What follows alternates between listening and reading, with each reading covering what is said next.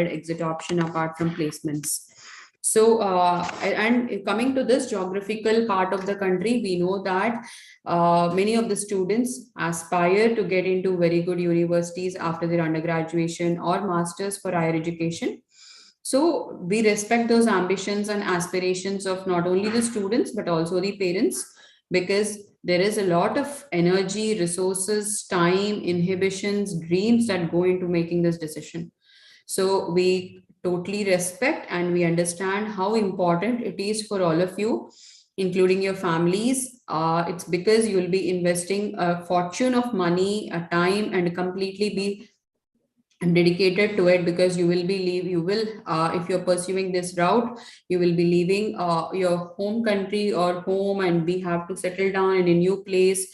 So for all that to happen, and to ensure that that particular journey is something that you can cherish forever and take it as a treasure for all through your life, not only with career point of view but also personally, because all these experiences add to make you a person that you will be eventually.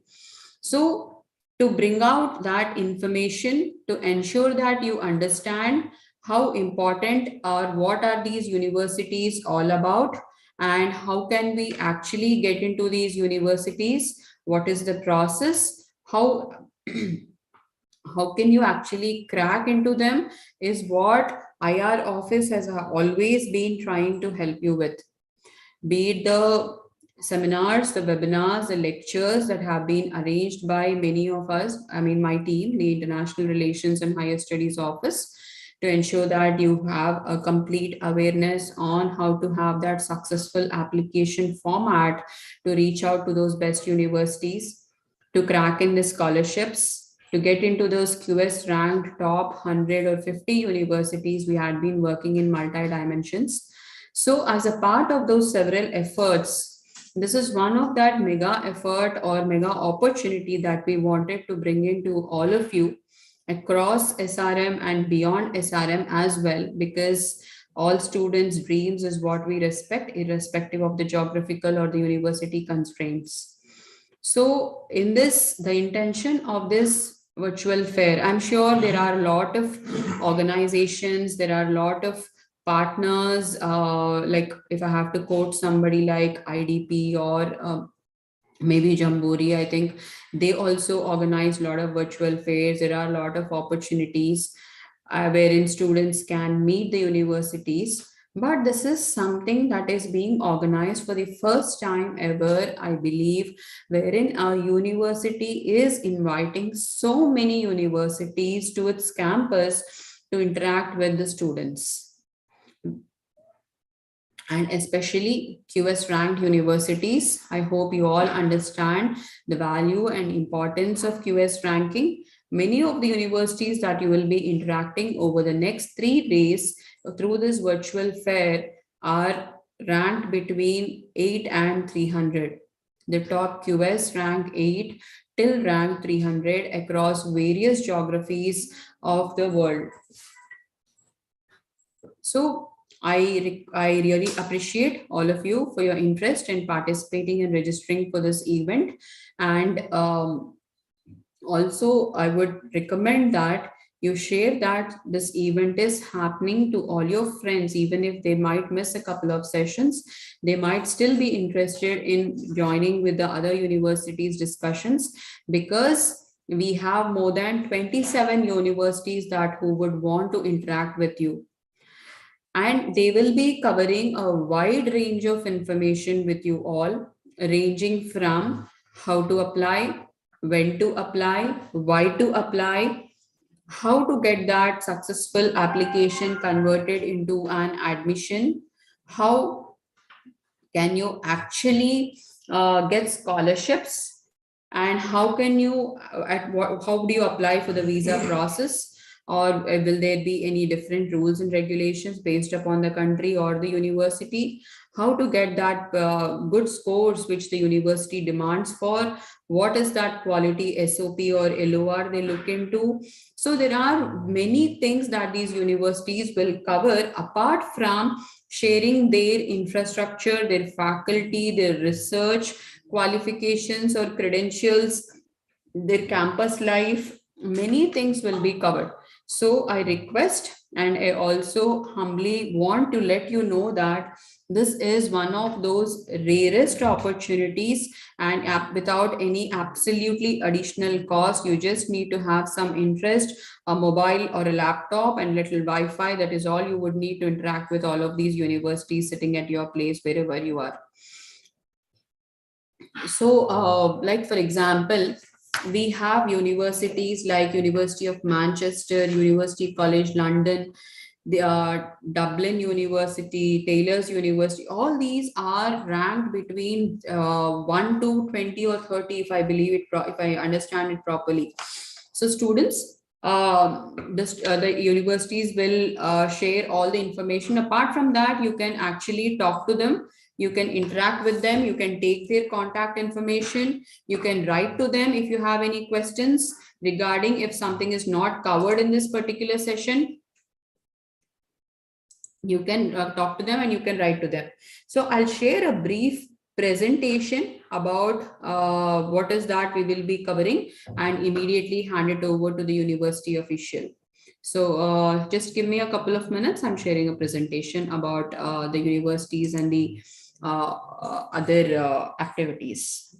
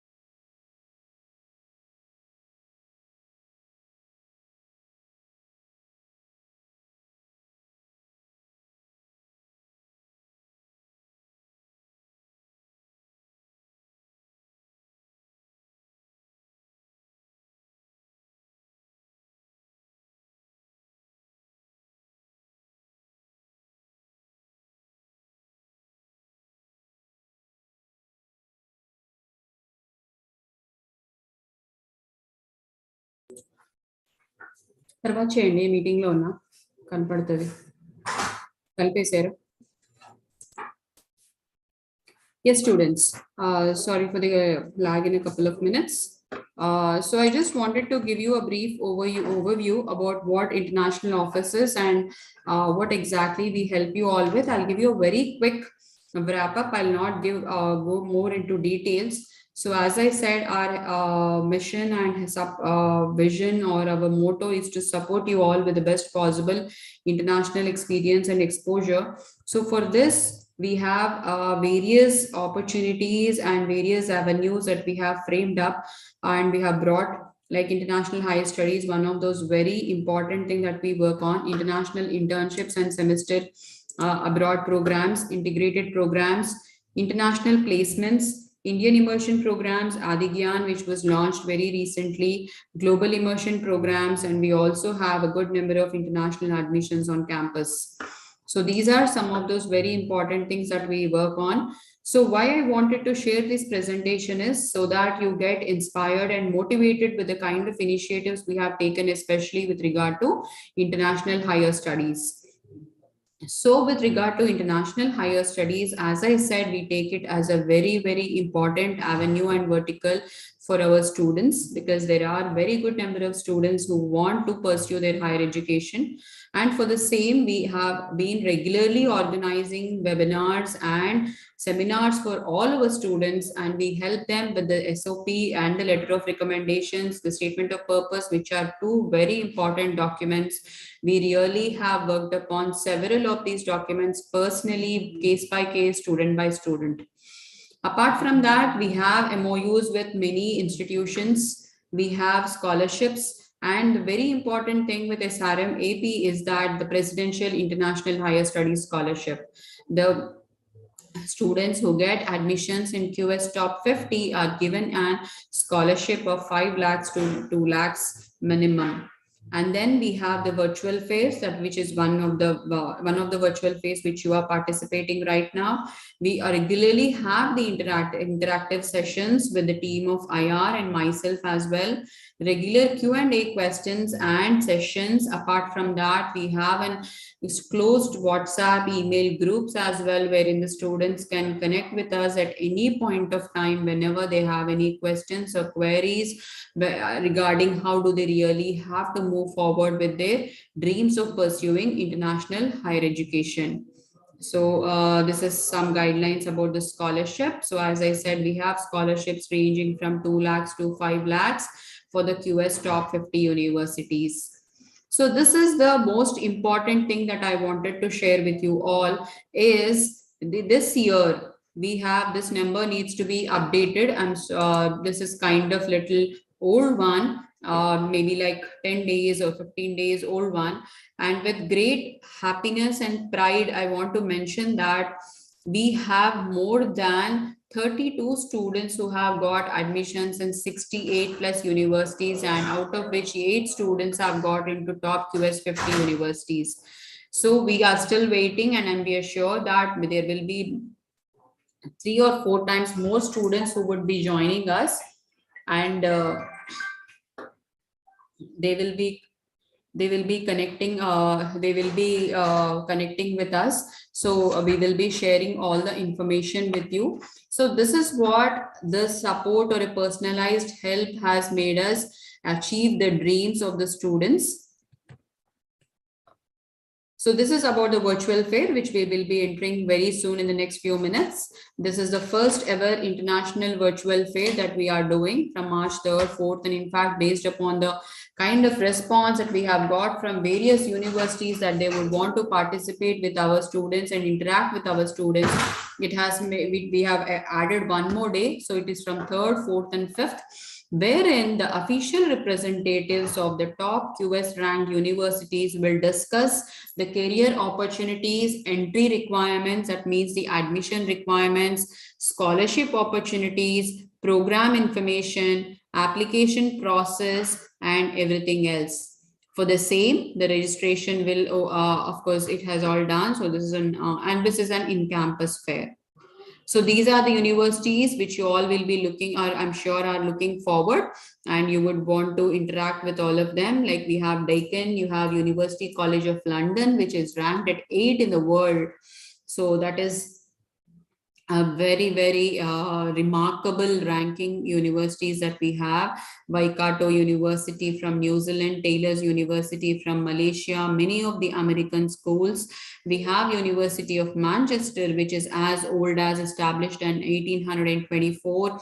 University of Melbourne ranked at 27. We have some brilliant schools, their representatives and their officials all waiting to interact with you all. So this will be a personalized one-on-one interaction with the students who have registered, open to all sorts of questions and queries that you have regarding the admission process or the scholarship process at those respective universities.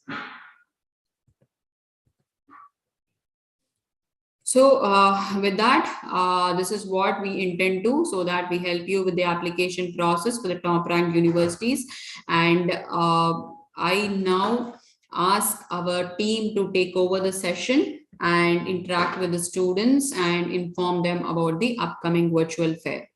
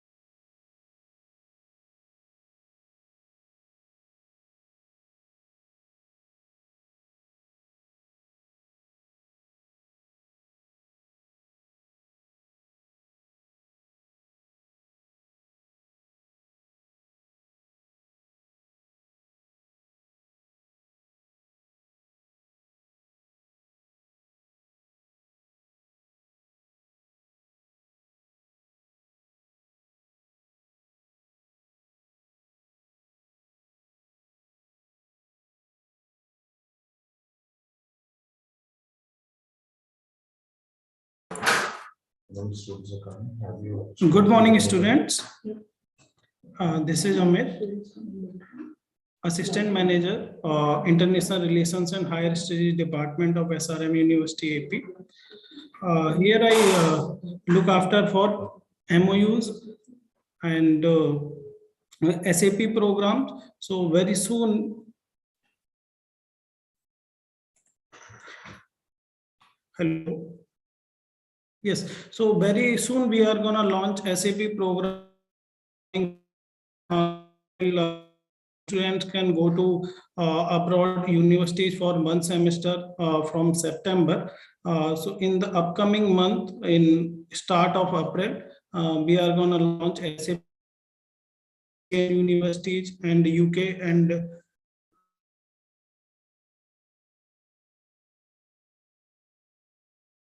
so within 15 days, you can see the updated information on our portal with the universities list and the fees and other criterias that will be posted on our website.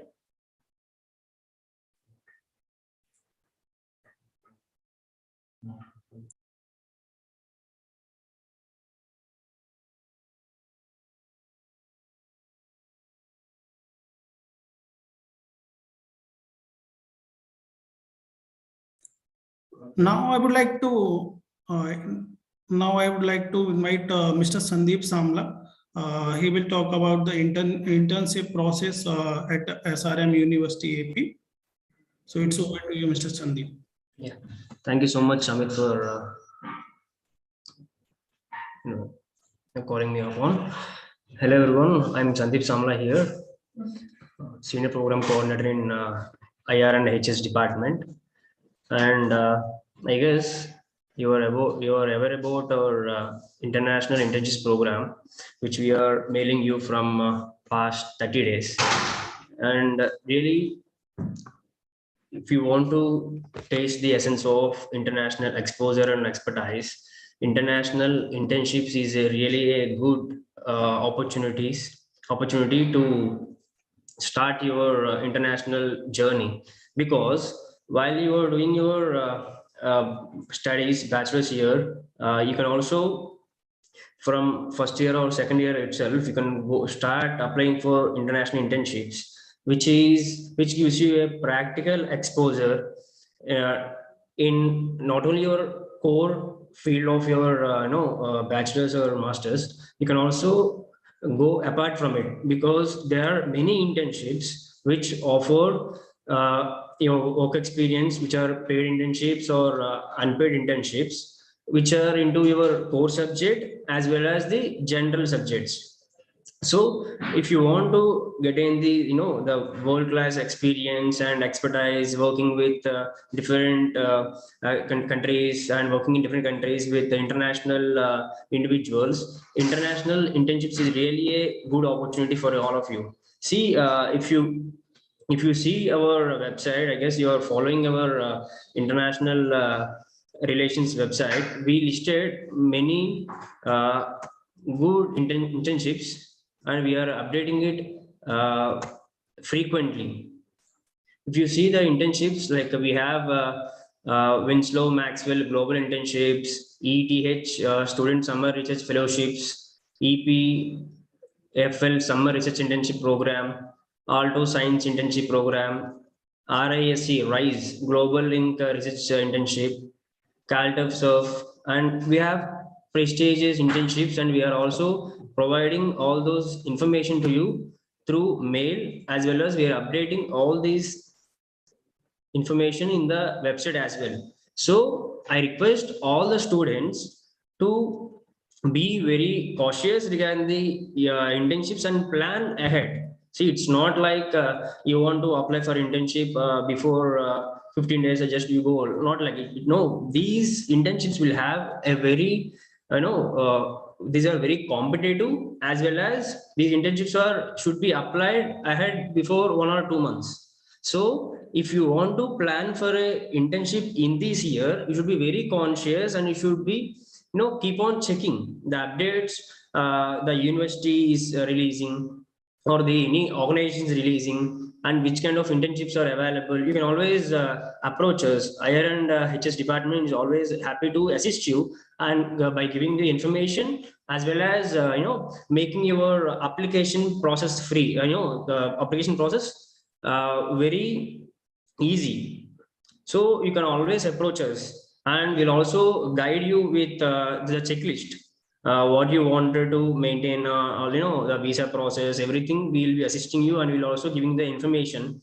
You should be, if you are very serious about applying and be a part of international internships, you should be very cautious and plan it before, because all the prestigious internships will be releasing their deadlines and application process very ahead, like 2 to 3 months before they'll release. So if you are that much plan, you can go into the very prestigious internships.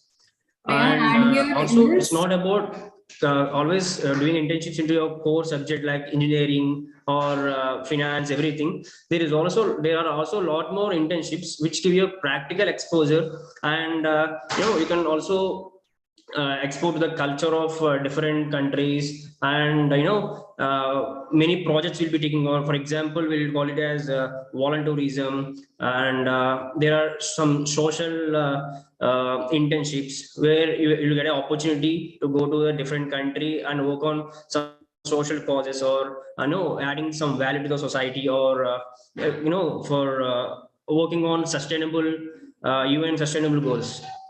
So we will be always updating you about all these internships. Make this use of all the information provided by our department.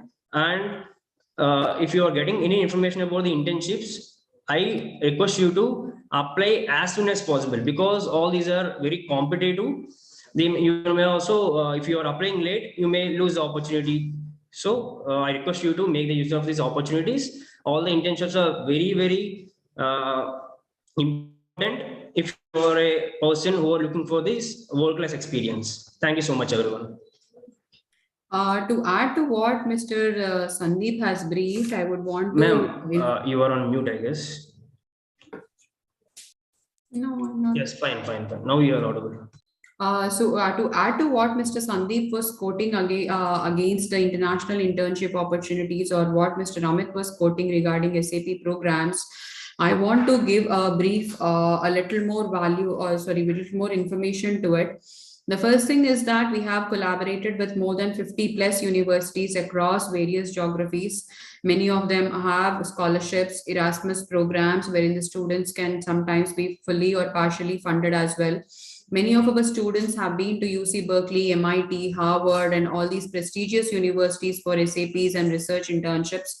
And we continue to work in this direction. So, what I request on this platform is that students, whenever there is a notification from IR office, kindly go through that and pay attention. And if you have any questions, get back to us.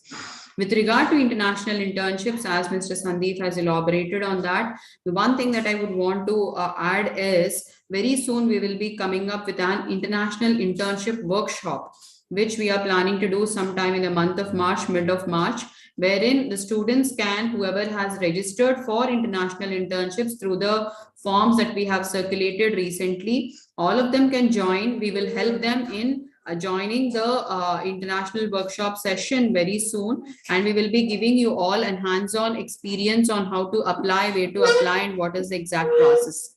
So with that, I would want to conclude the activities and the prime areas that we are working on with regard to internships or SAPs or higher studies program. I think we will be having the University of Waikato now, if I'm not wrong, Mr. Amit, if you can correct me, and you can tell the students when are they joining, what is the university, where is it located, its importance, and why is this to what and any of the preliminary information before we have Mr. Ashish Suri from Waikato directly interacting with the students. Yes, thank you so much, ma'am. Dr. Ashish Suri from University of Waikato will join at 10:50 with us. University of Waikato is a multidisciplinary university in New Zealand. It ranked 373 in QS ranking and top university of New Zealand. They are aligning so many courses in engineering, liberal arts sciences, management, and other medical areas as well. So at 10:50, Mr. Ashish Suri will join from University of Waikato.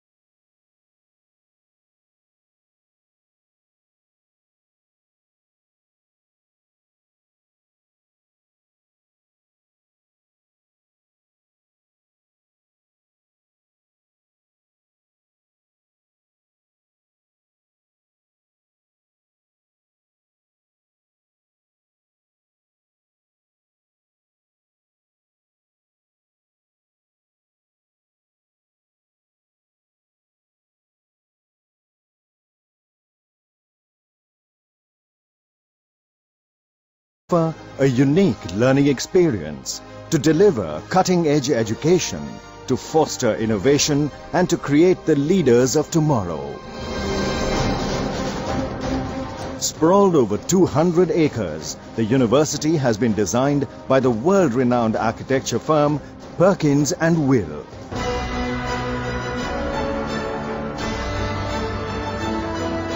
The lush, green, eco-friendly campus provides a conducive environment to learning and creativity.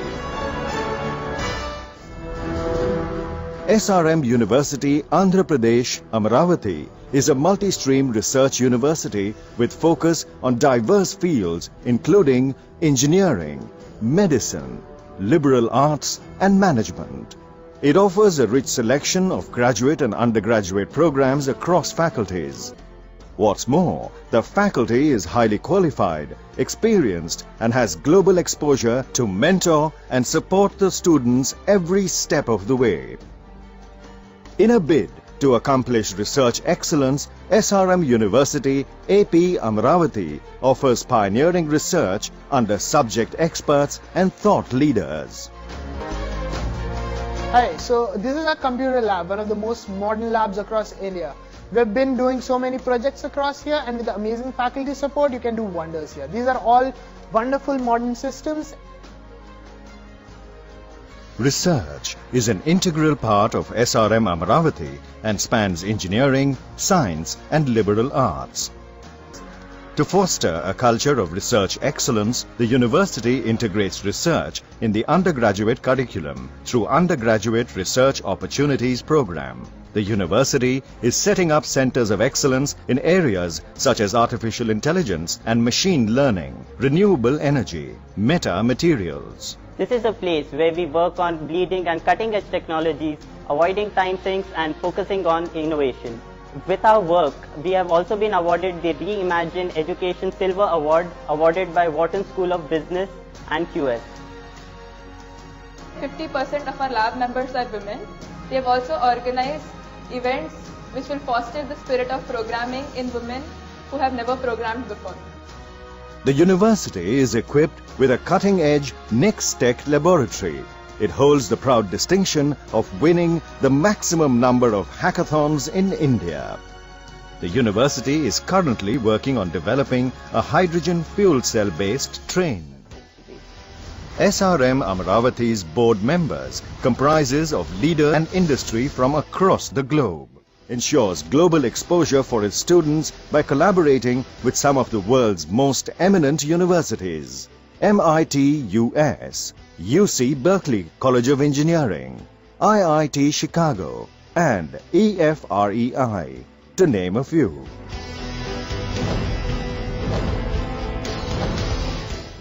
Boasts of excellent infrastructure and resource availability, including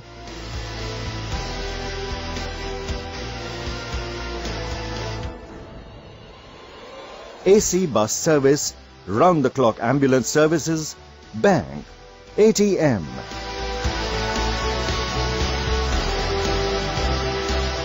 dining area and extensive sports facilities.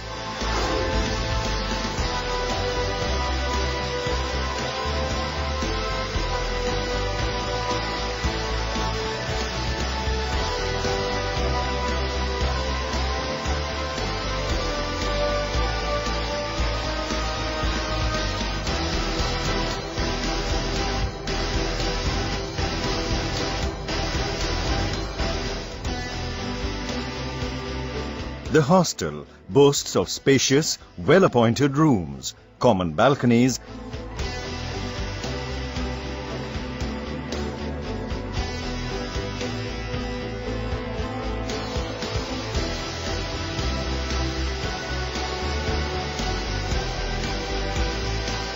and night cafeteria. A veritable melting pot of cultures, the university is home to people from across the country. What's more, as the world is part of its educational and cultural exchange programs, it welcomes students from all over the globe. So, if you're looking for a world-class education and unsurpassed academic opportunities, Rest assured, your journey starts here.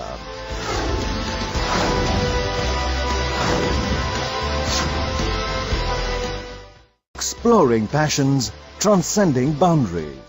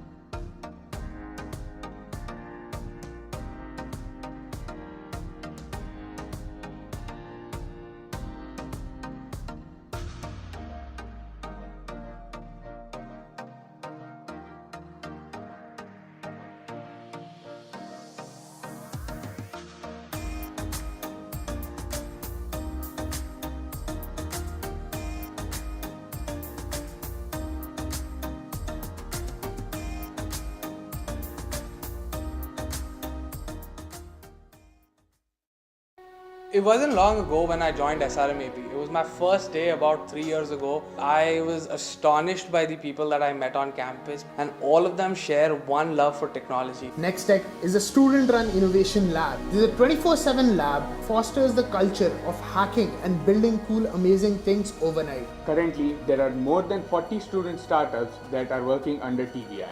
SRMAP acts as a catalyst to your passion, be it entrepreneurship, higher studies, or placements. The first Indian private university to have a student startup with an angel investment of $120,000 in its maiden batch. SRM University AP, embark on the avenues of excellence. From successful entrepreneurs to excellent placements and higher education opportunities with scholarships across the globe, SRM AP provides a wide range of options for your career path.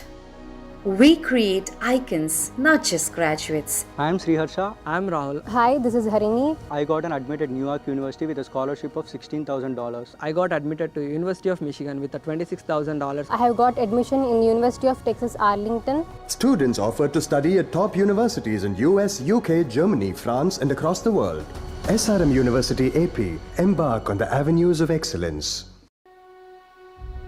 Getting a job at PVP Japan, the strategic partner of Google Japan, was really a dream come true. We were the first cohort from SRMAP to visit the University of California, Berkeley. Then we started participating in competitions and hackathons. We were winning against students from Harvard, Stanford, MIT, students from UC Berkeley itself. The curriculum at SRM University AP is a perfect blend of both theory and practical knowledge. First Indian private university to achieve twin international placements at PVP Inc. Japan, a strategic partner of Google Japan, with a package of 50 lakhs per annum in its maiden batch. SRM University AP, embark on the avenues of excellence.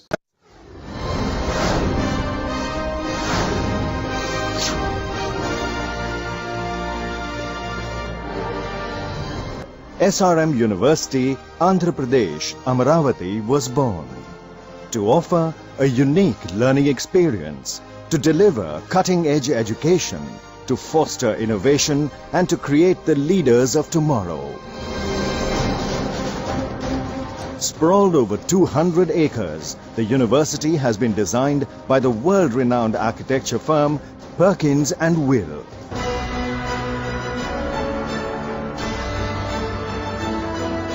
The lush, green, eco-friendly campus provides a conducive environment to learning and creativity. SRM University, Andhra Pradesh, Amaravati is a multi-stream research university with focus on diverse fields including engineering, medicine, liberal arts and management. It offers a rich selection of graduate and undergraduate programs across faculties. What's more, the faculty is highly qualified, experienced and has global exposure to mentor and support the students every step of the way. In a bid to accomplish research excellence, SRM University AP Amravati offers pioneering research under subject experts and thought leaders. Hi, so this is our computer lab, one of the most modern labs across India.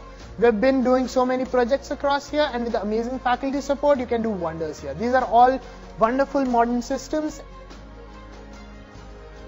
Research is an integral part of SRM Amravati and spans engineering, science and liberal arts. To foster a culture of research excellence, the university integrates research in the undergraduate curriculum through Undergraduate Research Opportunities Program. The university is setting up centers of excellence in areas such as artificial intelligence and machine learning, renewable energy, metamaterials. This is a place where we work on bleeding and cutting edge technologies, avoiding time sinks and focusing on innovation. With our work, we have also been awarded the Reimagine Education Silver Award awarded by Wharton School of Business and QS. 50% of our lab members are women. We have also organized events which will foster the spirit of programming in women who have never programmed before. The university is equipped with a cutting-edge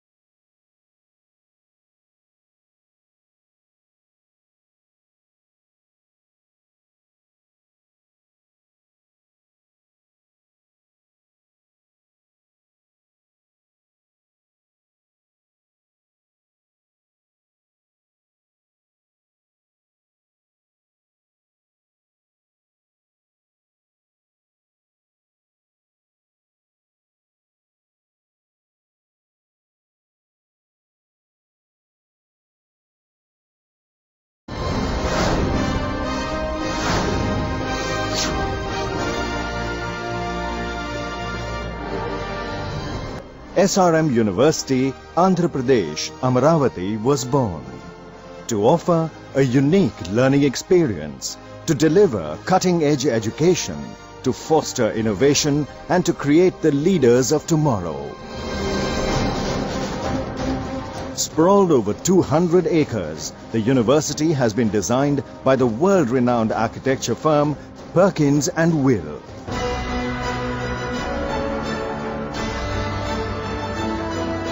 The lush, green, eco-friendly campus provides a conducive environment to learning and creativity.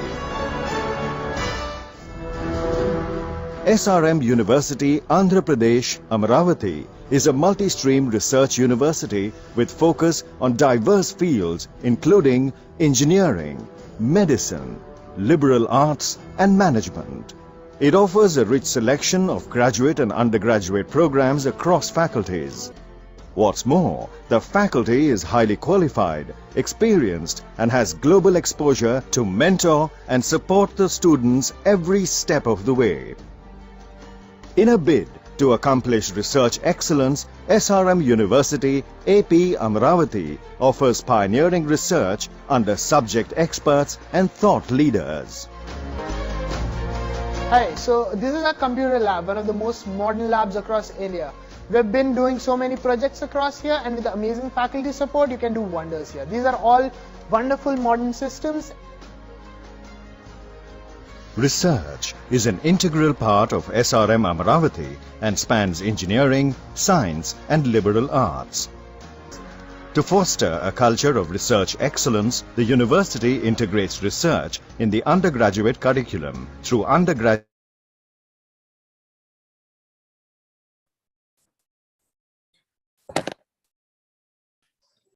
Good morning, students. Welcome to the Virtual International Higher Education Fair 2022. We have with us Mr. Ashish Suri, Marketing Manager, South Asia from University of Waikato.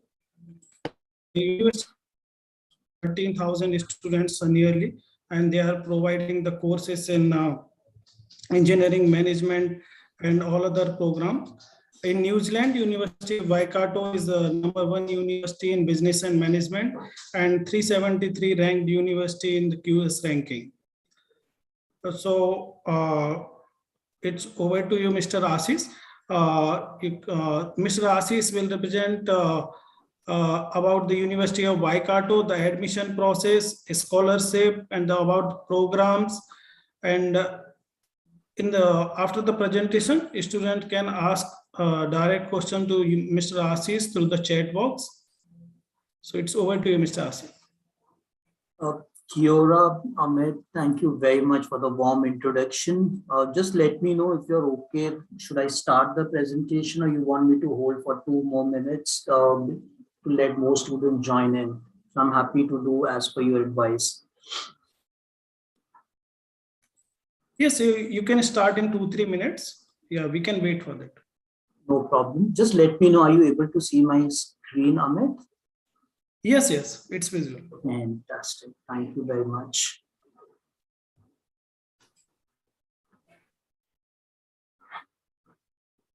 So, Ahmed, whenever you think I should start, just let me know. I'm happy very much here. So I'll just wait for your nod and I'll start. Sure. Within 2-3 minutes, we can start. No problem. It's all in your hands.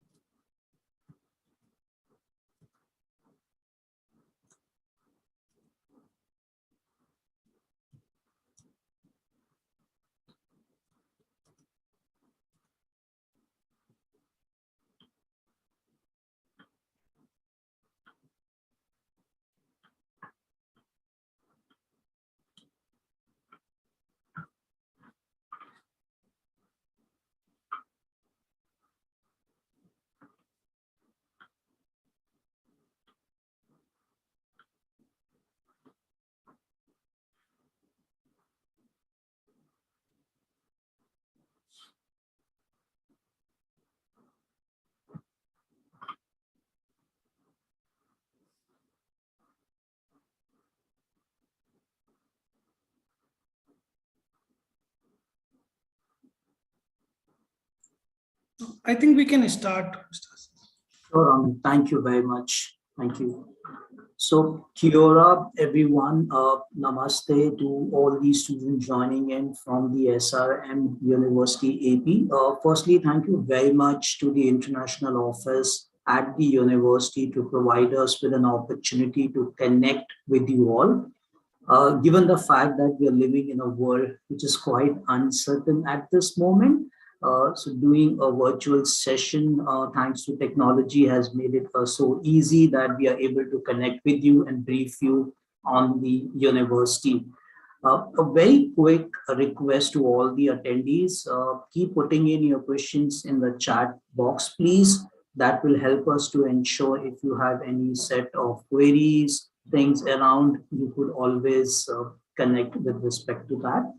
Very quickly moving on to the session, and that's something I think which is very important to connect you about Destination New Zealand, since you've been having a multi-facet fair, getting to know about each destination. It's important we connect you to what New Zealand is all about before we take you inside to the university. So very quickly, I think one of the very important factors which makes New Zealand unique is about the universities. There are only 8 universities in New Zealand, so you can easily count them on your finger, and all 8 of them are public universities which are ranked amongst the top 3% in the world.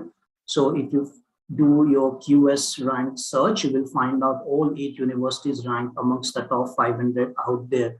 What makes Destination also unique, that New Zealand qualifications are recognized and respected globally. So at any given point of time, if you wish to further proceed for your higher education anywhere across the globe, the New Zealand universities qualifications are very much enable you to get on to your next qualification. Apart from all of this, which is a very critical factor for international students, is entry requirements. A lot of you get a little lost while you work on your GMAT, GRE, and other set of entry requirements for other destinations. New Zealand is one of those destinations which makes it quite easy for international students because the entry requirements are purely based on academics. So how well you perform in your undergraduate degree at your university has a direct impact on an outcome of your application. And that's a very important factor for students to note.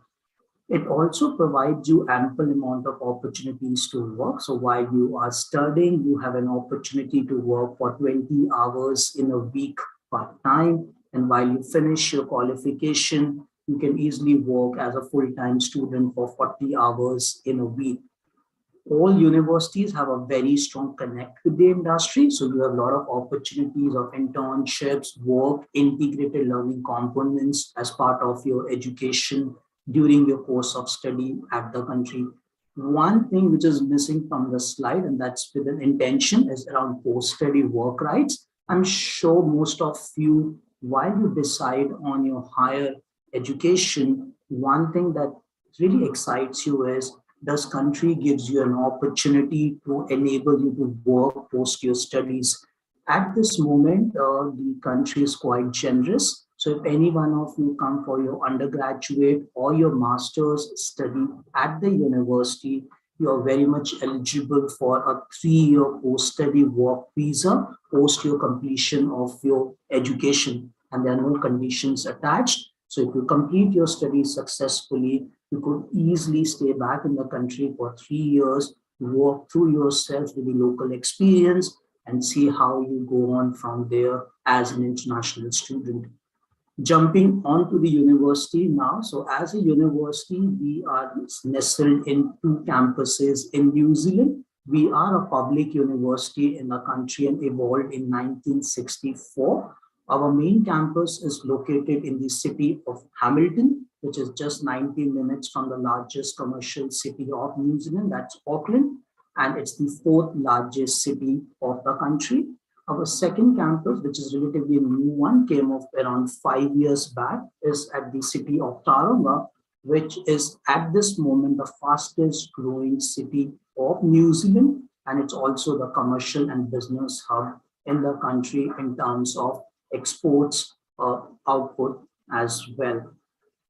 Some interesting facts which I think are very important, which Amit did highlight during his introduction for the university, but it's important to resonate those facts with all of you, is that as a university, we are ranked amongst the top 400 in the world as of today. We are a QS 5-star rank rating university, which means there's a very strong focus on research, teaching, and something which is very critical is on the outcome of student employment careers as well.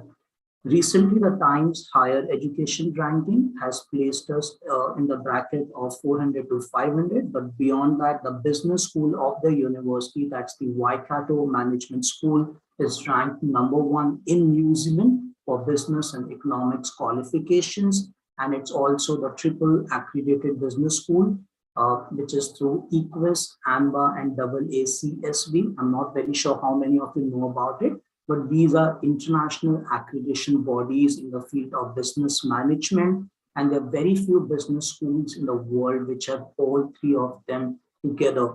And that's why the business school is also ranked amongst the top 1% of the business schools in the world. What's also missing here is that universities are very strong in the space of ICT, which is information, computing, and technology back in New Zealand. We are number one in the country for cyber security qualifications. And of late, that's the start of last year, we opened up an artificial intelligence institute on campus for research and for the professional learning as well. Coming on about the university, which is important for you to connect on, that we have close to 12,000 current students on there, out of which there are 3,000 international students from 65 unique countries. That means there's a diversity of international students coming in from across the globe. The living expenses are critical. So when you are taking a decision to study overseas, how, apart from your employment, which city you choose has also an impact on your financial decision. So the living expenses in both these cities are comparatively lower if you look at Auckland or Wellington, which are the two biggest cities in New Zealand. What's also important for the university, as I said, is around the student satisfaction, how we are rated by our current student in terms of their learning experience. And during this pandemic and of last year, when most of these sessions and study has been online, the students have still given us a 90.3% of satisfaction of the learning experience at campus, which is fantastic. If we compare it to the New Zealand centric one, which is 86, so we are far, far ahead of it. And if we compare it to the global one, we are again far ahead of it. And that's the kind of focus faculties, academics, and the student services team have for international students on campus. Most of our qualifications align with the internships. So if you pick up an undergrad or a postgrad qualification, you will either have an opportunity of an internship, or it could be a project-based alignment with the industry. And to add to it is that most of our graduates within a year's time of completing are picked up by the industry in New Zealand. All of this is also added to a unique program we bring in for international students, and that's known as Employability Plus program, which is very important because while you're taking a decision of studying overseas, apart from your how and what you do, it's all linked to what are your career outcomes. It's all linked to, do a university enable you to get into the industry? And EPP program is a value addition to that. It's purely a volunteer-based initiative for international students to work on their work-ready skills. And that's what focuses on areas like volunteering with the local community, working with the student services team inside the university, and also aligning with the development workshops which we undertake with the students. The whole objective behind is that New Zealand being a networking economy. So as international student, the more you network with the industry, the more you connect out there, the more opportunities it comes onto your table, which could be either in the form of a part-time or which could be in the form of full-time employment opportunities as well. Before I get into the qualifications, I think it's important for you to know what the Industry Connect is, and the slide gives you a very clear image about what is where the university aligns for its international students. There will be some very common names which could hit into your mind, names like the consulting firms from a PricewaterhouseCoopers to a KPMG or a Deloitte. There are government organizations as well. So you could look at Ministry of Business, Innovation and Employment to a Reserve Bank of New Zealand. It also has the New Zealand's largest dairy farm company, which is known as Fonterra, which is the world's third largest banking and financial services firm as well. What this is an indicator to you is that there are a lot of opportunities for international graduates to come in. and university will work through your career services team to ensure you have a connect post completion of your qualification. And last but not the least, a very important point to note here, that New Zealand is that free that international students post completion are eligible to apply for government opportunities, which means if you finish a qualification, if there's an opportunity and you apply, and if it's a government one, you can easily get into it with no conditions attached. As I said before, I get into some of the qualifications which are very popular at the university. Let's look a quick glimpse of the Waikato campus for Hamilton. This is the University of Waikato, where every day people are making a positive change. Where research helps tackle global challenges and elite athletes can compete at the top of their game. A place where people are given the tools to protect their whenua for future generations. Where talent is nurtured and excellence is celebrated. It's a place where industry, innovation and education converge, and where moments are shared with loved ones. It's a place where teaching and learning has no borders, and people of all races and cultures work together as one. Our people, our future. Positive change starts here.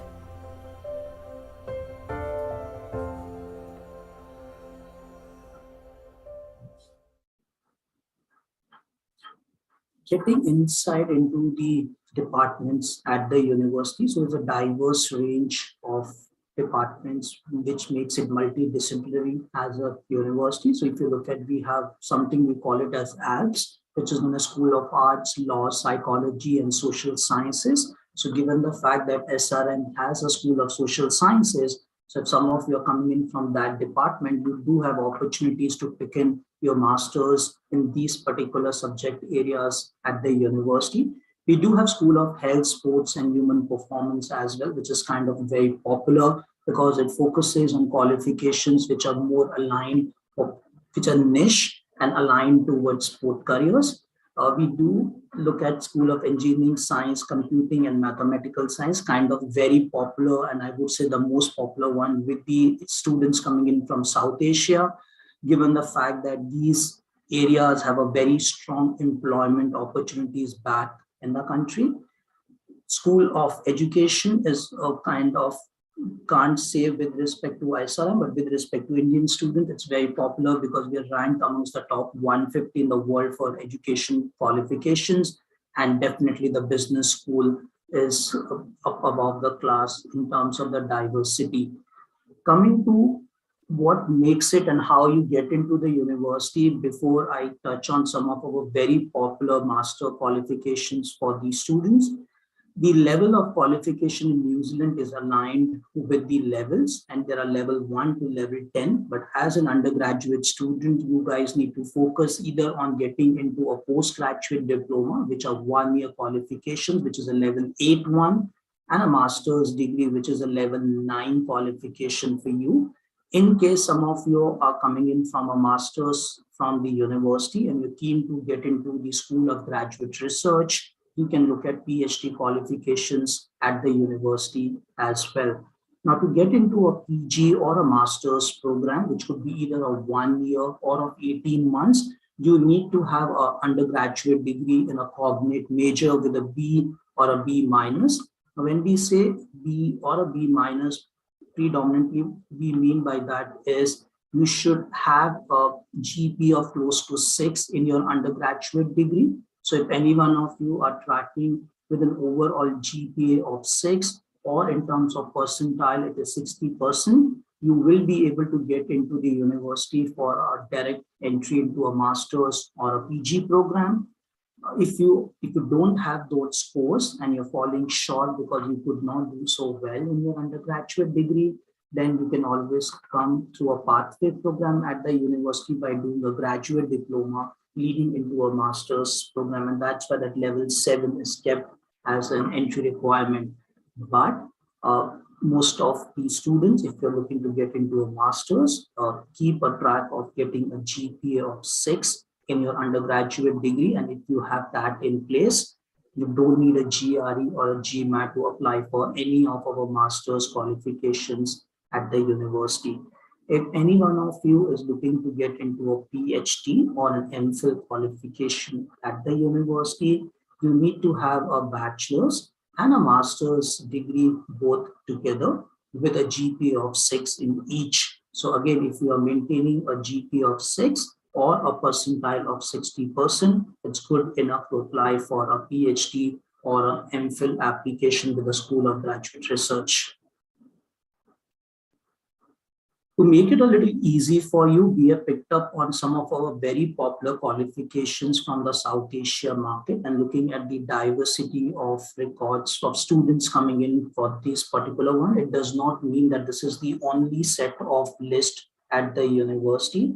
This is just a holistic set of common qualifications we have put together here for you.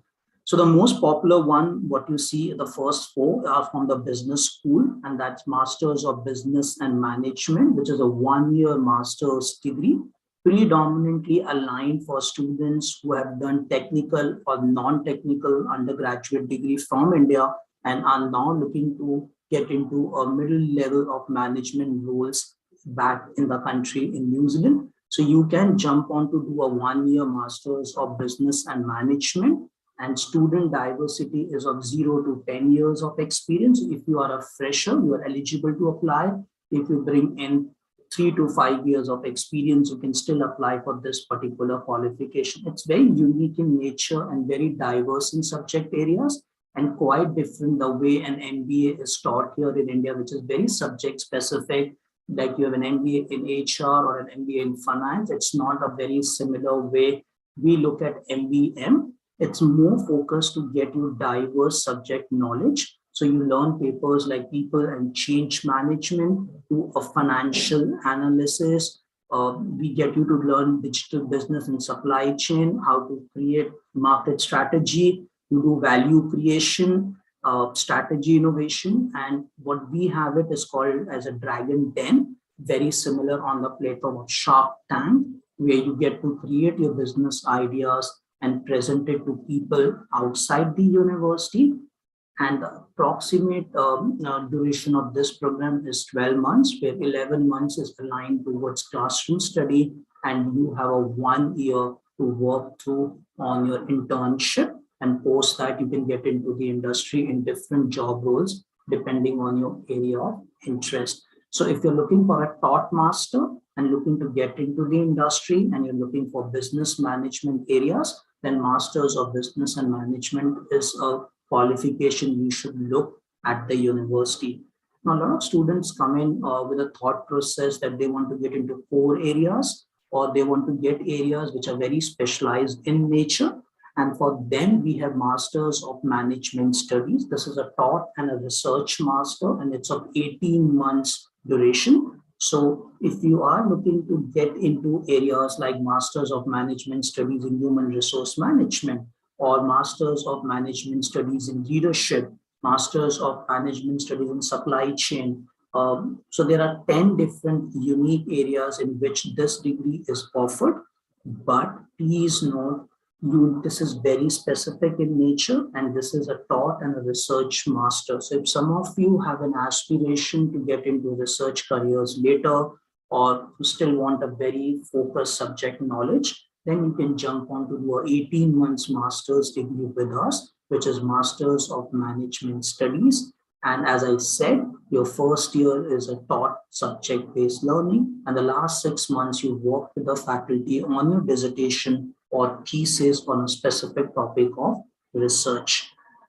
The professional accounting, this is more for students if you are attending from a school of business and you have an aspiration to get into professional accounting careers, then it's a 14 months master's degree, kind of popular because professional accounting as a skill is in high demand in New Zealand. So you have ample amount of opportunities to get into the industry post completion. This is also leads to a professional accreditation as well. So if you do a Masters of Professional Accounting from the university, you have a provisional registration with a CPA Australia or a CA Australia New Zealand, and you also get 9 paper exemption for ACCA, which is known as Association of Chartered Certified Accountant, which means if some point of time you're looking to get into a professional accredited body qualification, 9 paper exempted for ACCA, you need to give 7 more papers and you become a full ACCA member,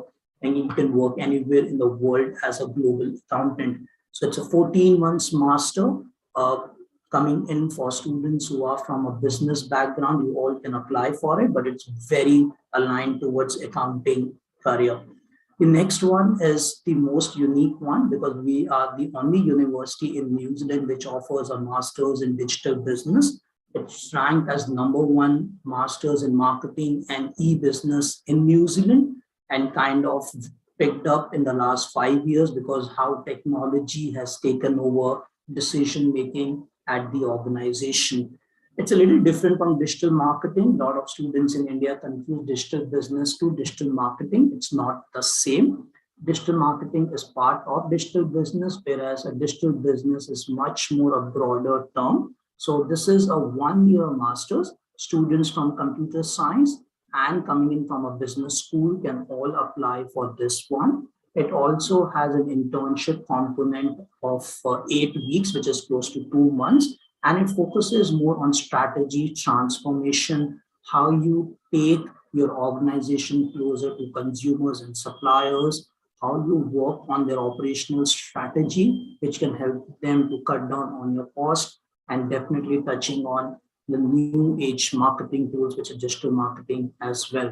A unique one, and given how the world is evolving and we are all becoming so dependent on technology, this qualification has seen a fantastic amount of uptake with the international students across the globe. Coming on to some of our very technical ones, kind of very popular, as I said, with the division of HECS, which is known as Health, Engineering, Computing and Sciences. Masters of Engineering Practice and Masters of Engineering are very different degrees. So engineering students who are attending this webinar, if you're looking for careers to get into the industry, you don't want to do too much of research, then you can pick up to do a 18 months master's degree with us, which is Masters of Engineering Practice, which comes with 4 areas of specialization, which is mechanical, electronics, civil, material, and processing. Now, this is a little unique because apart from your specialized area of study, you also touch on an element of management subjects. So with your engineering practice degree, you study management subjects, you study your core subject area from those 4, and you also get to do a capstone research project as well, which means it focuses on research a bit, it gets you the management skills in place, and it also gets you technical knowledge as well. So it focuses on all 3 elements. 18 months master's degree, kind of popular because technical skills in New Zealand are in high demand. If you pick up a course in this particular field, there are fantastic opportunities to get to work with the infrastructure, with the engineering set of orgs back in the country. Why we have put Masters of Engineering there? Because a lot of students want some research post their engineering undergrad from India. A Masters of Engineering is purely a research degree. It's a 1-year program, predominantly focused on a specific study of research, depending on your research and what faculty would like you to pick it up. And this can be taken up in ample and subject areas. So if you want to do a Masters of Engineering in software, very much possible. If you want to do a Masters of Engineering in mechatronics, possible. If you want to do a Masters of Engineering in civil, electronics, electrical, possible. But this is a 1-year master, focus for research. So some of you who have an aspiration to get into a long-term research career, a fantastic qualification to come on board, because this becomes your foundation stone. And if you do a great work at the master's level, that research can be continued for the postdoctoral program as well. Coming to the School of IT, which is kind of the most popular with the New Zealand universities for us from India, The Masters of Information Technology and Cyber Security are our two popular qualifications. Again, very different. A Masters of Information Technology is predominantly a program which is aligned towards the industry. So this is one of the only master's program with a New Zealand university which comes with a concept of a paid internship guaranteed to all these students.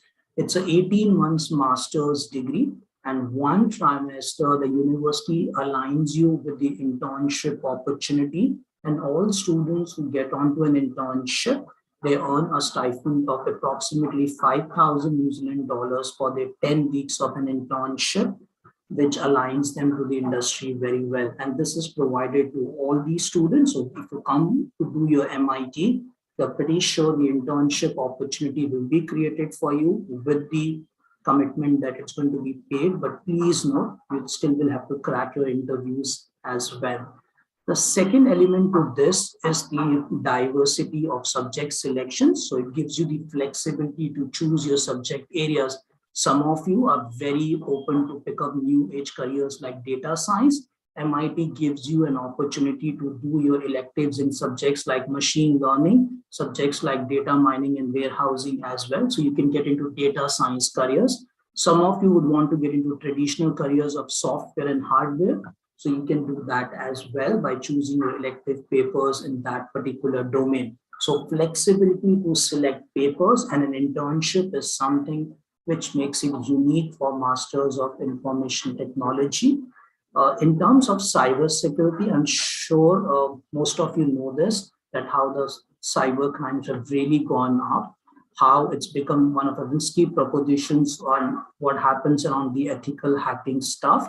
So Masters of Cyber Security is an 18 months master's degree at the university. And as I mentioned, we are one of the only universities which offers a full qualification in cyber security, and the first in New Zealand to have a cyber security research lab on campus as well. This program is very hands-on, very practical. Most of the research or project students do are the actual issues which students or organizations face in the country. To give you an example here, there was a cyber attack on the New Zealand Stock Exchange around 8 months back, and the Waikato students were on the task to provide them with these solutions. So that kind of project students pick it up when they do a Masters of Cyber Security. It does not have an internship, but it does have a research project at the end of the qualification. And again, it's an 18 months master's degree. So students who are doing your bachelor's of engineering in computer science, or you're doing software engineering, you all are eligible to apply for this particular qualification.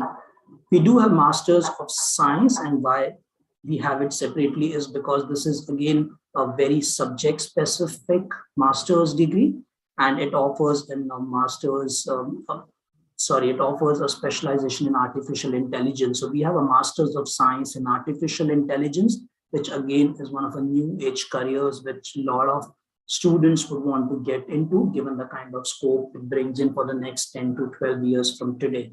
And it's an 18 months master's degree, again, with a combination of a taught and a research focus. And it can be again done in different subject areas. So it does not limit Masters of Science in Artificial Intelligence. That's one of the subject. You could do a Masters of Science in Physics or Mathematics. You could do a Masters of Science in Earth Sciences, Ecology and Biodiversity. You could do a Masters of Science in Computer Science, and you can even do it in the field of molecular and cellular biology as well. So there's a diversity of subject selections depending on a student career focus and the plan he or she has for his career goal. You could choose Masters of Science as well.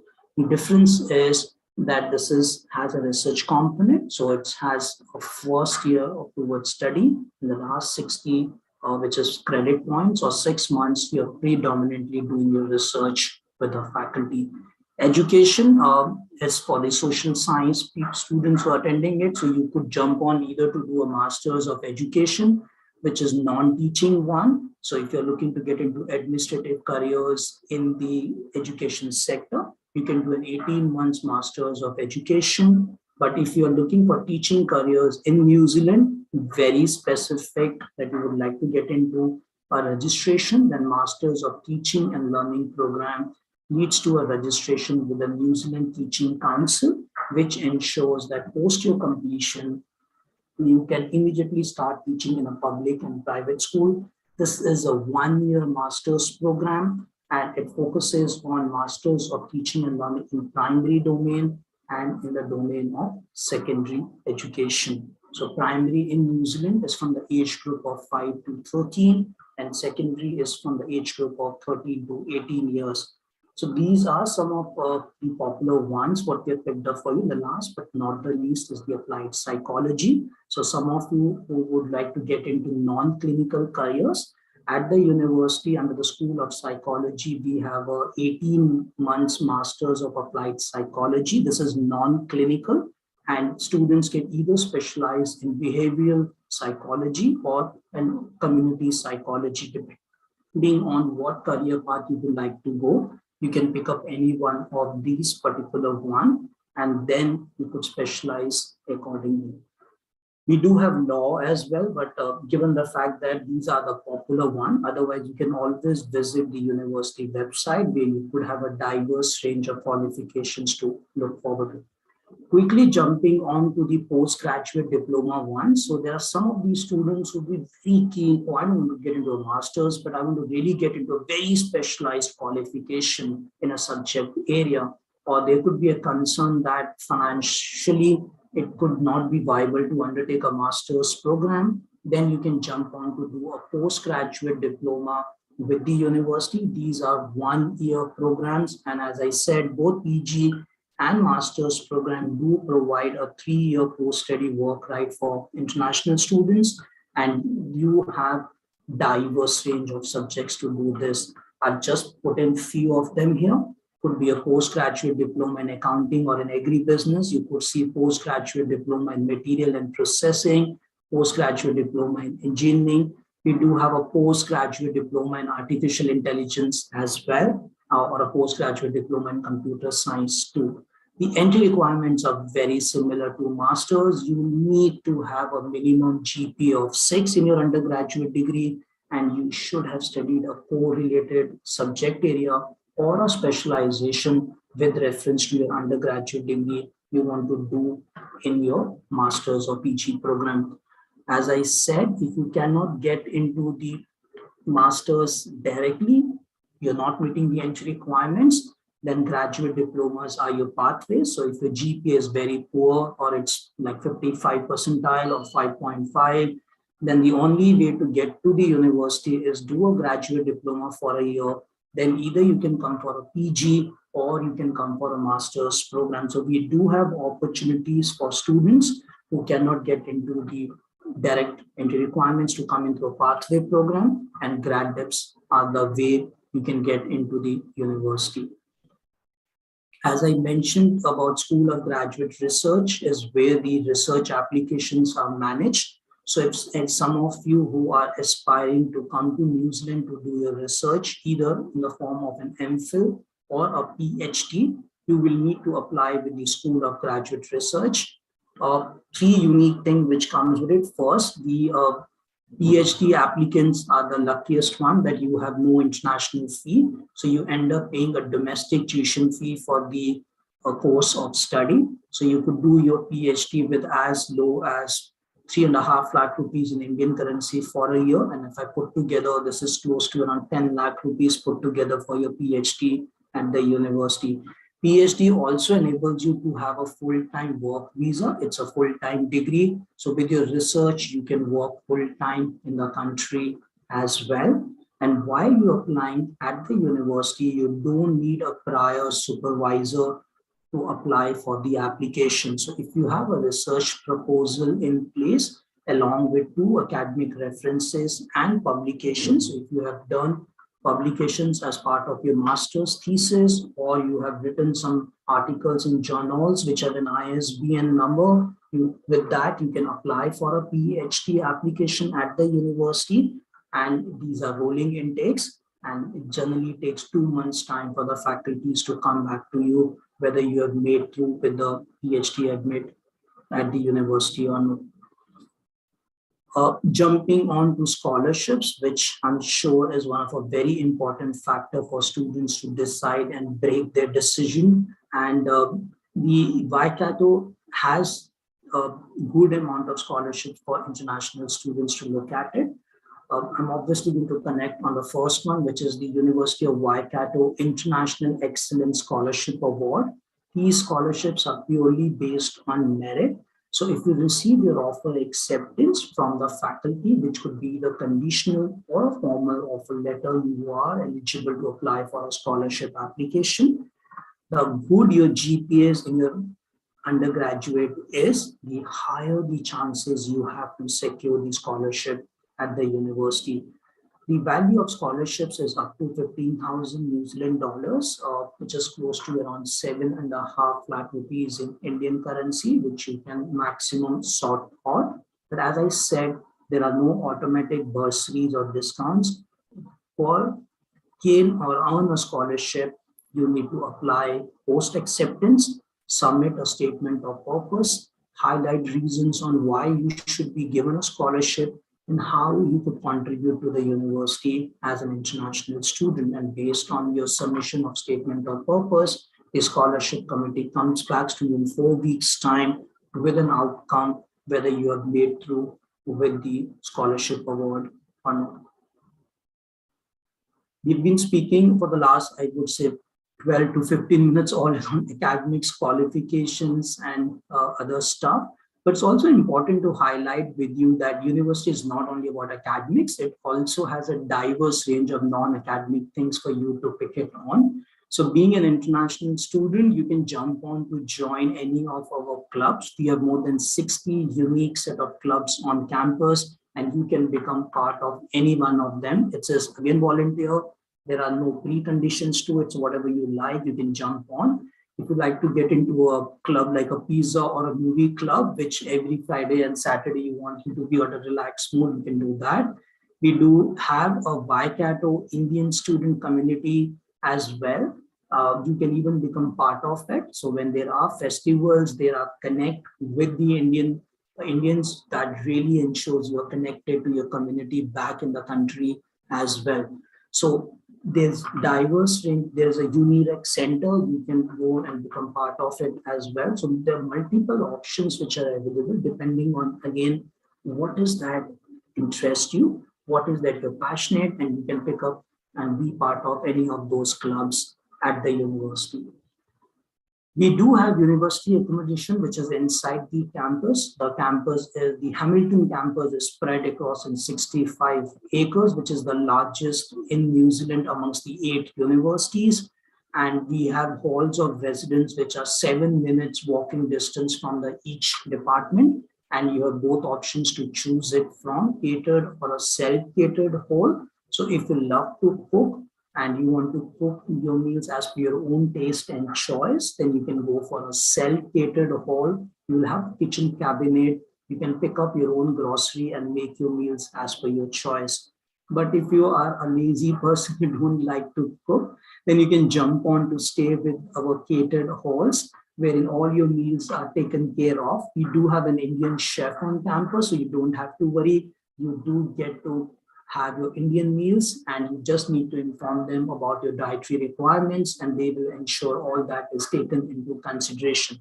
But what we have observed from the Indian students, they, especially from the students coming in for a master's program, they prefer a self-catered hall in comparison to a catered hall. Please know there is no precondition to stay on campus if you are 18 years or more, which means you can stay anywhere and wherever you wish to do that. You can even go for yourself rented apartment, which could be approximately, I would say, 15 minutes away from the university campus, and you can use a public transport to come to the campus every day, and you can share. So there's no precondition, but if you're looking for a university accommodation, you do have an opportunity to apply for the same through our website. Before I end, and I think it's important to hear something what the students talk about the university, and coming in from a diverse range of students from across the globe.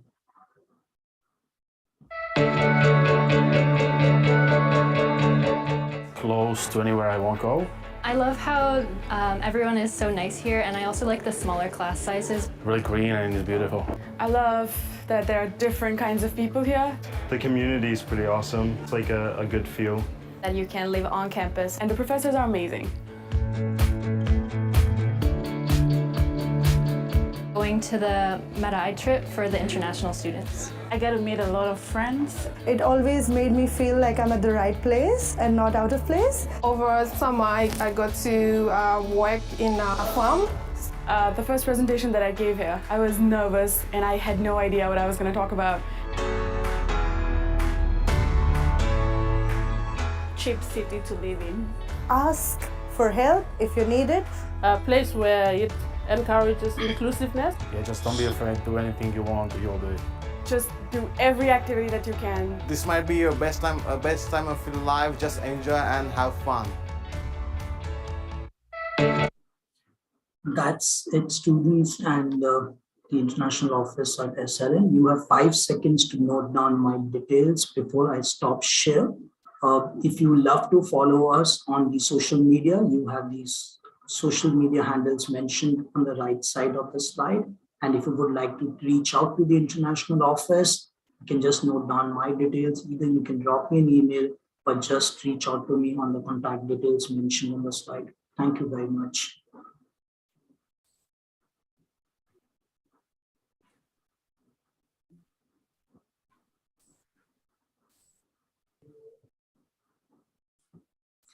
Yep. Happy to take any set of questions if they are there on the chat box, please. Students, you can drop your questions in the chat box.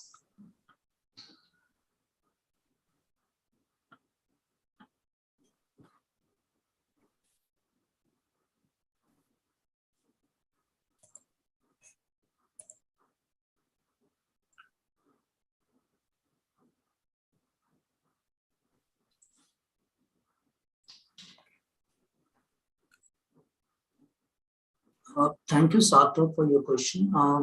When it comes to fall 2023, the intake times are a little different in New Zealand with respect to other destinations of the world. We are located in the southern hemisphere of the globe. So for Australia and New Zealand, our intakes are generally March and July every year. So if you're targeting for the next year, which is fall 2023, either you could start your application by Jan next year or a July 2023. All our applications have a 6 months timeline in terms of the start. So which means if you're looking to start in July next year, you should start your applications by January, and you can apply with your last, even if your last year scores are missing, but if it's a semester pattern, if you have your semester mark sheets in place for the 6th or the 7th semester, it's absolutely fine to start your application at the university. If you're looking for a March intake, let's say, for example, which could be March 2024, then you can start your applications by August 2023 to be on time for the next intake.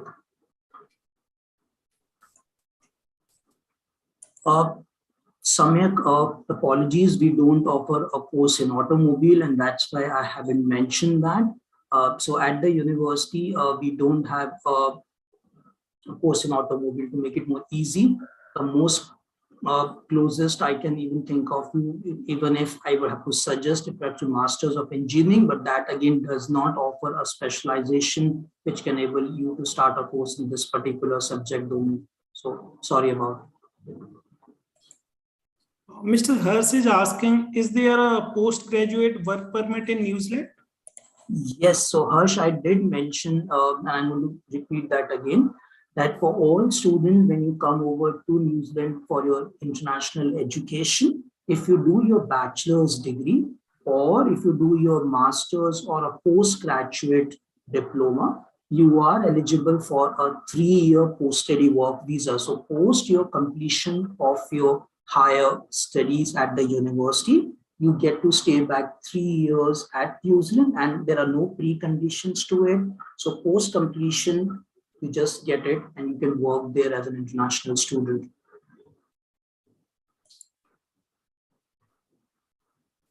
There is one more question. Yes. Yes, go ahead, Amit. Yeah, it's I'm quoting it. What would be the tuition cost for master's program? Sure, I was about to say that. Okay. So Nemath, when it comes to the master's program, if it's a 1-year master's qualification, Nemath, the approximate tuition fee is around 20 to 22 lakh rupees in Indian currency. If it's a 18 months master's degree, let's say, for example, if it's cyber security or information technology or a master's of science in artificial intelligence, these are 18 months master's degree. The tuition fee is around 25 to 27 lakh rupees for a master's program.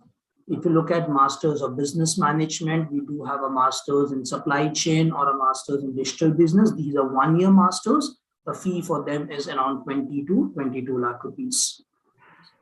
The PG program, since you just mentioned master, but I'll just add on here that if any one of you are looking for a PG program area of study, then the PG program costs you between 18 to 19 lakh rupees for a 1-year postgraduate diploma. The next one is from Vatsal. What's the acceptance rate and TOEFL and GRE requirements? Sure. Vatsal, as I mentioned, we don't need students to be attempting GRE. If you're applying for any of the master's program at the New Zealand universities, and that's not only specific to Waikato, it's New Zealand universities, you just need to have your academics in place. So whatever undergraduate degree you are doing it from your home country, okay? Let's say if you are doing a bachelor's of engineering, or you're doing a bachelor's of business study, you need to get a GPA of 6 in your undergraduate degree to get into the program. That's it. So you need a statement of purpose, you need your GPA right, and if you have those in place, then that will enable you to get onto the program straight away. That's it. So no requirement for GMAT or GRE at the university. What's the TOEFL? And then I'll come on the acceptance rate. But when it comes to the English language requirements, as an international student, you can either attempt an IELTS, TOEFL or PTE. All three are accepted for the international students. Now, if you are applying with an IELTS, you need an overall of 6.5 with no band less than 6 in your IELTS scorecard. If you're applying with a TOEFL, if it's an internet-based TOEFL examination, you need an overall score of 90, which is the overall, and in writing, you should have 21 to get into the master's program. Okay, so that's the requirement. You need to keep it in mind. When it comes to acceptance, now, generally, Vatsal, to give you the acceptance with respect to Indian students, I'm going to be specific here. If on an average, if 100 Indian students are applying for a set of qualification, the acceptance rate for students coming in with a higher GPA would be getting into 75 to 85% of students will be enabled to get into a stage of securing an offer of acceptance from the faculty. There is one more question from Mr. Harsh. I'm quoting it. No should a fresher consider 1-year master degree in computer science or 18-month? What are the chances of admit in both the programs if I have no prior work experience? Sure. Thank you, Amit, for this. So Harsh, it's very straightforward. If you have secured your GPA of 6 and above in your undergraduate degree at the university, you are eligible to apply for the program, which is a master's degree in computer science or a master's degree in MIT or cybersecurity. But all these are 18 months master's degree in computer science. Okay. In computer science, we only have 1-year PG, which is called as a postgraduate diploma in computer science. So if you look for a PG or a 18 months master's, if you have no experience, it has no negative impact on your application. Please note, You will still be able to get into the program if your GPAs are fine and if you're able to have managed to score well in your subjects, what you have studied in your undergraduate degree. One very important factor which I just remembered, a lot of students from India have backlogs, or sometimes they are unable to clear certain set of subjects in first attempt. Please note, at the university, we accept between 1 to 7 backlogs. Anything beyond that is at a faculty's discretion, whether they will consider for your application for an assessment or no. So if you have a minimum of 1 to a maximum of 7 backlogs, you can still apply at the university. But if it's beyond 7, you can apply, but it will be at a faculty's discretion whether they will consider your application for an assessment or no. All our applications are online. You can just get onto our website. On the right side, you will see a login. Create your login IDs and start submitting your applications. Very simple and straightforward process. I think I can see a question on the chat window. Yeah, okay. Which is Roshan, any work experience is needed for master's? No, Roshan, no work experience is required. As I mentioned, we have a lot of undergraduate students coming in from India, and to be honest, we haven't had a student from SR and AP, but we do have students who have done undergraduate from SRM Chennai. They are with us for a qualification. They're from VIT. So if you are a bachelor student, a fresher, you are still eligible to apply for any of our master's program, depending on what area of study you wish to specialize or you wish to pursue your long-term career goal.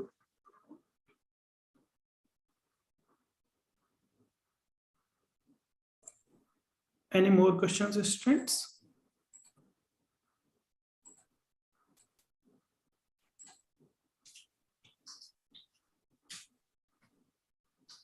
Thank you, Mr. Assis. It was really an insightful session with you. And it's good to know that University of Waikato is offering new age courses in PG like cybersecurity in digital business. And your offerings are very good. And certainly it will help students to make their decision about their future courses. Actually, many students were registered for University of Waikato, but I think due to their classes, they are not able to join. But surely we will share the recording session with them, and they can directly contact to you for if they are interested. So thank you so much, Amit. No problem at all. Completely understand, given the fact that campuses are open now for offline sessions. So imagine what kind of challenges it could be for you. But thank you so much to you and to Dr. Shweta to have us on here today. And I think this is a great opportunity to get in touch with the international office as well at the university. There is one which has just quickly come in. I'll answer it. I was about to say bye to everyone. No problem, Nemat. Can you elaborate about masters in cybersecurity? Sure, and I'm interested. No problem, Nemat. When it comes to cybersecurity master, it's an 18 months master's degree. We have 2 intakes for that in an academic year, which is March and July every year. The program is focused on getting students to learn on penetrative testing. So your first year of 120 credit points is completely aligned to subject-based learning, where you learn set of subjects with the faculty, and last 6 months, depending on your area of research or area under cybersecurity you wish to get into, you can just pick that research with the faculty. And post completion, you have ample amount of job opportunities to apply as well. What I will do, Nemat, is you have my mail ID, but I'll still type my mail ID in the chat box. Just drop me an email.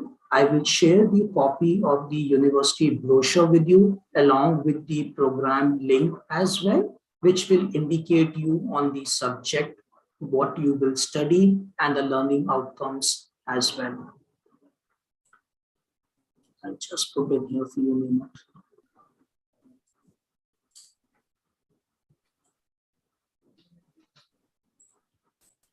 There you go.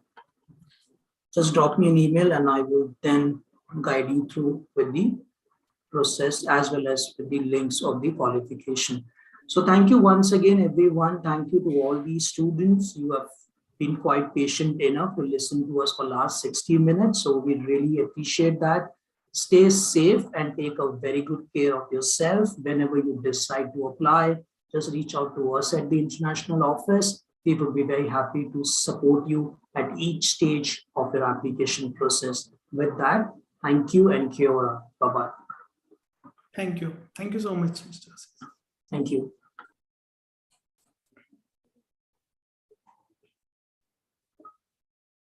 So students, we have another session at 12 p.m. with the University of Manchester. That is 27th ranked university in the world. So please stay connected with us.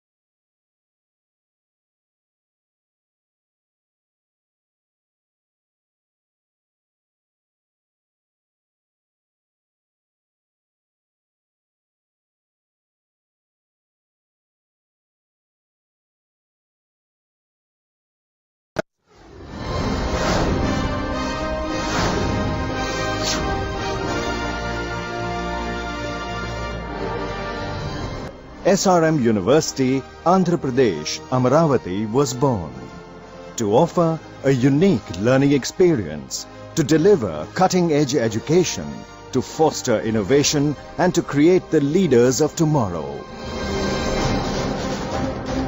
Sprawled over 200 acres, the university has been designed by the world-renowned architecture firm Perkins & Will.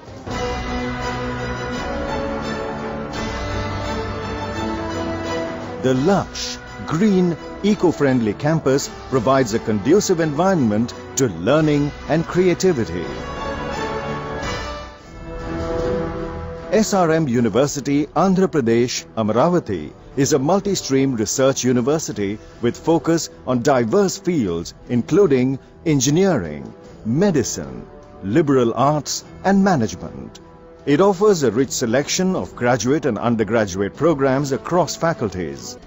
What's more, the faculty is highly qualified, experienced and has global exposure to mentor and support the students every step of the way. In a bid to accomplish research excellence, SRM University, AP Amaravati offers pioneering research under subject experts and thought leaders. Hi, so this is our computer lab, one of the most modern labs across India. We've been doing so many projects across here, and with the amazing faculty support, you can do wonders here. These are all wonderful modern systems. Research is an integral part of SRM Amaravati and spans engineering, science and liberal arts. To foster a culture of research excellence, the university integrates research in the undergraduate curriculum through Undergraduate Research Opportunities Program. The university is setting up centers of excellence in areas such as artificial intelligence and machine learning, renewable energy, metamaterials, This is a place where we work on bleeding and cutting edge technologies, avoiding time sinks and focusing on innovation. With our work, we have also been awarded the Reimagine Education Silver Award awarded by Wharton School of Business and QS. 50% of our lab members are women. We have also organized events which will foster the spirit of programming in women who have never programmed before. The university is equipped with a cutting-edge NextTech laboratory. It holds the proud distinction of winning the maximum number of hackathons in India. The university is currently working on developing a hydrogen fuel cell-based train. SRM Amaravati's board members comprises of leaders and industry from across the globe. Ensures global exposure for its students by collaborating with some of the world's most eminent universities.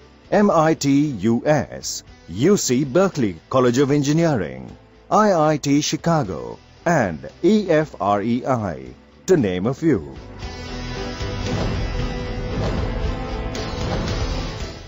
Boasts of excellent infrastructure and resource availability, including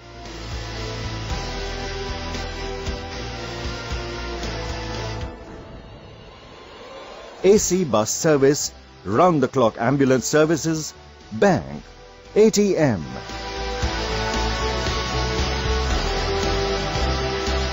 dining area and extensive sports facilities.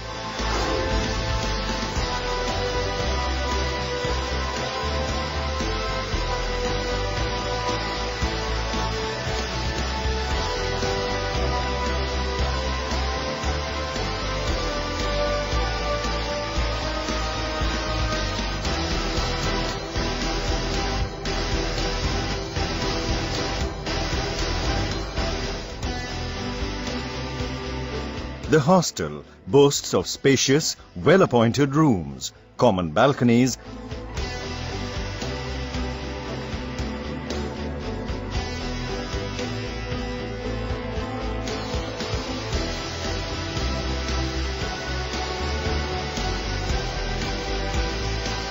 and night cafeteria. A veritable melting pot of cultures, the university is home to people from across the country. What's more, as the world is part of its educational and cultural exchange programs, it welcomes students from all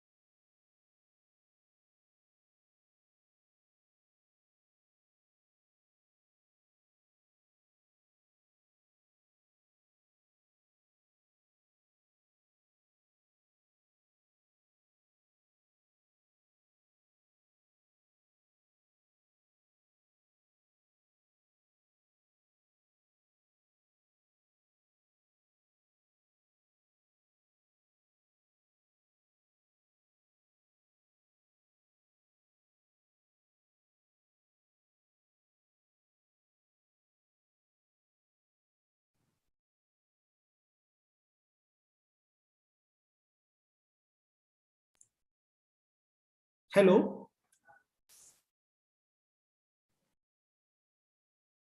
Hello. Yes, you are audible. Good morning. Good afternoon. Good afternoon.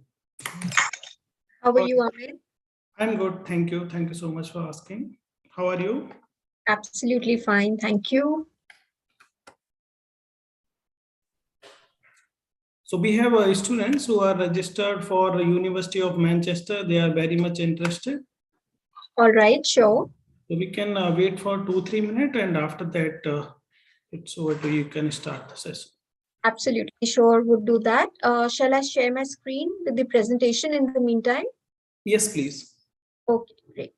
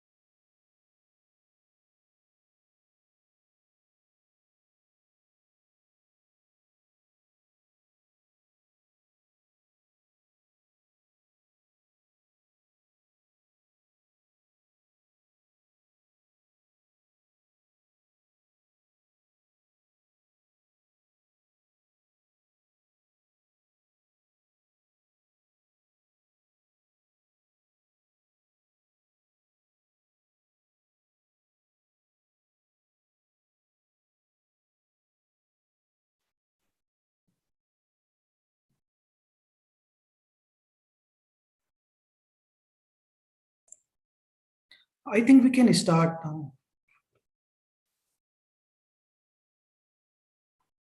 Okay, that sounds good. We'll make a start then. Yes, thank you. Great. So a very good afternoon, everyone, from SRM University. And thank you so much, Amit, for organizing this and for reaching out to the University of Manchester. So it's a pleasure to be between, all of you and to have this opportunity to share information about the university and the programs and how you can make your journey to Manchester and, any other questions you may have. So, of course, I have like a structured presentation, but we'll open up for question and answer towards the end of the session.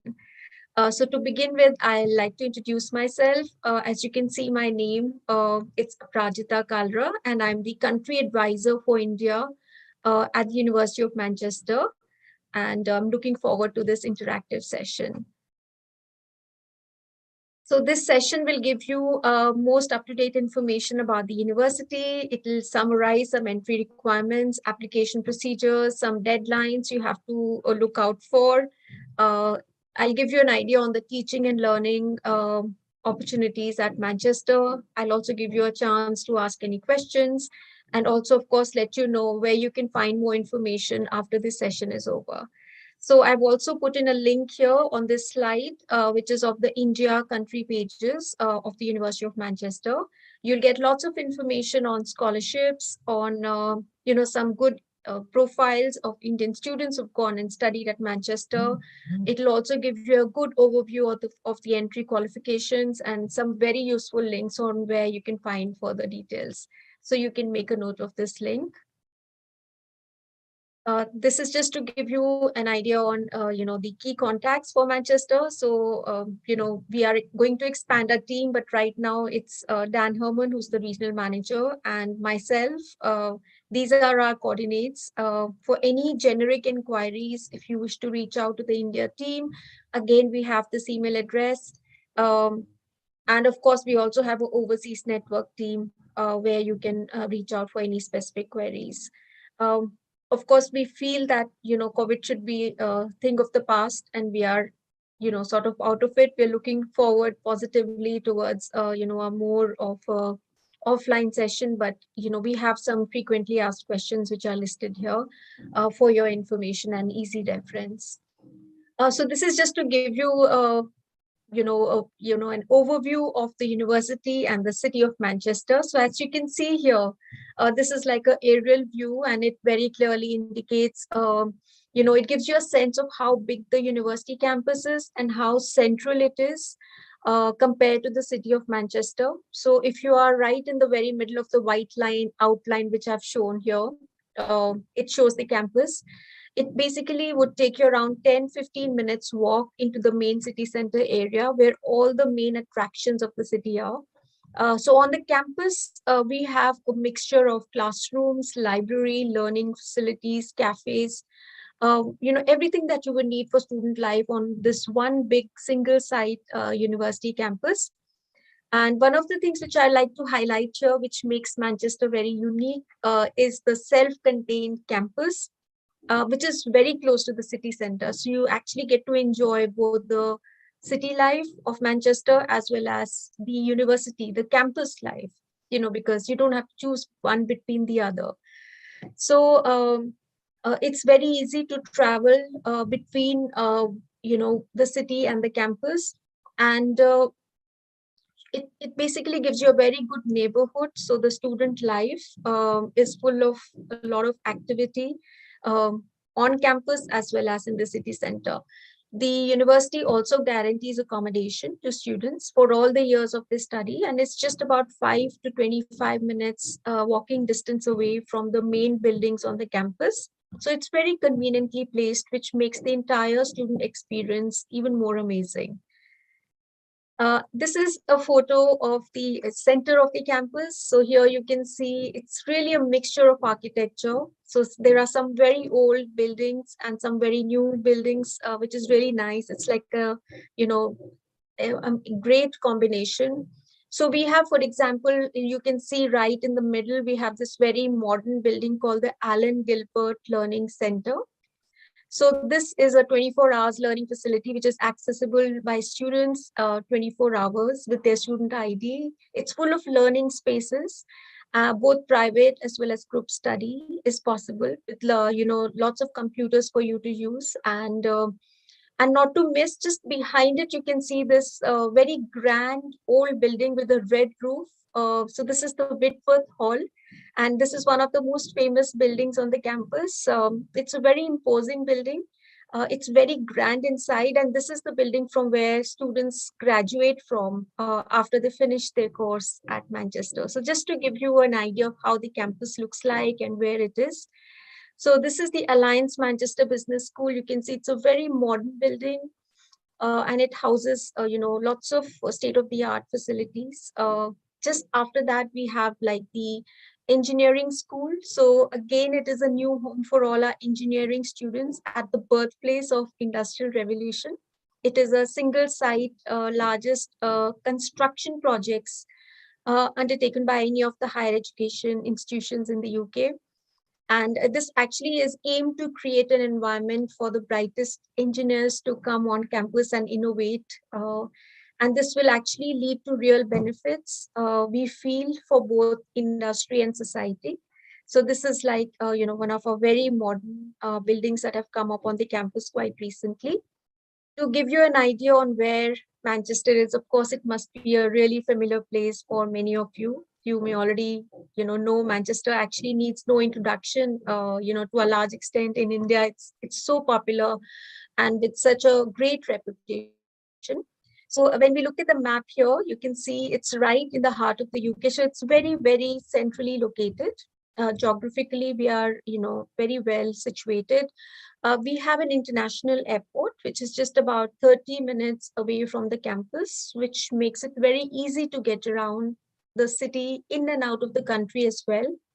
And it makes arrival in the UK a lot easier because Manchester isn't too far away from the airport. So we are also under 2 hours by train from London. So it's very easy to get around, and it's a great base from where you can explore some of the beautiful parts of the UK.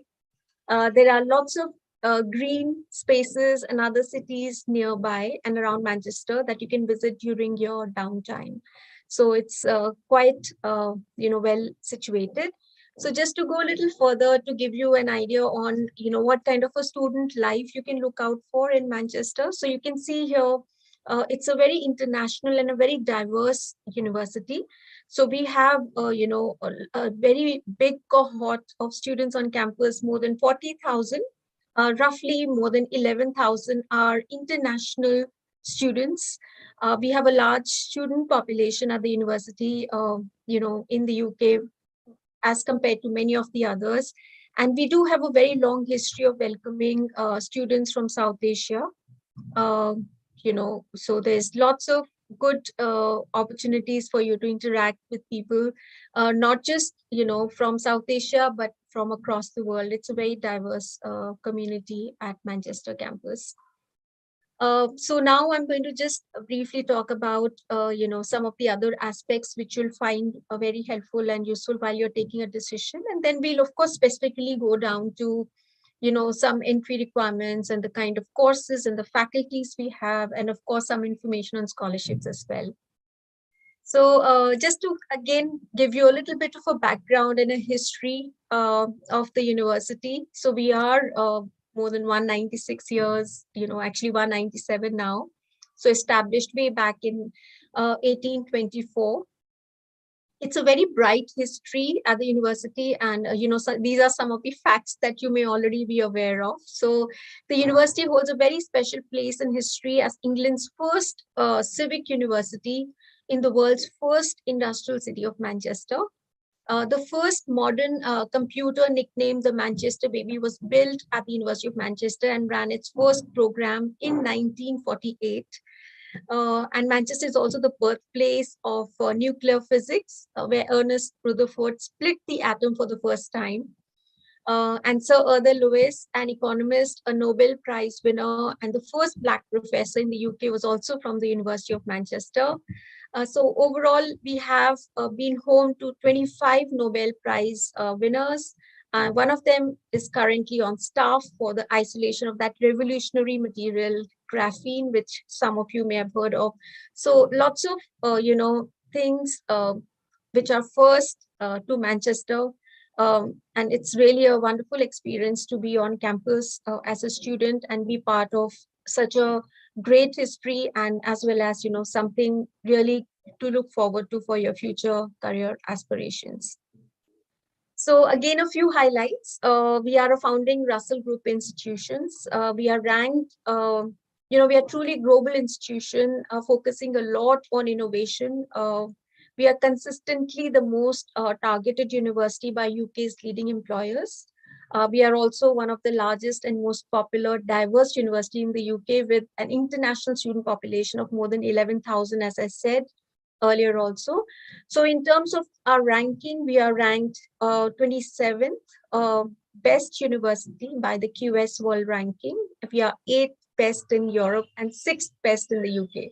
So, in terms of ranking the quality of education, of course, it's ranked really, really high. Little bit more on the city of Manchester. So some of the highlights that we normally, share with our students, that it is relatively affordable. We are the second city. It is also known as the capital of the north of England. It is a hub for sport, culture, museums, nightlife, festivals, music, shopping, an amazing food scene with nature at the doorstep. So, it's really a wonderful city for students. Besides the University of Manchester, there are, few other universities and colleges, so which makes the city very welcoming to students, because it's prepared itself to welcome students every September, for them to come and, have access to all the different facilities that the city has to offer. So, the university's green open campus is located, as I said, just outside the city, in a learning environment that blends historic buildings and new modern learning and research facilities. And as I said, you have very easy access to accommodation, shops, cafes, student support services. So it's really a very, I would say, culturally rich and a very modern city at the same time. So we have a very large student union, more than 400 student societies, and we also support students through our award-winning and a very comprehensive career service, organizing career events, offering students with workshops to help you to write your CV, teaching you interview techniques, helping you with, if you wish, one-to-one counseling with our career experts. If you wish to, sit with them, ask them to go through your profile, your previous study and work experience, and inquire from them on what opportunities lie ahead of you after you finish your course at Manchester. So there's quite a bit of support available from our career service as well. So to give you an idea on the structure, it's a very large comprehensive university, and we have 3 faculties at the university. So we have the Faculty of Humanities, Faculty of Biology, Medicine and Health, and Faculty of Science and Engineering. And under that, we have all these schools, which you can see here. So the Business School is part of Humanities, and we have the Law School, we have Social Sciences as part of Faculty of Humanities. And then, of course, you can see a lot of different specializations, which are there in the Faculty of Science and Engineering. In terms of our entry requirements, you can see here, we have, entry qualification. This is the typical minimum requirement for our master's level courses. Of course, it would vary slightly from one school to the other.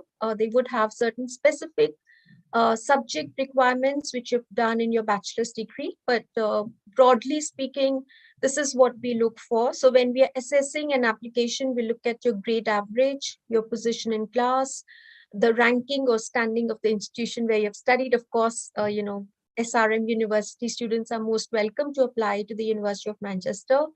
We look at the relevant study background. So we look at the individual course units you've studied in your bachelor's degree. We like to see good academic progression semester on semester.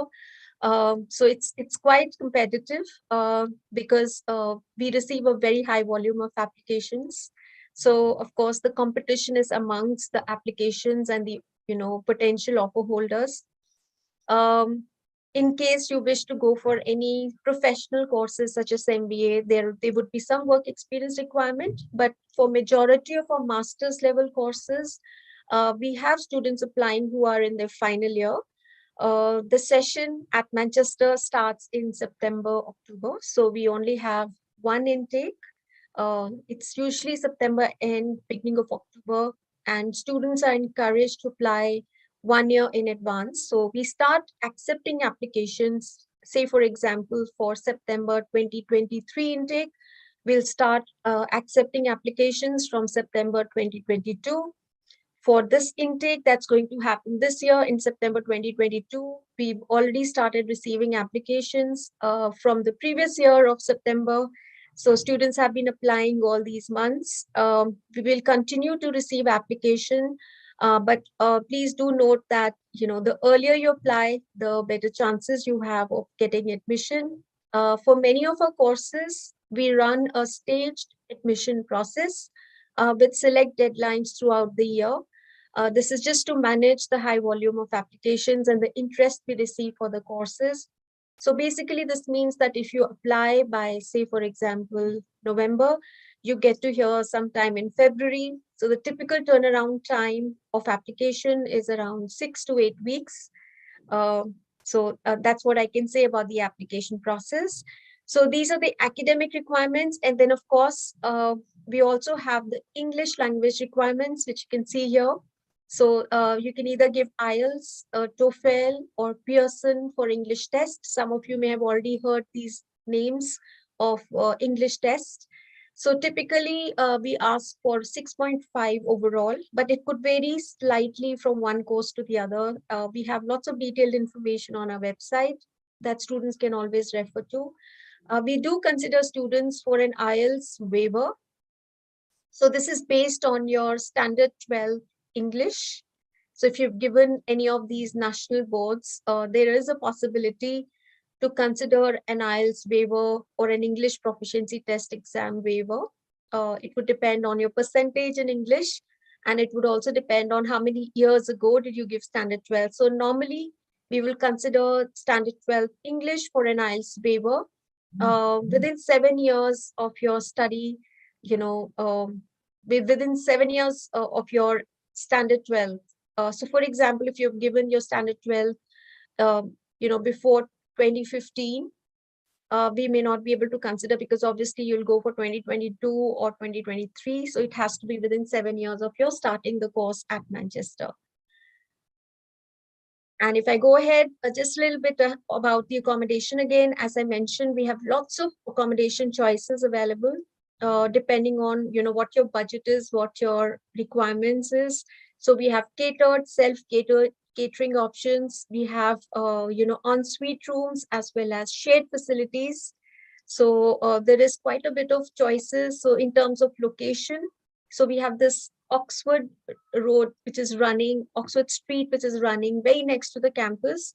And there are all these different locations that students can book their accommodation. So it's very, very close by. And, depending also on the location, one can choose and decide where one would like to go for. So as I said, it's guaranteed to all the students for all the years of their study. We do consider students' request for any private accommodation, and we are able to facilitate that through the Manchester Student Homes. We list out a lot of these choices. So of course, when you come to that stage, we'll be very happy to help you with that information as well. So this is just to also let you know that the university is very happy to support students with lots of guidance and help when they reach the point that they want to apply for the visa. Of course, that happens once you apply, you get the offer, and then offer holders apply for the visa. So we conduct a number of offer holders and pre-departure sessions, and we have a very good visa team that provides lots of support to students, and step-by-step guidance is available with them. This is just, a page from our website. So you can see, as I mentioned, the 3 big faculties we have. So you can actually check out all the different programs by logging on to the website and going to the particular faculty website. This is just to ensure that you don't miss out on any of the courses that you would like to apply for and, think about knowing more about the course units.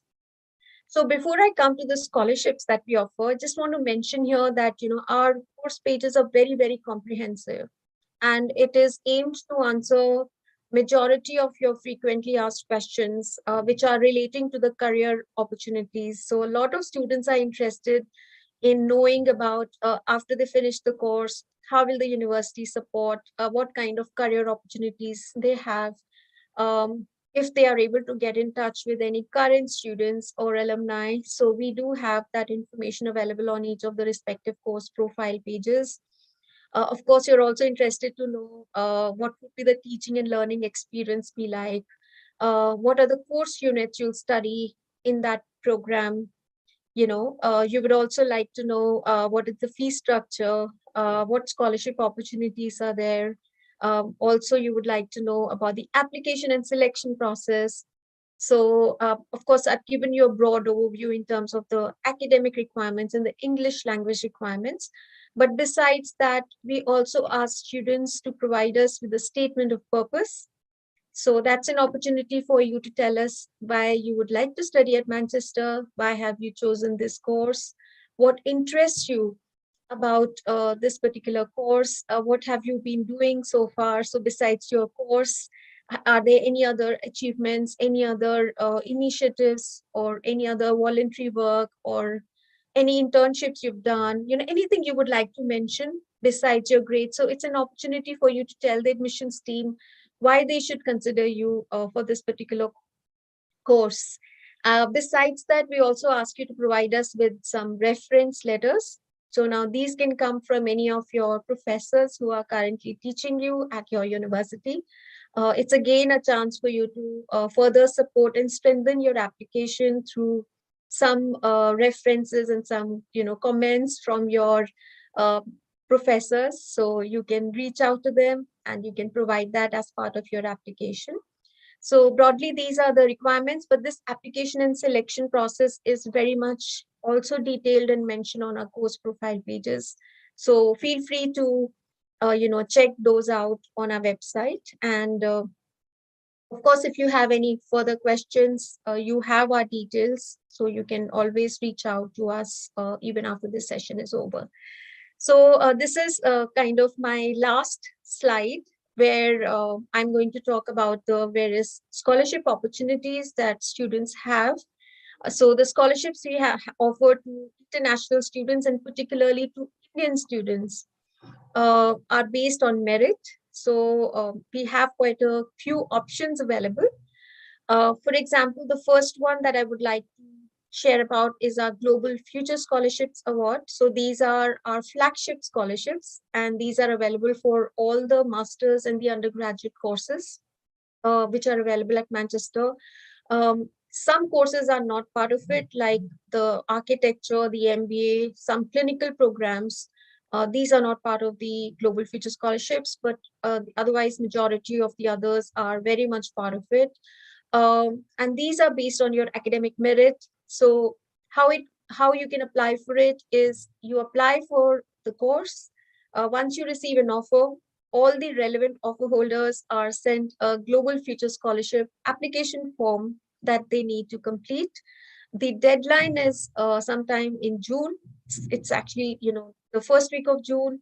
The exact date is mentioned on our website, which I've listed here on top. So you would be able to apply for these scholarships. And these are based on merit. These are partial scholarships. And the university has also partnered with the British Council and the Great Britain campaign, and we are offering a number of scholarships under this particular great scholarship scheme of £10,000. So these are again for certain programs under sciences, natural sciences, engineering, and law. So this is another opportunity. So again, for this, an application form to complete will be sent to you once you receive an offer. So we also have the British Council Women in STEM Scholarship Awards. These are 5 fully funded scholarships for students again from South Asia, with a focus on India. and these are for completing eligible courses in the STEM area. So again, you'll find lots of details here on the website which I've linked. Now, besides these, we also have some faculty and academic schools scholarships, which students will be informed when they are applying or when they receive an offer. So students will be automatically considered for these.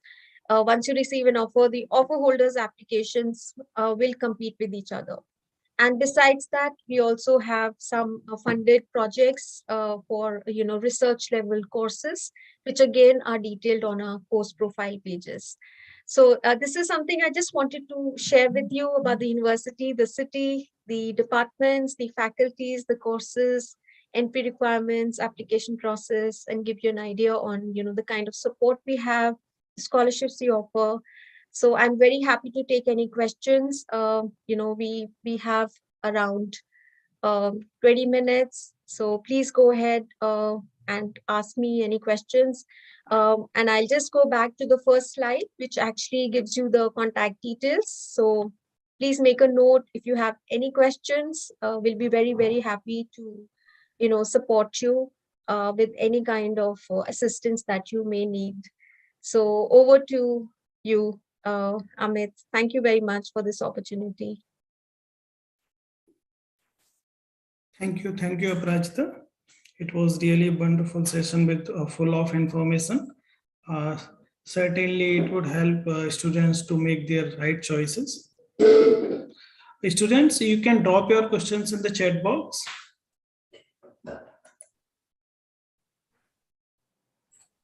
Yeah, we have some questions. Yes. From Rikesh. I'm quoting it. How much time does the university take to reply to an application? Yes, thank you, Rishikesh. So typically it may take around 6 to 8 weeks for the application turnaround. We do run staged admission process for some courses. So, but typically, I mean, that's the time span it takes for the application. We have another question from Meenu, and I'm quoting it. Hello, I want to know if you offer a course in public relations for masters and its entry requirements. We don't have a course in public relations, but we offer courses in management, in marketing, and we have a few niche programs which are offered by the Alliance Manchester Business School.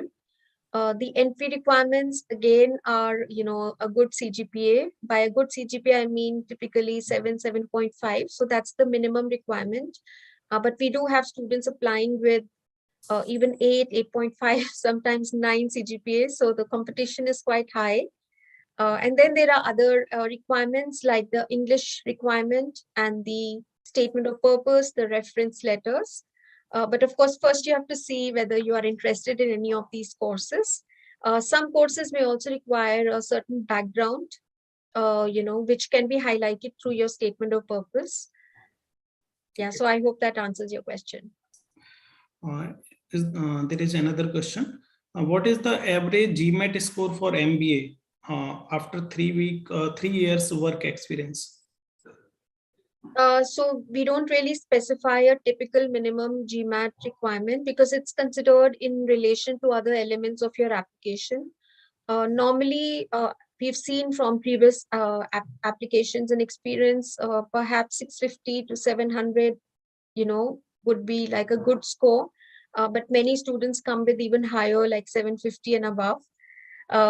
Our work experience requirement for MBA is 3 professional years. But to be, honest, we have the average class experience for MBA is around 6 years. The average age of students is around 29 years.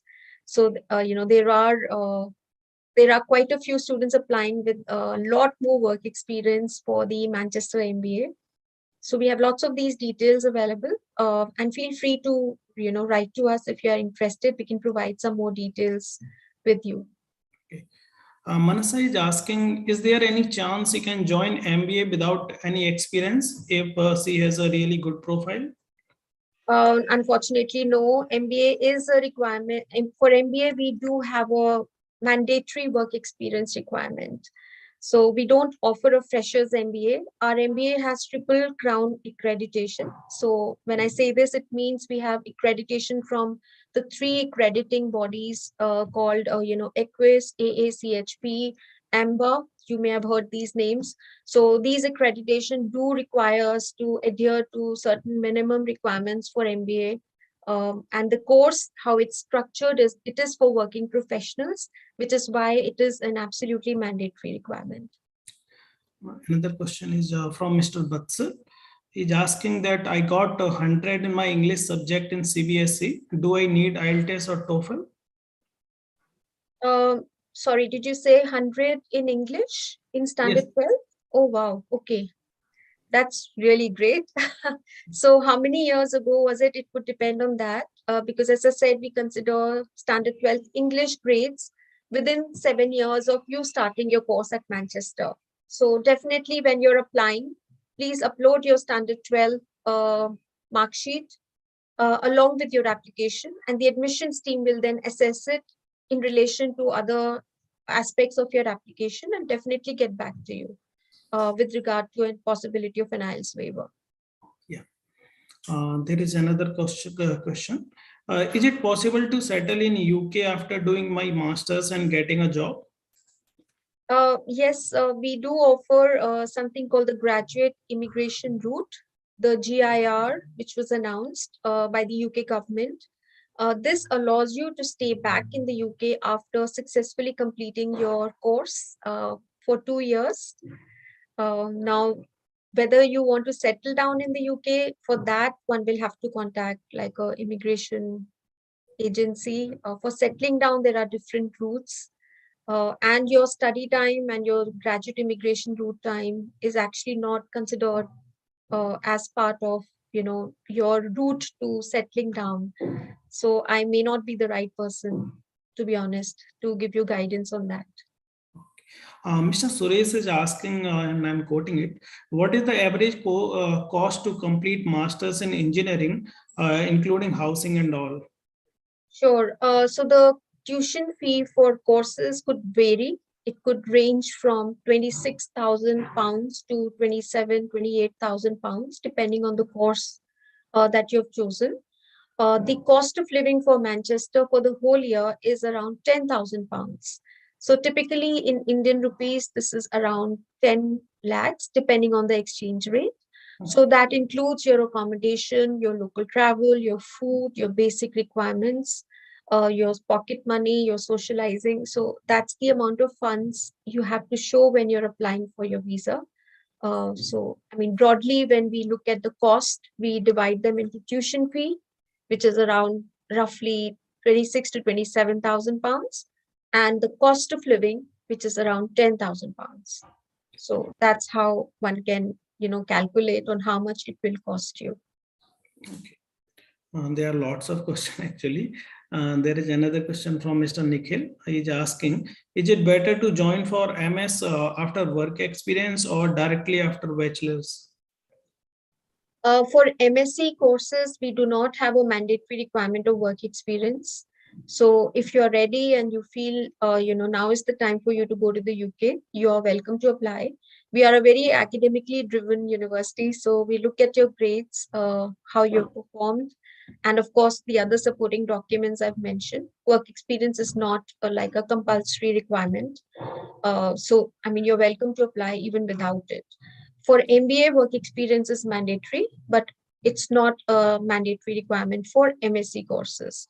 Having said that, we do have students applying even with some work experience. But to be honest, we look at your academics when we are assessing applications. Work experience will support the application, but it will not cover up for your academic grades.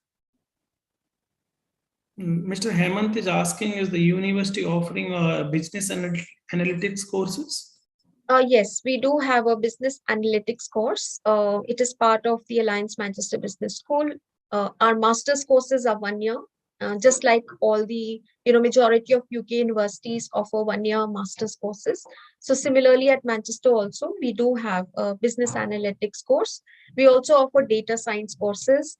Now we are very popular and much in demand for business analytics. So the competition is really high. Sorry, I'm saying this again and again because we do receive a very high volume of application, particularly for these courses.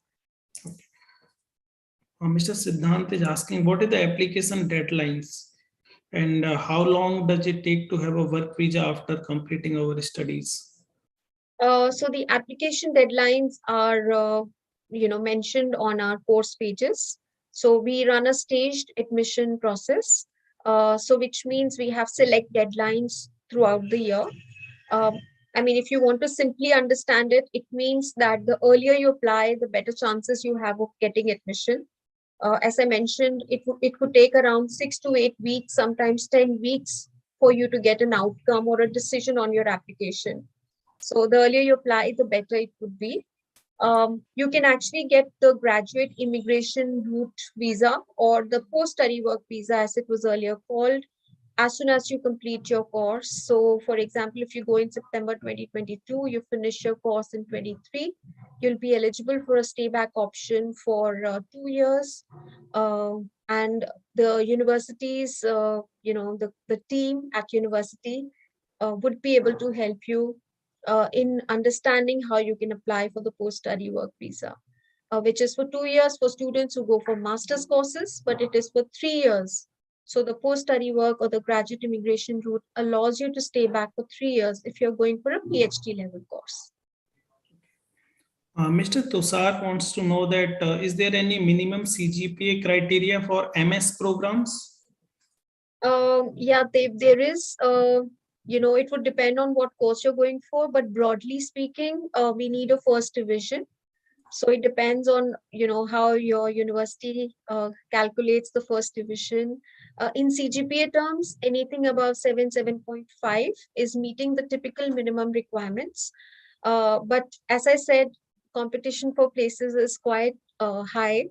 So majority of students who have 8.5, sometimes even 9 CGPA are able to make it to Manchester, because it's not because your score is not, high enough. It's because, we receive quite a few applications from students with very high CGPA. So we want to accommodate, students from diverse nationality so that we have a good mix of nationality in any classroom. So since we receive, a large number of applications from students from India, sometimes you're not able to accommodate all of them, because obviously as a student, you would also not like to go and study, for a course, sitting in a class with students from India. You also want to experience like an international cohort, a diversity in terms of nationality, which is why we become a bit restricted. So, I mean, this is just to, let you know in terms of how competitive it can get at times. Yes. There is another question, and I'm quoting it. Based on academic excellence, is there any extra scholarships are provided for PG programs? Yes, all our scholarships are merit-based. We would first, ask you to apply, get the offer. Offer holders then send the application form for scholarship to complete. For example, I talked about the Global Future Scholarships. So all the relevant offer holders are sent an application form to complete. Your own academic department where your course is offered will also automatically consider you for scholarships. So these are all based on merit.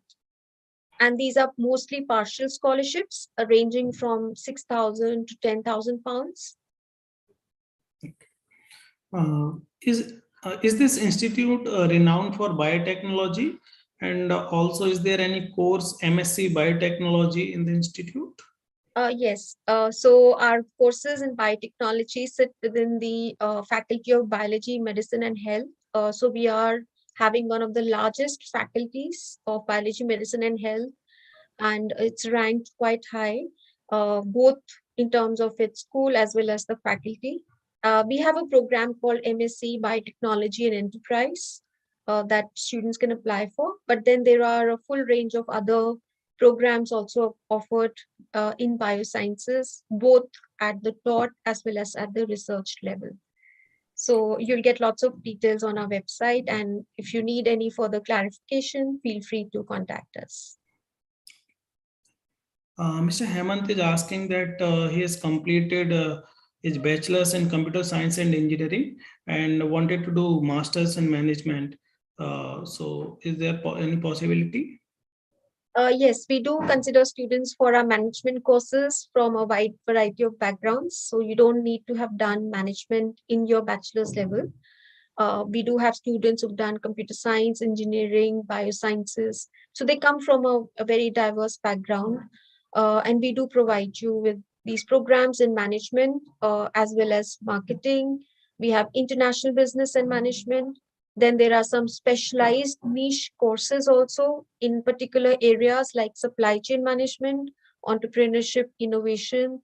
And as I mentioned earlier, business analytics. There's also a program called business analysis. So you'll find a list of all these courses on the Alliance Manchester Business School, which is obviously the University of Manchester's business school, and you'll have the details on the website. Yes, Mr. Ispers is asking, and I'm quoting it. What is the minimum GRE score required to be eligible to get accepted in for a MS program in data science? Okay, we don't really have a GRE requirement for our data science courses. So GMAT or GRE is required if you're applying for an MBA, but not for any MSc course. We at times do highly recommend students to provide a GMAT or GRE if they are applying for any accounting or finance courses at Manchester, but particularly for our data science programs, GRE is not a requirement. There is another question. In your presentation, it was mentioned creation of chemical engineering. Can you brief about the chemical engineering programs? Yes, we do offer, range of programs in chemical engineering, both at the master's level. So these are one-year courses. And then we have some master's by research courses. We have PhD level courses. So, these courses, students can apply if they have a chemical engineering background, if they've done that in their bachelor's level. For any research level course, obviously you need to have done some research modules or undertaken some research in your bachelor's level of education. But these programs are very much there. These are quite specialized courses. We can share the list of these courses with you. If you write to us, we can provide you with some more details. We are still open for these programs if you're interested for this year or for the next year. So whenever you're ready, you can let us know. And in terms of scholarships, again, there would be some scholarships which are available based on your academic merit. But the criteria would be that you apply, get the offer, and then make your application. We will take a few one two questions. What is the process for change of department in PG? So if you have applied and got an offer for a program, it may not be very easy to change the department unless it is like a similar program and that course still has a vacancy. I mean, if you're meaning to say that you've applied, you've got an offer, and now you want to change your course or your department, then we can definitely consider the request. But the department would like to know why do you want to change the course. They will assess your application or your request depending on what course you want to change to. So it has to match. And if it's too different, then they may have to ask you to reapply for the new course in the different department that you want to apply for.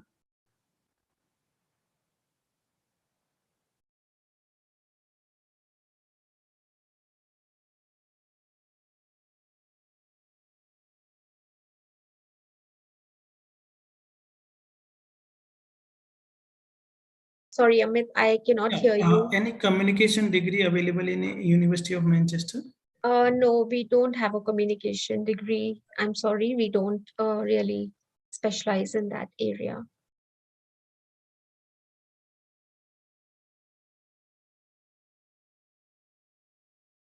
Sorry, you're on mute, Amit. I cannot hear you.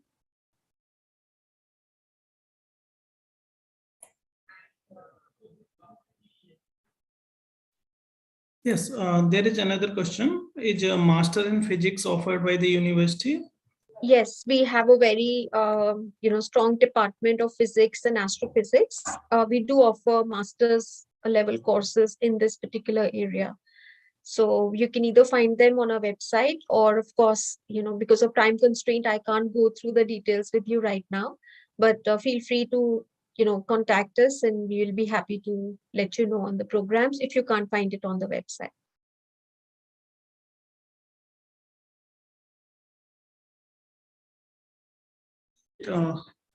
There is, I think, one more question. I think you have answered on these.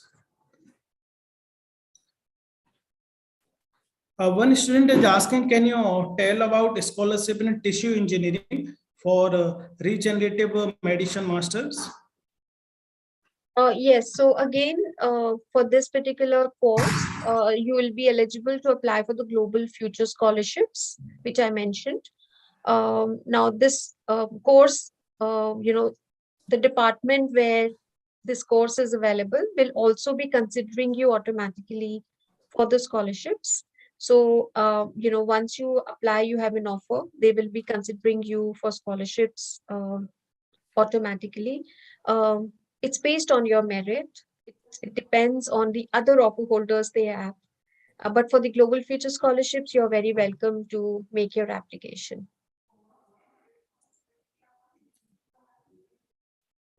There is one more question. Any film studies available in Manchester? I'm afraid not. We don't really offer film studies. These are the only courses we don't offer. Like, we're not a design university or offering courses in film. You're looking for master's level courses, I'm sure, since you're doing your bachelor's degree, but we don't really offer any film level courses. Yeah, I think that's it for now. There are a lot of questions coming, but I think they can send the questions directly to the email ID, or they can send us to the IR department, and we will send your question to Ms. Aparajita, and she will be happy to answer all the questions of you. Perfect. Thank you very much, students, for all your questions, all the interest. And thank you, Amit, for organizing this. Thanks for this opportunity. Thank you. Thank you so much. Thank you for your time, and you patiently answered all the questions. No, it's a pleasure. It's really a pleasure. Thanks for all the interest from the students and for their time and for your time in organizing. I think it's a great initiative and very well organized as well. We'll be in touch. Surely. Sure. Thank you. Thank you so much. Thank you. Bye-bye. Bye. Bye, everyone.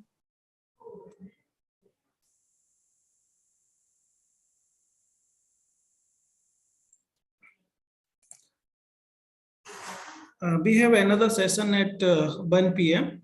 University of Canterbury, and please stay connected with us.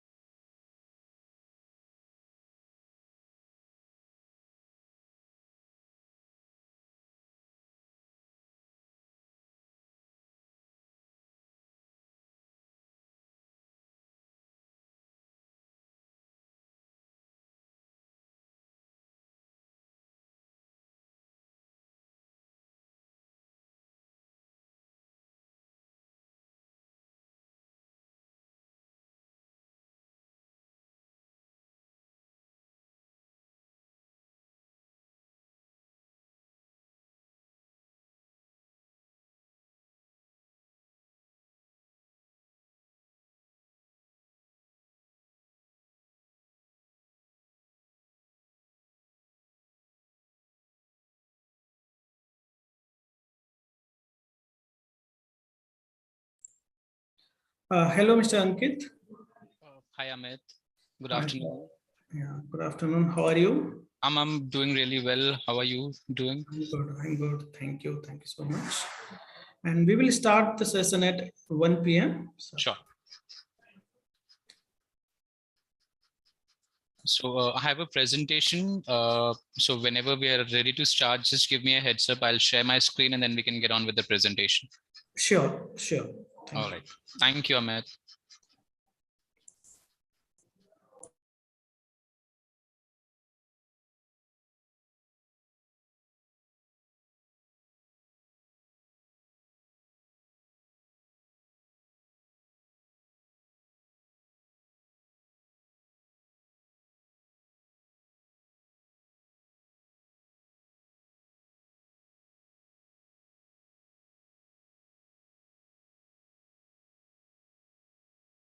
Every step of the way.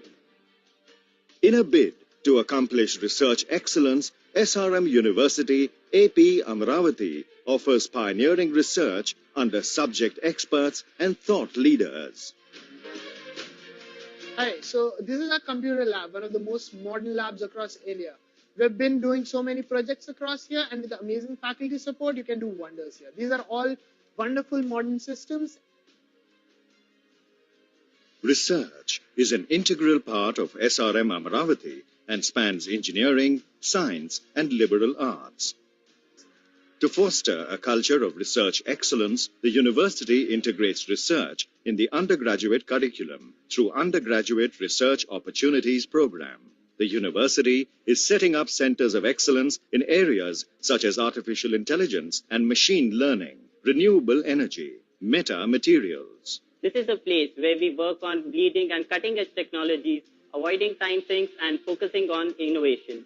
With our work, we have also been awarded the Reimagine Education Silver Award awarded by Wharton School of Business and QS. 50% of our lab members are women. We have also organized events which will foster the spirit of programming in women who have never programmed before. The university is equipped with a cutting-edge Next Tech laboratory. It holds the proud distinction of winning the maximum number of hackathons in India. The university is currently working on developing a hydrogen fuel cell-based train.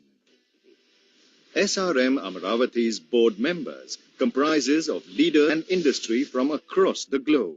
Ensures global exposure for its students by collaborating with some of the world's most eminent universities. MIT US, UC Berkeley College of Engineering, IIT Chicago, and EFREI, to name a few.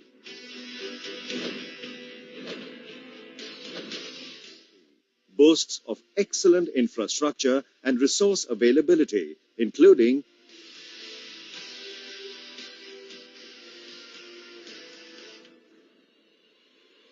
AC bus service, round-the-clock ambulance services, bank, ATM,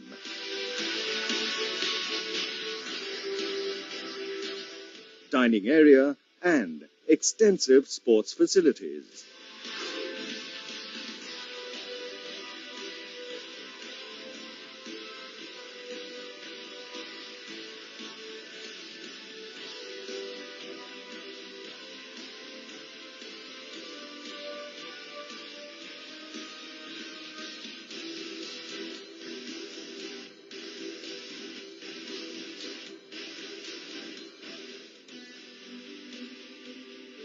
The hostel boasts of spacious, well-appointed rooms, common balconies,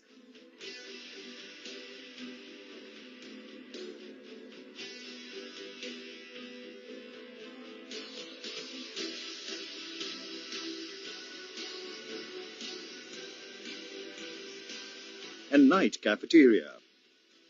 A veritable melting pot of cultures, the university is home to people from across the country.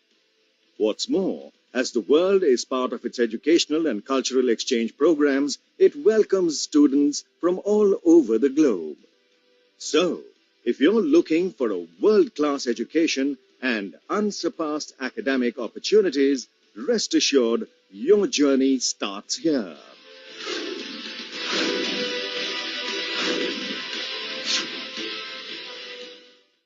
exploring passions, transcending boundaries.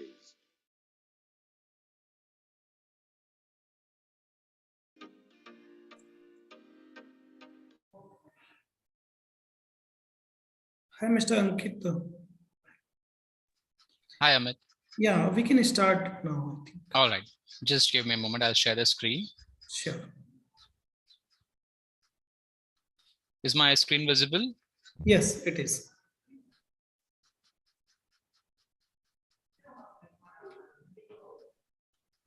All right, then good afternoon to all the attendees, and thank you so much, SRM University, for this opportunity to connect to the students, deliver the presentation and talk about different options that a student could look into if they are considering overseas education. This is a fabulous opportunity for us and a great platform to connect to the students. My name is Ankit Mehta. I'm the Regional Recruitment Advisor at University of Canterbury. During the course of the presentation, I will be sharing, few insights from why one could, consider New Zealand as a destination, and how University of Canterbury can help the students in achieving their career goals. On the first screen, which is currently visible, if the students, just for your reference, in case if you would like to get in touch, I have shared my contact number and email ID. I'm based out of Mumbai, so you can reach out to me at any point of time if you need any kind of assistance or if you have any queries. So without any further ado, let us get on with the presentation. So like I mentioned, the points that I intend to cover as a part of the presentation is why students could consider studying in New Zealand. And then why University of Canterbury. I'll be quickly talking about our rankings, the popular programs that we offer. On purpose, I have only included master programs, taking into consideration the information that the students would be looking at. Then I'll be discussing about the admission criteria, the application process, and what are we currently doing to assist the students while the New Zealand borders are still closed. And then we'll talk about scholarships and what kind of assistance do we extend to the students in terms of connecting them to the industry. And then we can have a Q&A session. So starting off with why study in New Zealand. So, given my job profile, I interact with students a lot. And whenever I'm doing any in-person fairs, there are a lot of questions that the student would ask. But one of the questions which is very common amongst them is, if I choose to study in New Zealand, whether the qualifications will be recognized globally or not. So to answer that question using this platform, yes. Once the student has successfully completed the course, they can be mobile, they can be flexible, they can move around in different countries, and the qualifications that they have attained from New Zealand will be accepted on face value. And that is because of the agreements New Zealand has signed with different countries.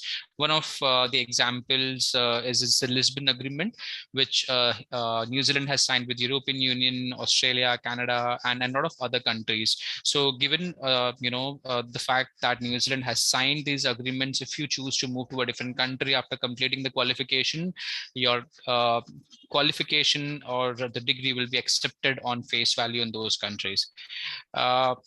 Talking about the qualifications which are on offer in New Zealand, we offer qualifications at all levels, starting from certificate courses, bachelor's, graduate diploma, postgraduate diploma, master's, PhD, double and conjoint degrees. There is always an option for the students to pick majors and minors while they are pursuing a particular course.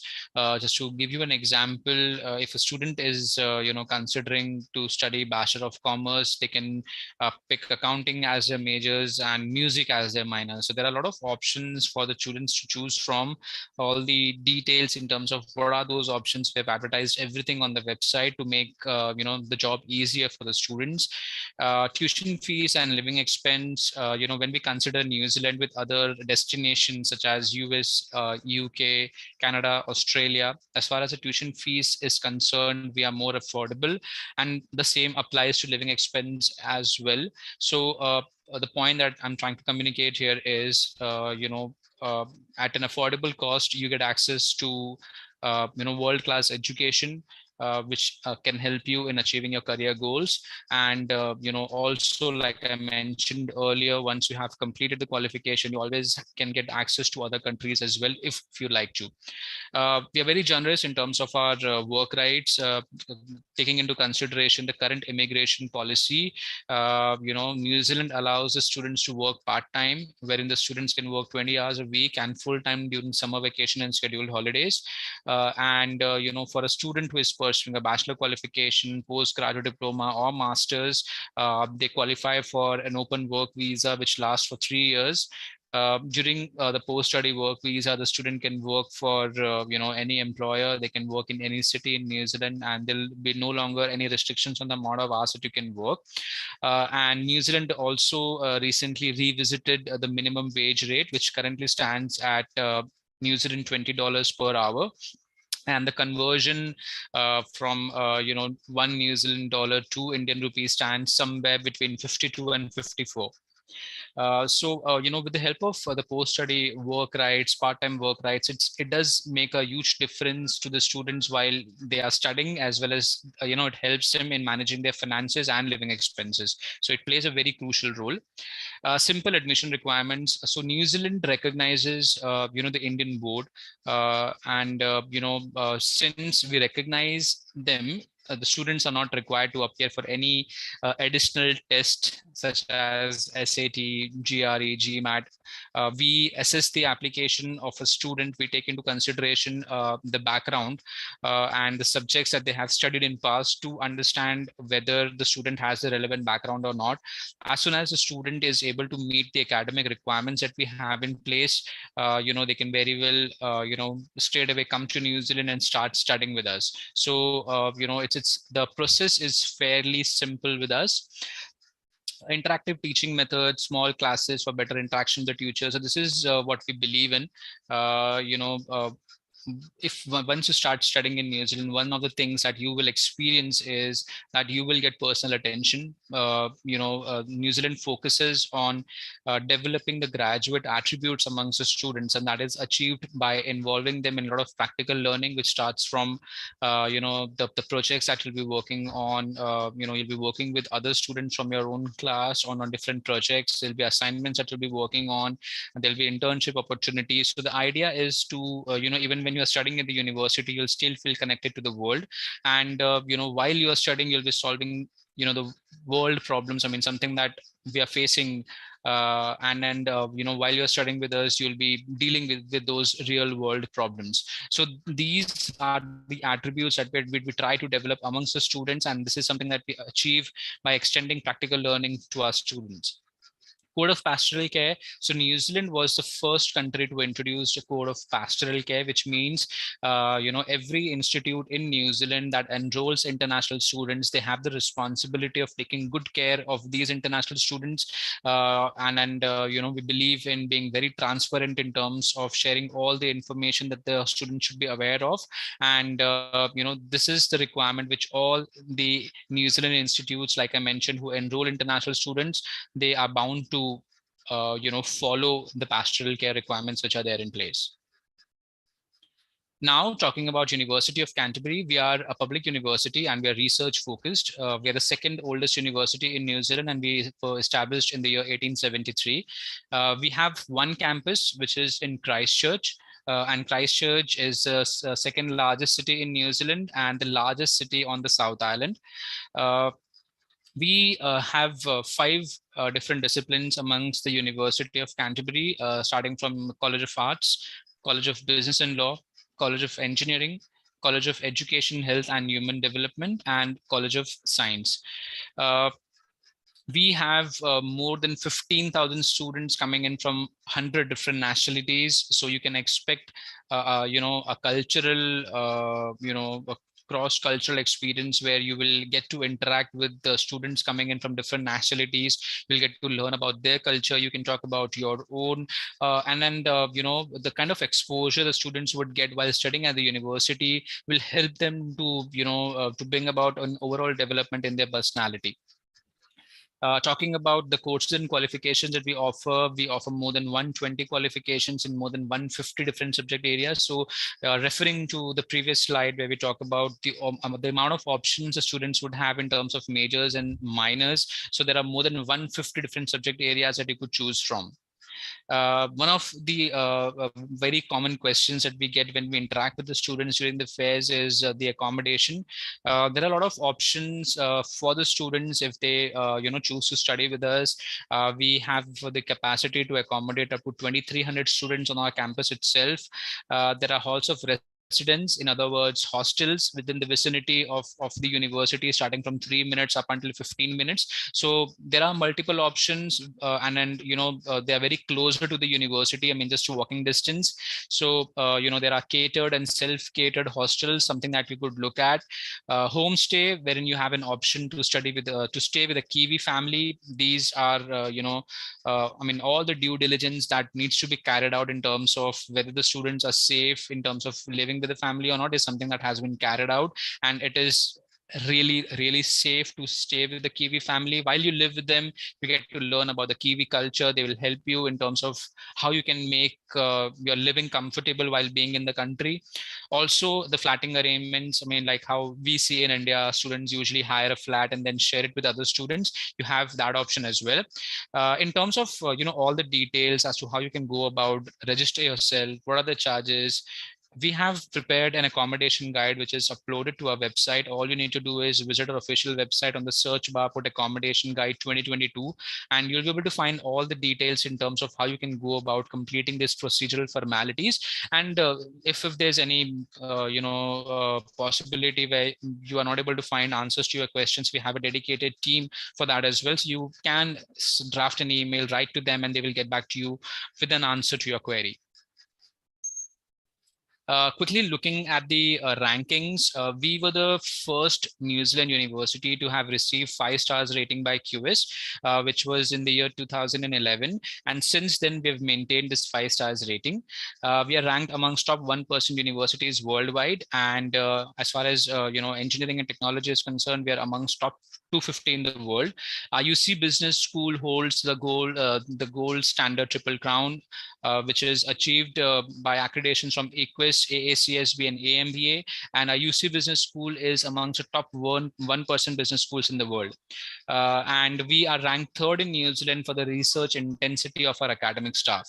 I've also mentioned few other rankings. I mean, something that you can look at on your current screen. Also, I mean, there are a lot of accreditations and rankings which are there in place. I've just mentioned a few. Like I mentioned, you can just go onto our website, in the search bar, put accreditations, and you'll be able to see what University of Canterbury has achieved and where do we stand at a global level in terms of rankings. Now talking about the popular programs. So like I mentioned, we do offer courses at all levels. However, taking into consideration the audience from today's presentation, I've only included the master programs, but for majority of the courses that you will see on the screen right now, you'll also be able to choose them at postgraduate diploma level, which is also called as level 8 course. Masters is level 9. So like I mentioned, we have 5 disciplines within University of Canterbury. So the first one is College of Arts. Masters of Arts is the program, one of the program. So what I've done is on the screen, I've mentioned, the courses which the students could look at just for them to know that such courses exist. And at the same time, I've also included the courses which are very popular amongst Indian students. So Masters of Arts is one of them. Masters of International Relations and Diplomacy is another popular program. We do get a lot of inquiries for Masters of Strategic Communication and then Masters of Fine Arts as well. Apart from the one that I just mentioned, these are the other courses that we offer. There are other courses as well. I have just mentioned few here on the screen. Now talking about College of Business and Law, Masters of Business is one of the popular programs amongst the Indian students. So I'll just quickly take you through the list, and then I'll share more details about these programs. Masters of Business Information System, MBA, Professional Accounting, and Master of Applied Economics and Finance. So Masters of Business Information System, Professional Accounting, these are, a conversion masters, which means, even if the student does not have a relevant background, but they'd like to attain a managerial qualification, all they need to do is submit their application with us.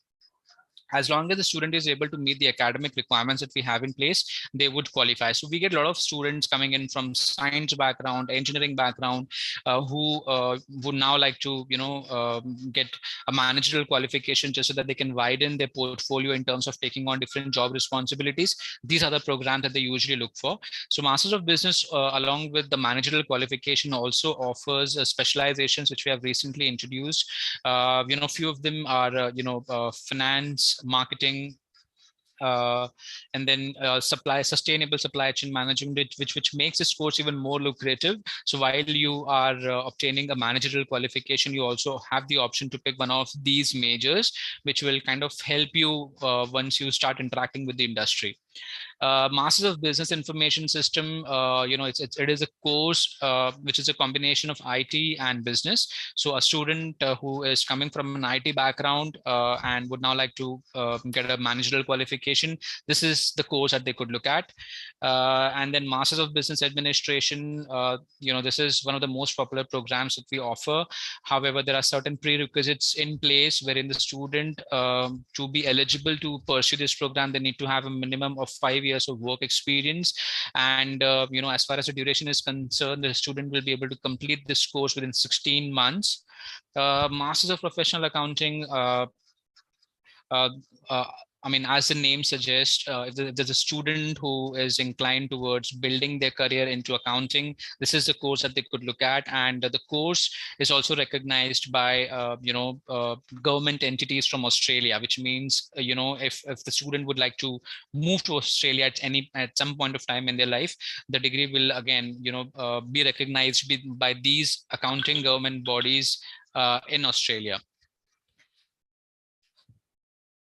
College of Engineering, we are known for our engineering courses, and you can see on the right hand side of your screen the amount of options students have while they're studying with us.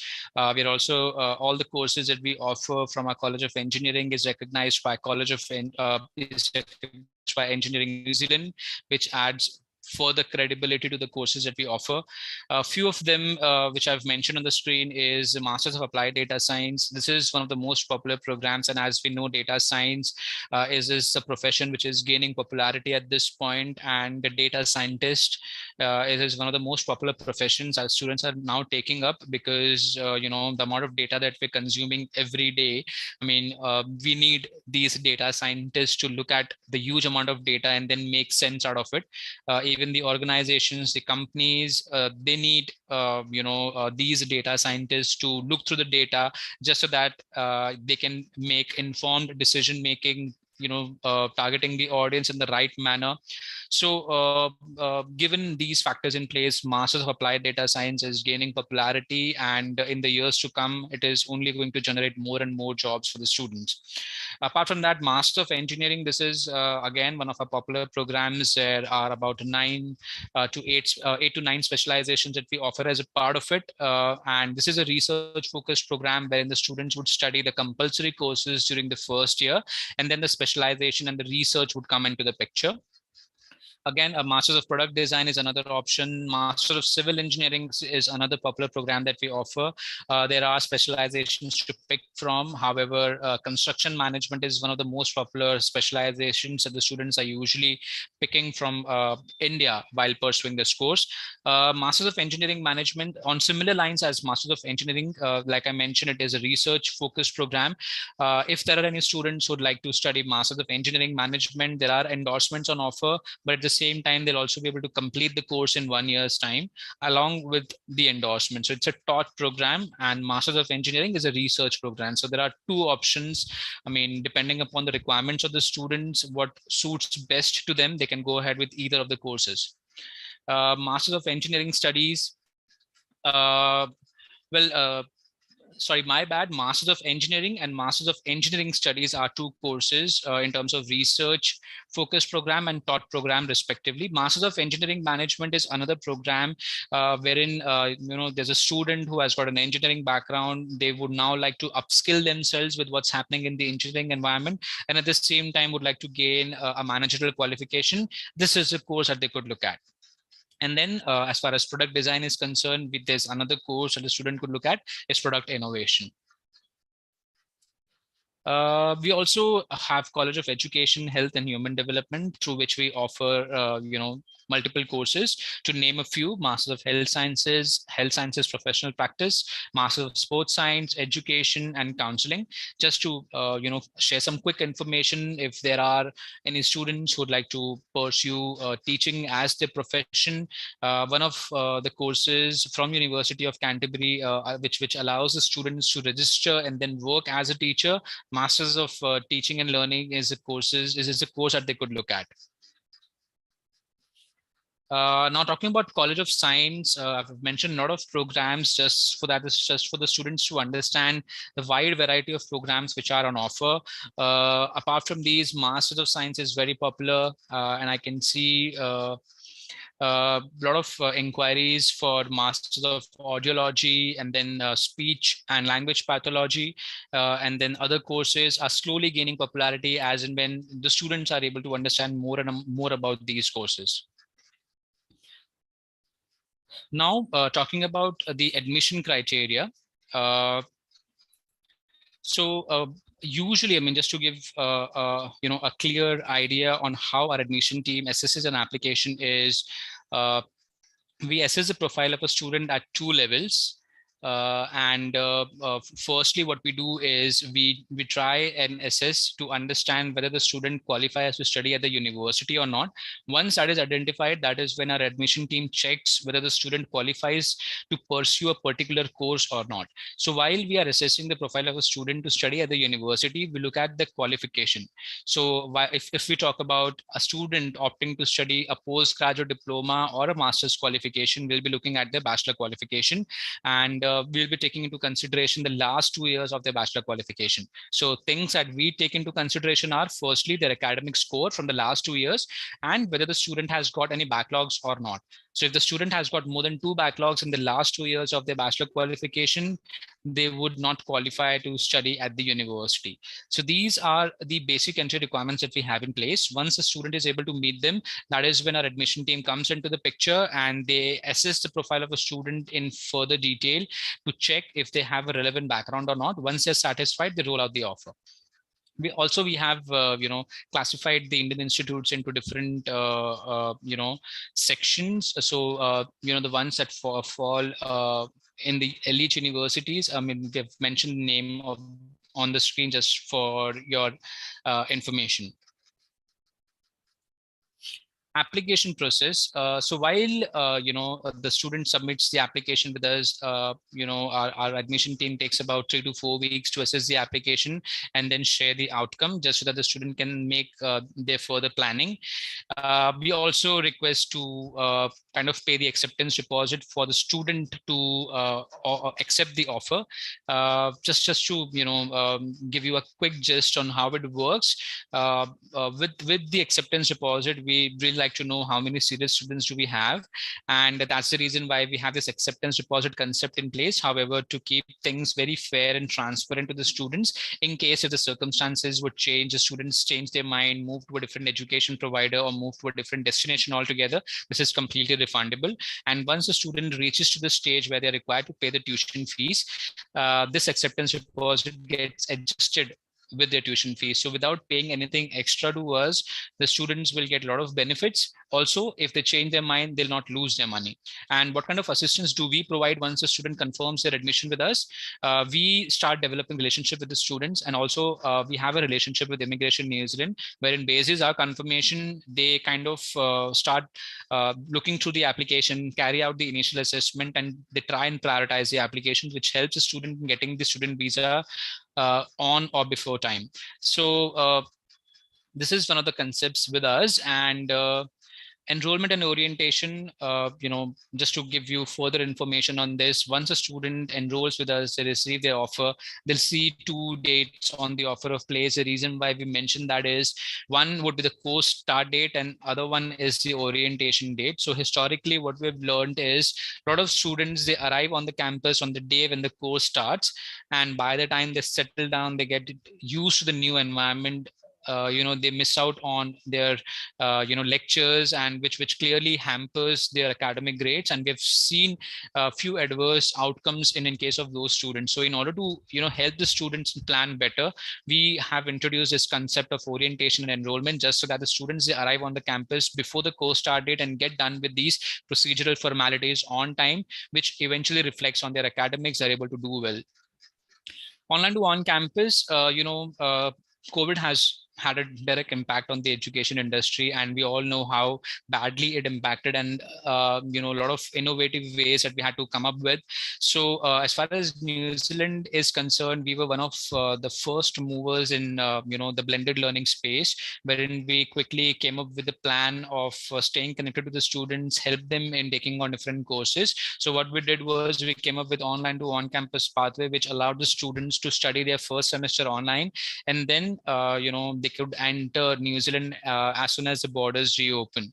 So this helped the students to continue with their education, study while being in a safer environment, which is comforting at times. They could study while being at home, and at the same time we understood, we kind of acknowledged the fact that studying online is still a fairly new concept for us, and hence why we extended further support to the students, wherein we informed them that they could start their courses online without paying anything to us, which in other words is at free of cost. Once they get a clear hang of whether they are comfortable with online studying or not, that is when they'll be required to pay the tuition fees. So the students could start studying without having any financial pressures on their mind. So that is one of the supports that we extended to the student. Apart from that, we only offered selected students, which kind of allows them to still meet their post-study work visa, even if they're starting online. So we took care of everything and came up with this plan just so that the students could start online, and their goal of studying overseas does not get interrupted due to the pandemic. Scholarships, this is a very critical factor because overseas education is an expensive affair, and hence there are scholarships that we offer. We offer scholarships on merit basis depending upon the academic grades of the students. We offer scholarships to them. We offer partially funded scholarships. We do not offer fully funded. How to apply? Once a student has received the unconditional or the full offer, they can you will have to accept the offer, and that is when they can go ahead and apply for scholarships. We have a scholarship database. The students can directly go to our portal, look through different scholarship options, and they can submit their scholarship application directly through our portal. There's nothing else that they need to do. There's another option that the students would have of applying for Dean's Award, which is offered by the International Relationship Office, which I'm a part of. So this is an additional option that a student could look at in terms of applying for different scholarships. We also offer scholarships, in partnering with Education New Zealand, which is a government entity who is responsible to promote New Zealand education globally. So there is New Zealand Excellence Awards that we offer partnering with Education New Zealand. How it works is, say for example, the students firstly are required to go to Education New Zealand website. They submit their application for it. For example, if they're choosing for a scholarship, which is 4,000 New Zealand dollars, given the arrangement we have with Education New Zealand, even we would offer the same amount of value, which is 4,000. So altogether, the student would get a scholarship of around 8,000 New Zealand dollars from Education New Zealand and from our university. So these are the different options which we extend to the students in terms of the financial assistance that we extend. Again, there are lucrative scholarship for undergraduate students as well, which range between 10,000 to 15,000 New Zealand dollars, which makes a huge difference in terms of students' finances when they study with us. Careers, we have a career cell team that assists the students in terms of, if there are any students who would like to take on any additional projects, internship, or anything of that sort, they can express their interest with the team. We do get contacted by the regional bodies from Christchurch, and as and when there are any opportunities where they could take on internships or work on any projects that will help them reflecting in their resume, we pass on those opportunities to the interested students. And at the same time, once they get closer to the completion of their course, and then they have the opportunity of connecting to the industry, we help them in preparing their resume, their cover letters, what kind of, what they can expect from a Kiwi employer, and accordingly they can plan for their interviews. So we extend all sorts of assistance in that regard. Also, we organize career fairs on our campus twice a year, where the companies come, they speak to the students. It's a great opportunity for the students to interact with the companies, and as and when there are any opportunities, they can start applying for those jobs. In addition, we also organize seminars. We invite our alumni to come to the university, have a word with the students, just so that they can share their own experience, which will help the students in building their profile and be job ready by the time they complete the course. So we extend all of these, support to the students while they are studying with us. All right, so this is with regards to what I intended to cover as a part of the presentation. Now the platform is open for the students to ask any questions that they may have. I can see. Rashid has asked us a question if SRM University of Science and Technology is an exchange partner. Currently we do not have any partnership with SRM University, but we are looking at different opportunities from Indian institutes. And as we all know, SRM University is a great university, and the facilities which are extended to the students look fantastic. So we are considering different options in terms of signing MOUs with Indian institutes, and as and when any opportunity crops up, we'd be more than happy to do that in terms of looking through how things can work together. There is a question from Nemath. I'm quoting it. Master of Financial Engineering, can you please elaborate about it? And he wanted to know about acceptance rate, tuition cost, scholarships, and duration. Sure. Just give me a second. What I'll do is, in order to make things easier for the students, we advertise all the information on our website. So, while the students start looking for a, university for a course, there are a lot of things that they would like to know, like you just mentioned, in terms of what exactly will a student get to study, what are the career opportunities one could look at after they complete the course, what is the tuition fees. There are a lot of subjects to choose from, how we can structure the degree. So what we have done is we have advertised all the information on our website, just so that the students, while they're doing their preliminary research, they should have all the information on hand, which kind of helps them in making an informed decision. And like I mentioned, the students, they have the option in New Zealand to structure their own degree in terms of which subjects they'd like to study in which semester. So I understand that, at times students may get confused in terms of how they could proceed. There's assistance at that level as well, wherein we have course coordinators to help the students. They can get in touch with them while being in India or after arriving on the campus, and they'll be more than happy to understand what suits your interest, and accordingly they can help you in structuring your degree. So just allow me a second. What I'll do is I'll share the link with you, and the link has all the information that you would need to know in terms of understanding what's on offer as a part of the course.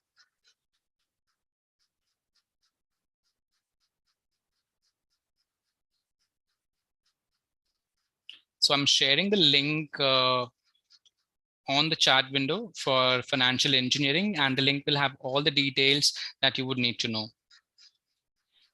So there are a few other questions as well. So I've answered the first question.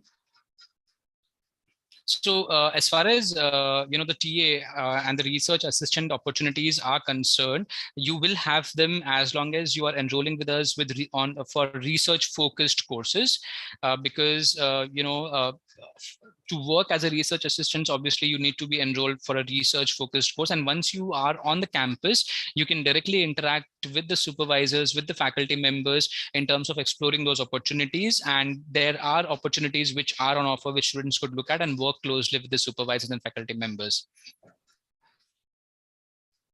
There is another question. For doing MBA, did we need any experience? Yeah, sure. So for a student to qualify to pursue MBA program with us, it is mandatory for them to have a minimum of 5 years of work experience. Okay. Mr. Hemant is asking, and I'm quoting it, sir, is campus offering business analytic courses and the duration of course? Sure. So I'm sharing the link which is closest to the query which has been raised. So Masters of Applied Data Science. Here's the link for Hemant. So again, like I mentioned, the link will help you to understand everything about the course, starting from the tuition fees, what exactly will you get to study within the subjects and courses, the duration of the program, how many intakes do we have, career opportunities, everything. Is there any questions? You can drop in the chat box, please.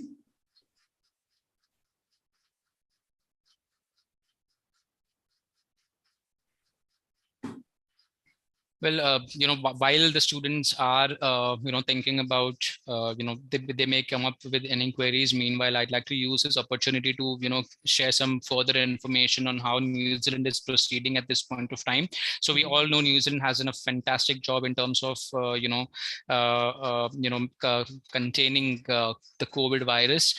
Currently, the borders are still closed. However, New Zealand government recently made announcements on how they're going to open the borders in a phased manner. So now currently all the New Zealand institutes are working on allowing the students who fall under the cohort of 5,000 international students. So they'll be able to enter for the second semester, which starts in July and August. So that is the first step towards opening the economy and allowing the international students to enter the country. And as per the announcement from the New Zealand government, the borders will fully open from the month of October 2022, which means all the students, regardless of where they'd like to study, they'll be able to enter New Zealand from October onwards. So that is the most recent news from the New Zealand, from New Zealand as a destination. So if there are any students who at any point of time are considering to study in New Zealand, I mean, this is how we are proceeding at this point of time. Sure. And I'll share your information to the students so they can directly contact if they want any information regarding University of Canterbury admission process and the other thing. And it was really an insightful session and it was very informative, and surely it would help students to make their decision and right choices. Thank you so much, Amit. Thank you so much for this opportunity once again. It was, a very well managed session, I have to say. Getting an opportunity of connecting directly to the students is something that we always cherish. I think I can't thank you enough for this opportunity. Thank you so much. And if there are any queries, there's a question, I think. So I'm from a computer engineering background. Can I pursue a course in management? Yes, Roshan, yes, you can definitely pursue a management course. One of the courses that you could look at is Masters of Business. And the reason why I'm saying this is because it's a conversion master's. The only point that we look at is whether the student is able to meet the entry requirements or not. As long as they're able to do that, they can very well apply for these courses. And quickly, just allow me to share another link. This will help the students in terms of understanding the entry requirements that we have for all the courses that we offer at bachelor's level, postgraduate level, master's and PhD. So all they need to do is just click on the link, and this link has all the entry requirements that we have for different courses, starting from how many intakes do we have, and this is one of the area where we update all the information real time, whether the course is on offer for a particular intake or not, what are the entry requirements that we have in place, what exactly will they get to study, if they'd like to submit an application, what are the documents that they would need. So all the information in terms of the entry requirements and things that the admission team would look at while assessing an application is something that we have advertised on the website to maintain the transparency. So feel free to utilize this. And before, if we do not have any further questions and we wrap up for today, I'll quickly share my email ID on the chat window. In case if the students would like to reach out, please feel free to send me an email. Here you go. So I will just wait for another 10-15 seconds. If there are any questions that the students would like to ask, feel free to post them in the chat window. I'll be more than happy to answer them. If not, reach out to me at a later stage, and for today we could wrap up.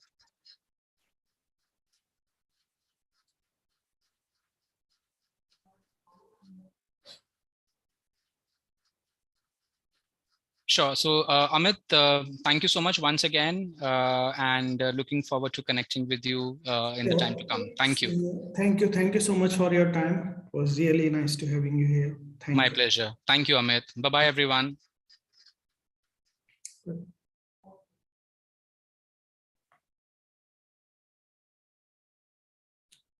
So students, we have another session in a row at 2 p.m. with the University of Webster.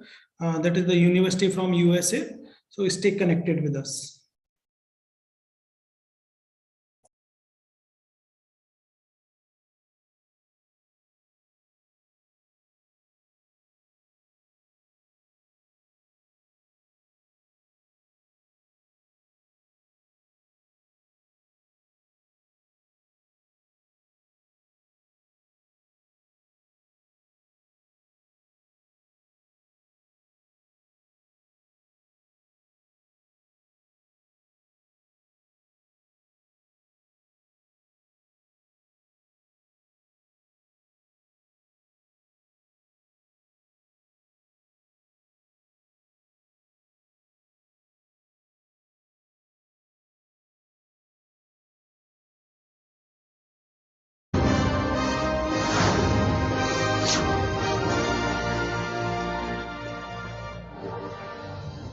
SRM University, Andhra Pradesh, Amaravati was born to offer a unique learning experience, to deliver cutting-edge education, to foster innovation, and to create the leaders of tomorrow. Sprawled over 200 acres, the university has been designed by the world-renowned architecture firm Perkins & Will.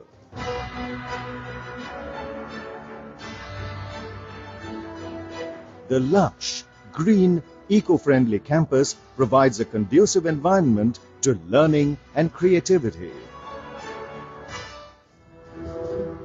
SRM University, Andhra Pradesh, Amaravati is a multi-stream research university with focus on diverse fields including engineering, medicine, liberal arts and management.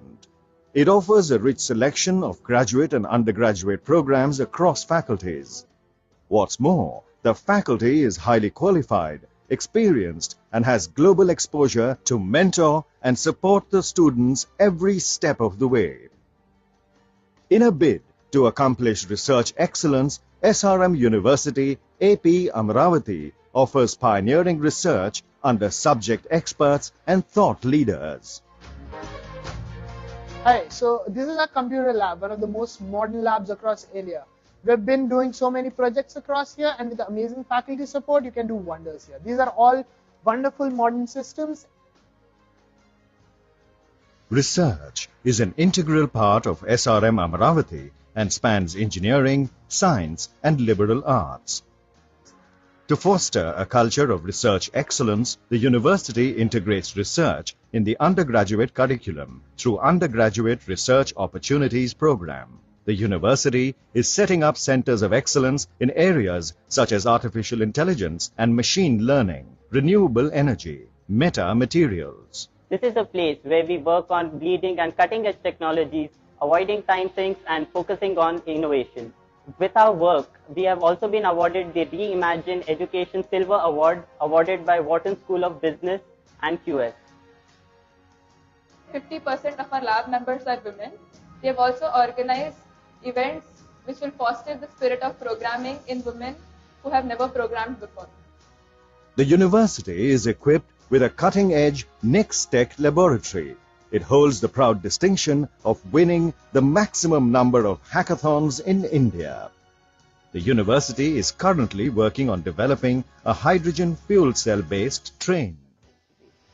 SRM Amaravati's board members comprises of leaders and industry from across the globe, ensures global exposure for its students by collaborating with some of the world's most eminent universities: MIT US, UC Berkeley College of Engineering, IIT Chicago, and EFREI, to name a few.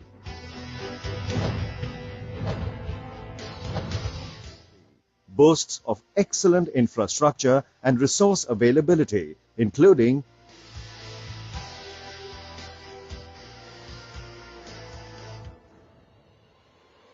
AC bus service, round-the-clock ambulance services, bank, ATM,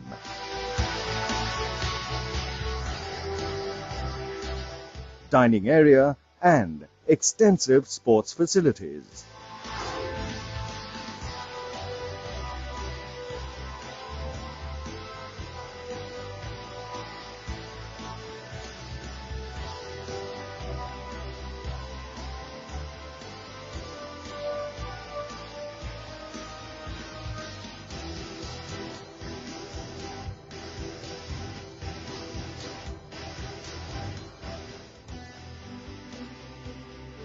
The hostel boasts of spacious, well-appointed rooms, common balconies,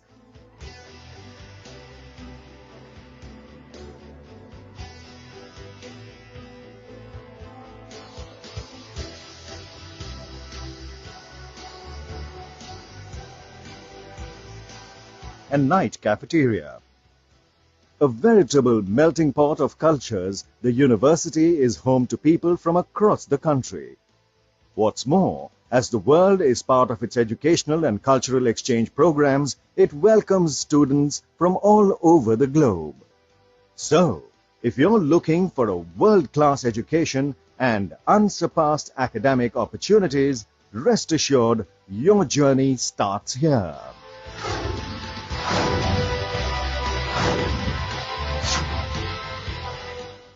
Exploring passions, transcending boundaries.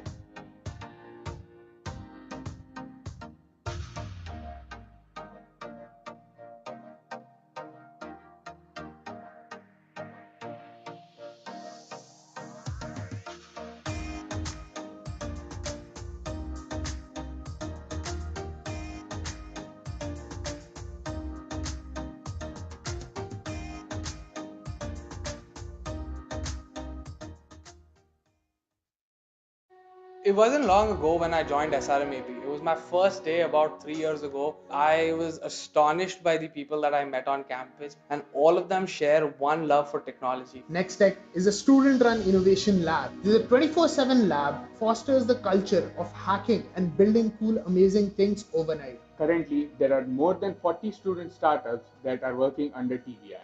SRMAP acts as a catalyst to your passion, be it entrepreneurship, higher studies, or placements. The first Indian private university to have a student startup with an angel investment of $120,000 in its maiden batch. SRM University AP, embark on the avenues of excellence. From successful entrepreneurs to excellent placements and higher education opportunities with scholarships across the globe, SRMAP provides a wide range of options for your career path. We create icons, not just graduates. I am Sriharsha. I am Rahul. Hi, this is Harini. I got an admit at New York University with a scholarship of $16,000. I got admitted to University of Michigan with a $26,000. I have got admission in University of Texas Arlington. Students offered to study at top universities in US, UK, Germany, France, and across the world. SRM University AP, embark on the avenues of excellence. Getting a job at PVP Japan, a strategic partner of Google Japan, was really a dream come true.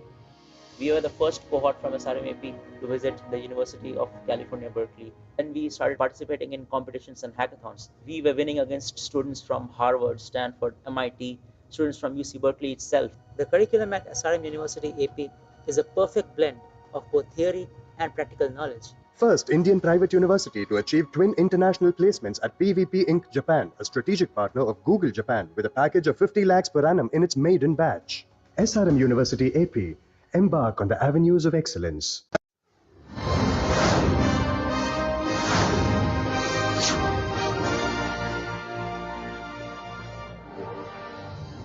SRM University, Andhra Pradesh, Amaravati was born to offer a unique learning experience, to deliver cutting-edge education, to foster innovation, and to create the leaders of tomorrow.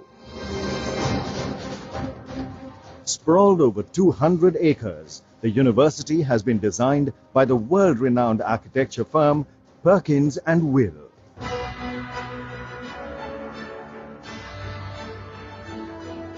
The lush, green, eco-friendly campus provides a conducive environment to learning and creativity. SRM University, Andhra Pradesh, Amaravati is a multi-stream research university with focus on diverse fields including engineering, medicine, liberal arts and management. It offers a rich selection of graduate and undergraduate programs across faculties. What's more, the faculty is highly qualified, experienced, and has global exposure to mentor and support the students every step of the way. In a bid to accomplish research excellence, SRM University, AP Amaravati offers pioneering research under subject experts and thought leaders. Hi, so this is our computer lab, one of the most modern labs across India. We've been doing so many projects across here, and with the amazing faculty support, you can do wonders here. These are all wonderful modern systems. Research is an integral part of SRM Amaravati and spans engineering, science, and liberal arts.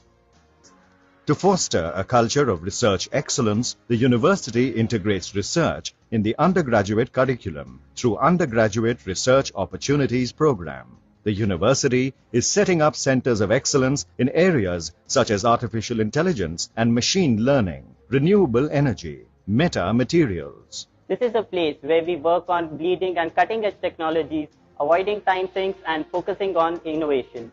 With our work, we have also been awarded the Reimagine Education Silver Award awarded by Wharton School of Business and QS. 50% of our lab members are women. They have also organized events which will foster the spirit of programming in women who have never programmed before. The university is equipped with a cutting-edge NextTech laboratory. It holds the proud distinction of winning the maximum number of hackathons in India. The university is currently working on developing a hydrogen fuel cell-based train. SRM Amaravati's board members comprises of leaders and industry from across the globe, ensures global exposure for its students by collaborating with some of the world's most eminent universities, MIT US, UC Berkeley College of Engineering, IIT Chicago, and EFREI, to name a few.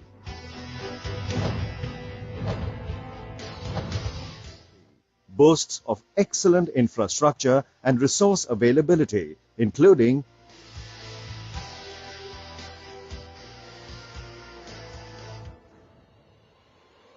AC bus service, round-the-clock ambulance services, bank, ATM,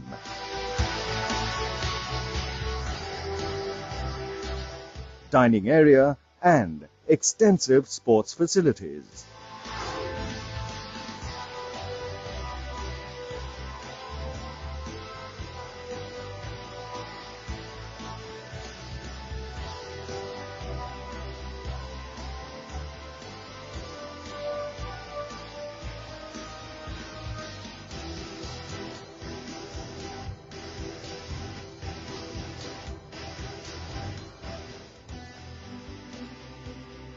The hostel boasts of spacious, well-appointed rooms, common balconies,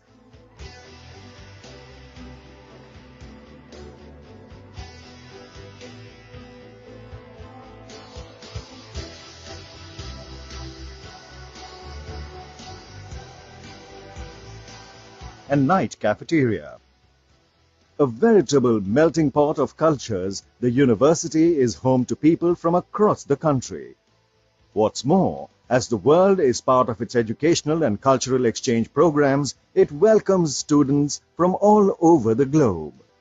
So, if you're looking for a world-class education and unsurpassed academic opportunities, rest assured your journey starts here.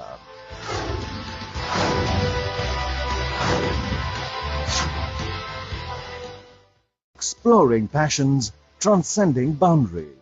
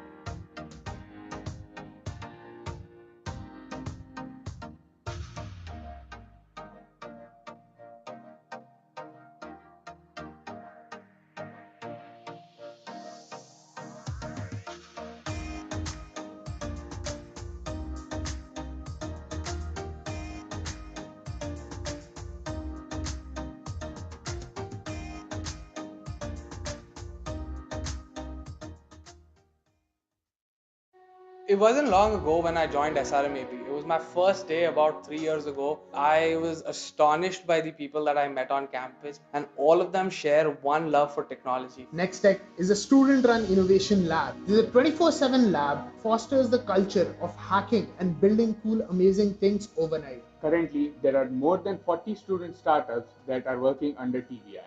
SRMAP acts as a catalyst to your passion, be it entrepreneurship, higher studies, or placements. The first Indian private university to have a student startup with an angel investment of $120,000 in its maiden batch. SRM University AP, embark on the avenues of excellence. From successful entrepreneurs to excellent placements and higher education opportunities with scholarships across the globe, SRM-AP provides a wide range of options for your career path. We create icons, not just graduates. I am Sriharsha. I am Rahul. Hi, this is Harini. I got an admitted New York University with a scholarship of $16,000. I got admitted to University of Michigan with a $26,000. I have got admission in University of Texas Arlington. Students offered to study at top universities in US, UK, Germany, France, and across the world. SRM University AP, embark on the avenues of excellence.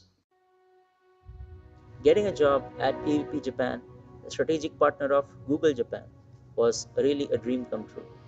We were the first cohort from SRM-AP to visit the University of California, Berkeley. When we started participating in competitions and hackathons, we were winning against students from Harvard, Stanford, MIT, students from UC Berkeley itself. The curriculum at SRM University AP is a perfect blend of both theory and practical knowledge. First Indian private university to achieve twin international placements at PVP Inc. Japan, a strategic partner of Google Japan, with a package of 50 lakhs per annum in its maiden batch. SRM University AP, embark on the avenues of excellence.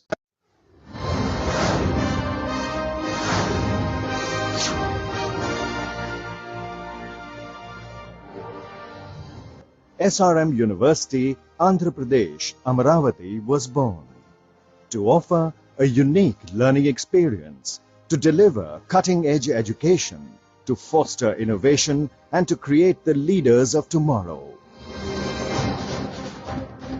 Sprawled over 200 acres, the university has been designed by the world-renowned architecture firm Perkins & Will.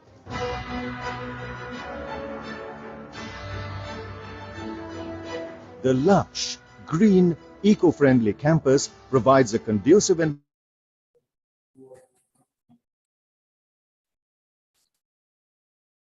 I think we have Mr. Deepraj here. Hello, Mr. Deepraj.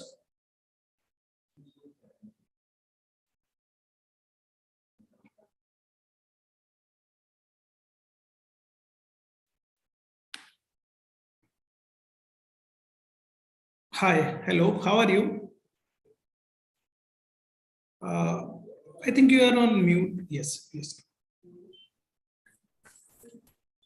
Is that all right? Yes, yes, it's audible. How are you?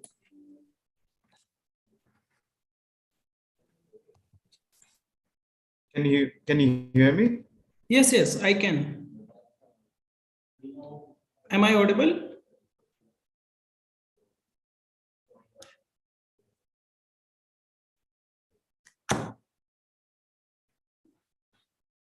Hello.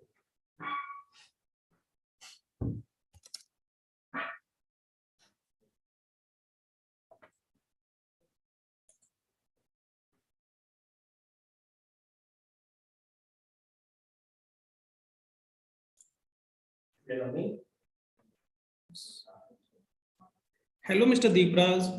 Am I audible?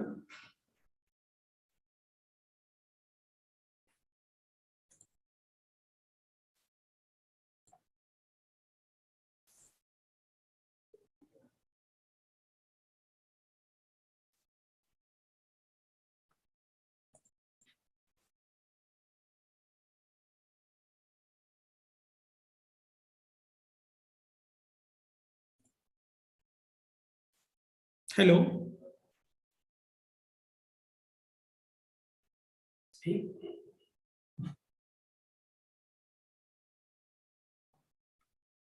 Hello.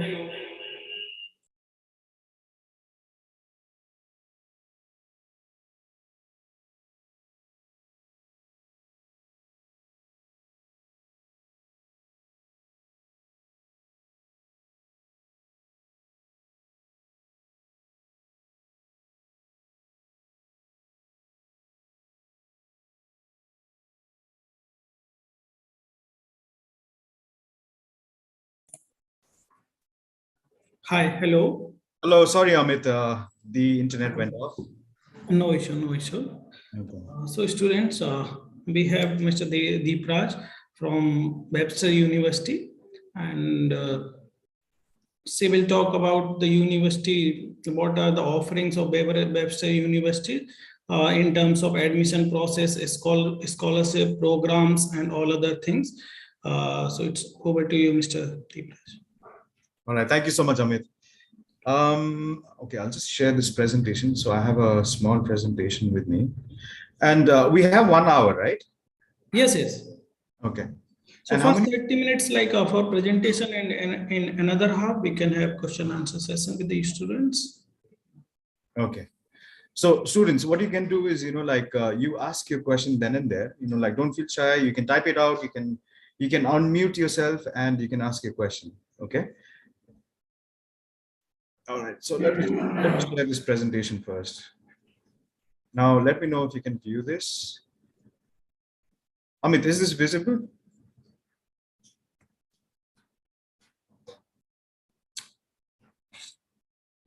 Hello, Amit? Yes, yes, it's visible. Okay. All right. So hi, students and team from SRM University. So my name is Deepraj, and I represent Webster University in India. All right.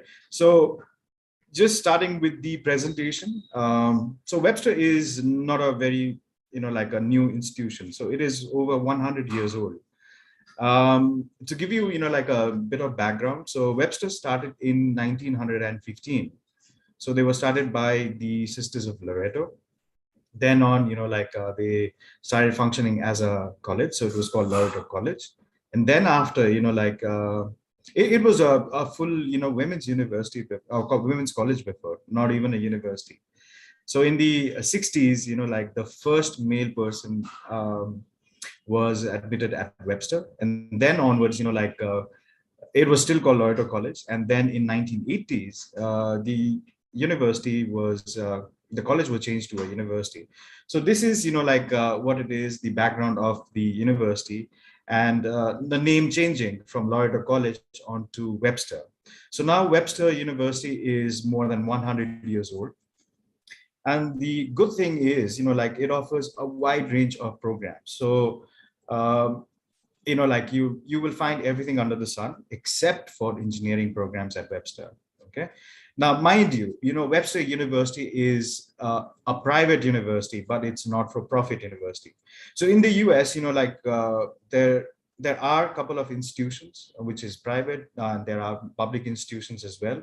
And in India, there is a myth that, joining a private institution may not be that a good choice. They should rather choose a public institution. But I'll tell you, all the good colleges that are there in the US, the names that you have always heard of, they are all private colleges, but they are private, not-for-profit colleges. Okay. So MIT, Stanford, Harvard, these are all private, not-for-profit colleges and universities in the US.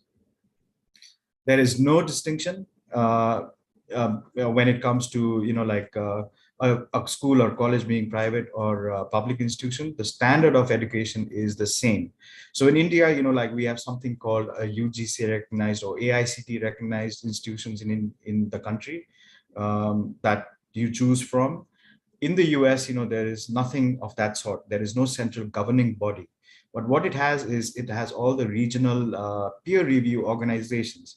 So private universities and public universities have to be at par when it comes to quality of education that they are providing to students. So they are reviewed not by a central committee, they are reviewed by other universities and colleges themselves. So they have to be at par. So there is no distinction between private or a public institution. Okay. All right. So when we talk about Webster University, the university has 2 colleges and 3 schools. So we have College of Arts and Sciences, School of Business and Technology, College of Fine Arts, School of Communication, and School of Education. And like I told you, the university does not have engineering programs. So apart from engineering, we have few, like STEM programs, and there are MBA programs and all of that, which I'll talk about, but no engineering.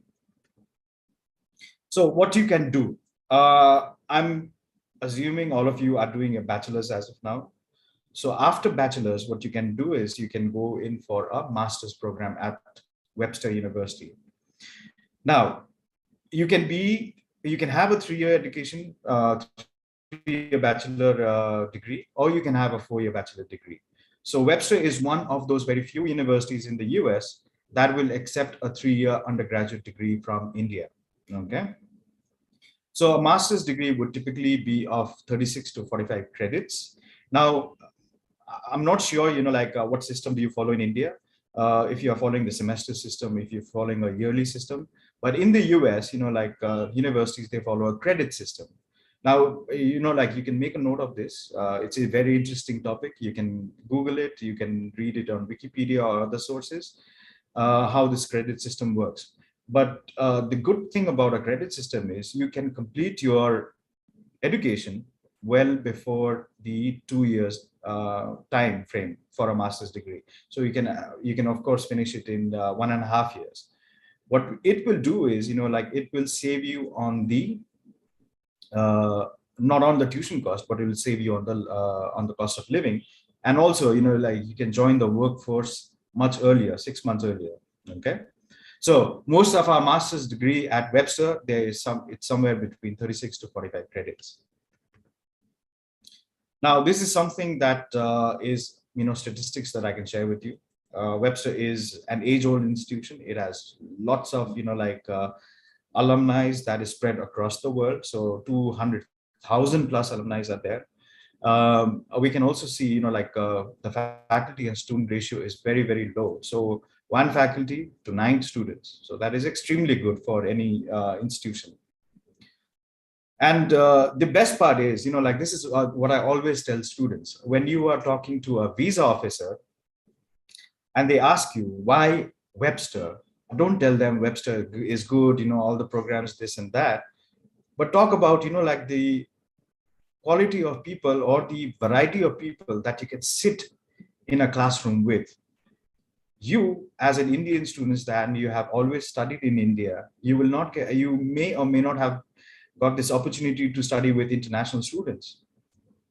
Even if you have, maybe they are from 10, 12 countries at the max.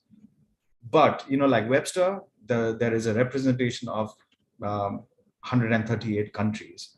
So you can be in a classroom, learn from, all these different students from all over the country, and also learn about their culture, the people, maybe about their country as well. So this is an amazing opportunity for students, who is looking for a study program abroad or looking to study abroad. So this is what you should be telling visa officers at the interview.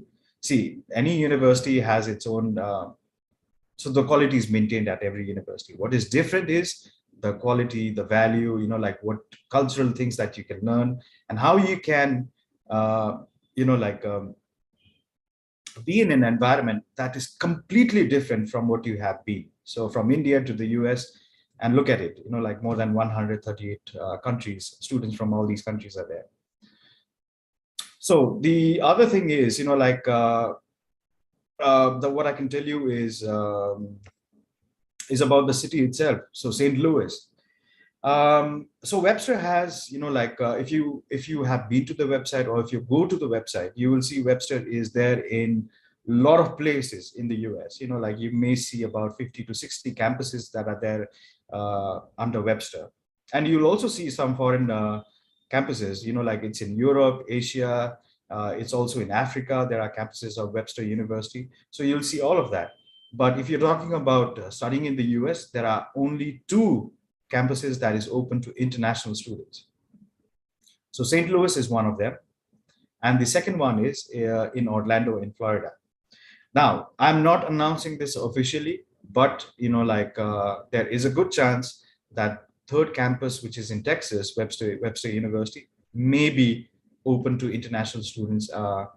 And I'll share this information with you in a couple of days. Okay, or you can check the website out itself. So, so we have 2 as of now. 3rd is on the way, and that information will be out soon. That you can choose from. So one is St. Louis, and if I tell you about St. Louis, so St. Louis, you can imagine it to be like Bangalore. So 30 years ago, 40 years ago, it was just a simple town, right?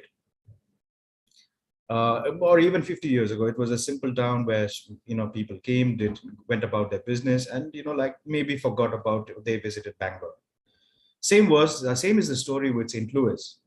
Okay, now it's a very old city. You know, it was founded in 1764 by the French.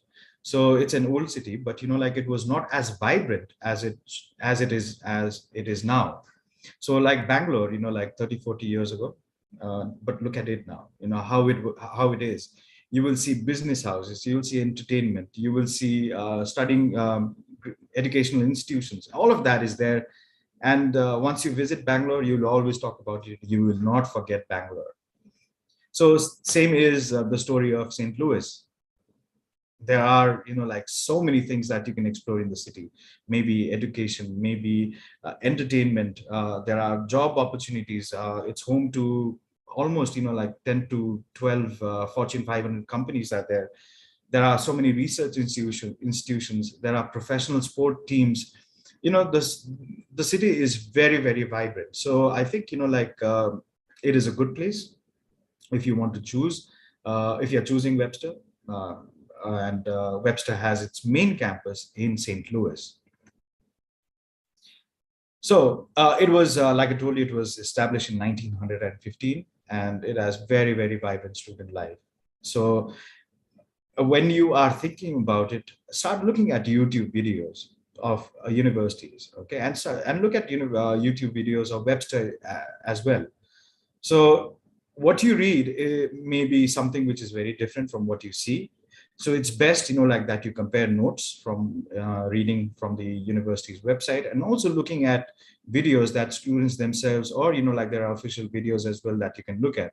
So have a look at YouTube when we are deciding about, you know, which institution that is good for you. Okay, so the next is in Orlando, in Florida. So that is the second campus that you can look at. Now, this campus I'm fond of is because, you know, like if you're coming to Webster for STEM programs, so we have 3 STEM programs at Webster. One is IT management, the second one is cybersecurity, and the third one is data analytics. Now, if you're coming in for STEM programs, I would say Orlando could be a very, very good choice. Simply because, you know, like the state of Florida is fast becoming a high-tech capital. So it's trying to compete with California. Okay. Now it has already, you know, like a good presence. There is a high-tech corridor, which is Orlando, Tampa. You know, that region is the high-tech, you know, high-tech center of the state of Florida. So all these things are happening over there. There are business houses, banking institutions, healthcare. All these things are moving towards Florida now, simply because, you know, like the state of Florida is attracting these institutions or these companies to its state by giving them tax benefits. So, and even, you know, like people, if you are living and earning in the state of Florida, you don't pay tax. So that is why, you know, like the state of Florida is fast becoming, you know, a high-tech capital or a business capital unit. And, you know, like you may find plenty of opportunities if you're going for all these STEM programs at the university. So your choice would be, if you're going for STEM programs, number 1, Orlando would be your choice, according to my recommendation. And number 2 would be St. Louis. Okay. So as we discussed, you know, like we have more than 100 academic programs, and these are all the colleges and schools that you can be part of. Now, what you can study at Webster University. So St. Louis, Missouri has these programs. So biomedical sciences, cybersecurity is very popular. Data analytics is very popular for students from India. You can also look at, you know, human resources management. You can look at MBA programs. You can look at information technology management programs, MHA programs, Master of Health Administration, so, and MBA programs. So these are a few of the very, very popular programs that we have had applications from in India, as well as people enrolling from India. Okay, so these are all there. You can have a look. What I want you to also do is, you know, like take a screenshot as we go along. You know, whatever things you feel is important to you, you should remember, take a screenshot of that. Okay. Now in Orlando, Florida, we have these programs. So cybersecurity, I told you, is a STEM designated program. IT management is also a STEM designated program. And if you see the other programs, these are non-STEM designated. Okay. So if you're going for cybersecurity, if you're going for information technology management, I would say don't choose Orlando over St. Louis. St. Louis is not bad, like I told you, it's like Bangalore. But opportunities for STEM programs in cybersecurity and IT management, especially in cybersecurity, is probably more in Orlando. Okay. And of course, we have data analytics at St. Louis. So these are the STEM programs that you should look out. Okay, why choose Webster University? So this is a very interesting question. There are over 4,500 universities in the US, and coming to, a couple to apply, maybe 5 or 8 universities to apply to, is a very difficult task. And also enrolling into one university out of those 4,500 universities, that's again a huge task. So I can help you with certain things. You can look at rankings. Okay, so rankings, use it as an indicator, but not as a definitive source for deciding where you should be applying. There are so many other factors that you should also consider. Cost is one thing that you should consider. Weather is another thing that you should also consider. Many people, I especially don't like living in cold places. So I like sunny, warm areas. So I like the south of US better than the north of US. So that could be one choice. You should also be looking at your budget very, very definitively. There are universities in the US that can go up to $70,000 per year. So be mindful, how big is your pocket or how small is your pocket? When I talk to students about Webster University, it's a value proposition. The cost of tuition is not much, as you will see. You can do your cybersecurity or 36 credit program in $25,000. The entire program. So 36 credits will cost you only 25,000 some and change in dollar money. Okay, so this is the value proposition that I can put forth. We are also not badly ranked. We are in the top tier in the US. There are so many rankings that has been given, but I would say use them as an indicator, not as a very definitive choice. Okay, so these are all rankings. The other thing that you should, as a student, should be very, very much aware of is the accreditation. Like I told you, there is no central governing body in the US when it comes to education. So there are all these peer reviewing organizations. So Webster is being reviewed by the Higher Learning Commission, and it is always peer reviewed. So peer review means, Webster University is being reviewed by another university, and Webster University itself reviews other universities. So that is how, all these accreditation and ranking happens. So when you're looking at a university in the US, there are tons of choices, but always look for an accredited university. Just like you in India, you look at either UGC recognized or AICTE recognized institutions. Same way, like in the US, there are several, all these accrediting institutions. Look at that, if it has been accredited or not. We as an institution is accredited by Higher Learning Commission. And if you talk about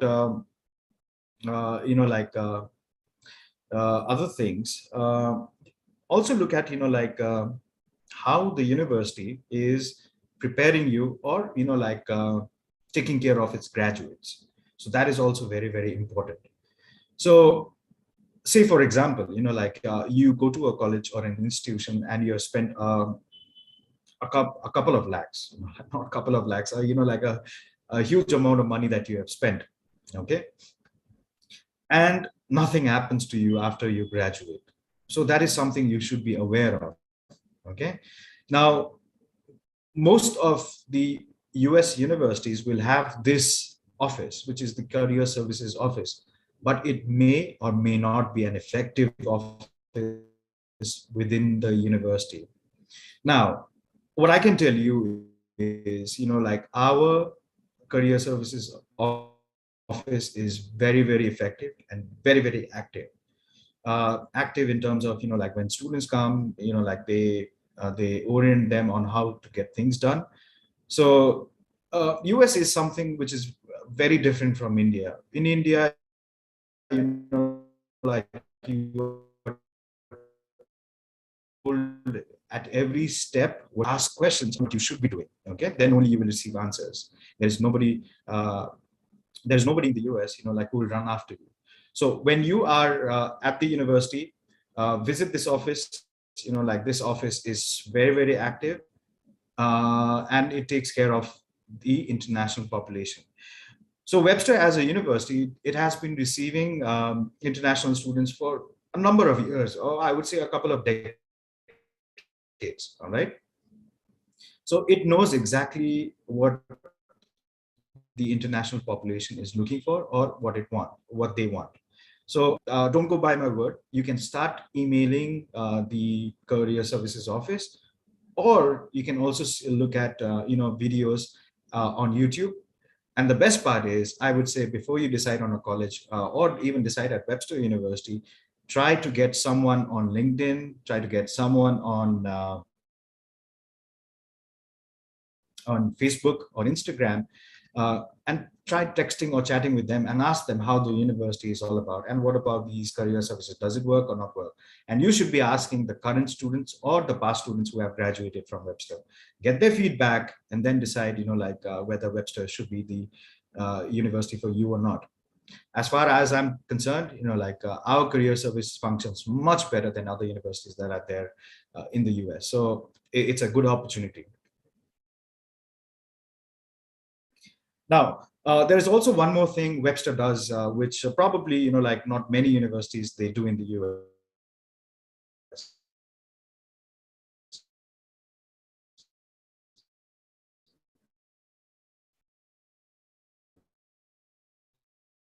So like I told you, Webster has several campuses to Europe for a semester. So, yeah, it's over. Your voice is breaking actually. You can.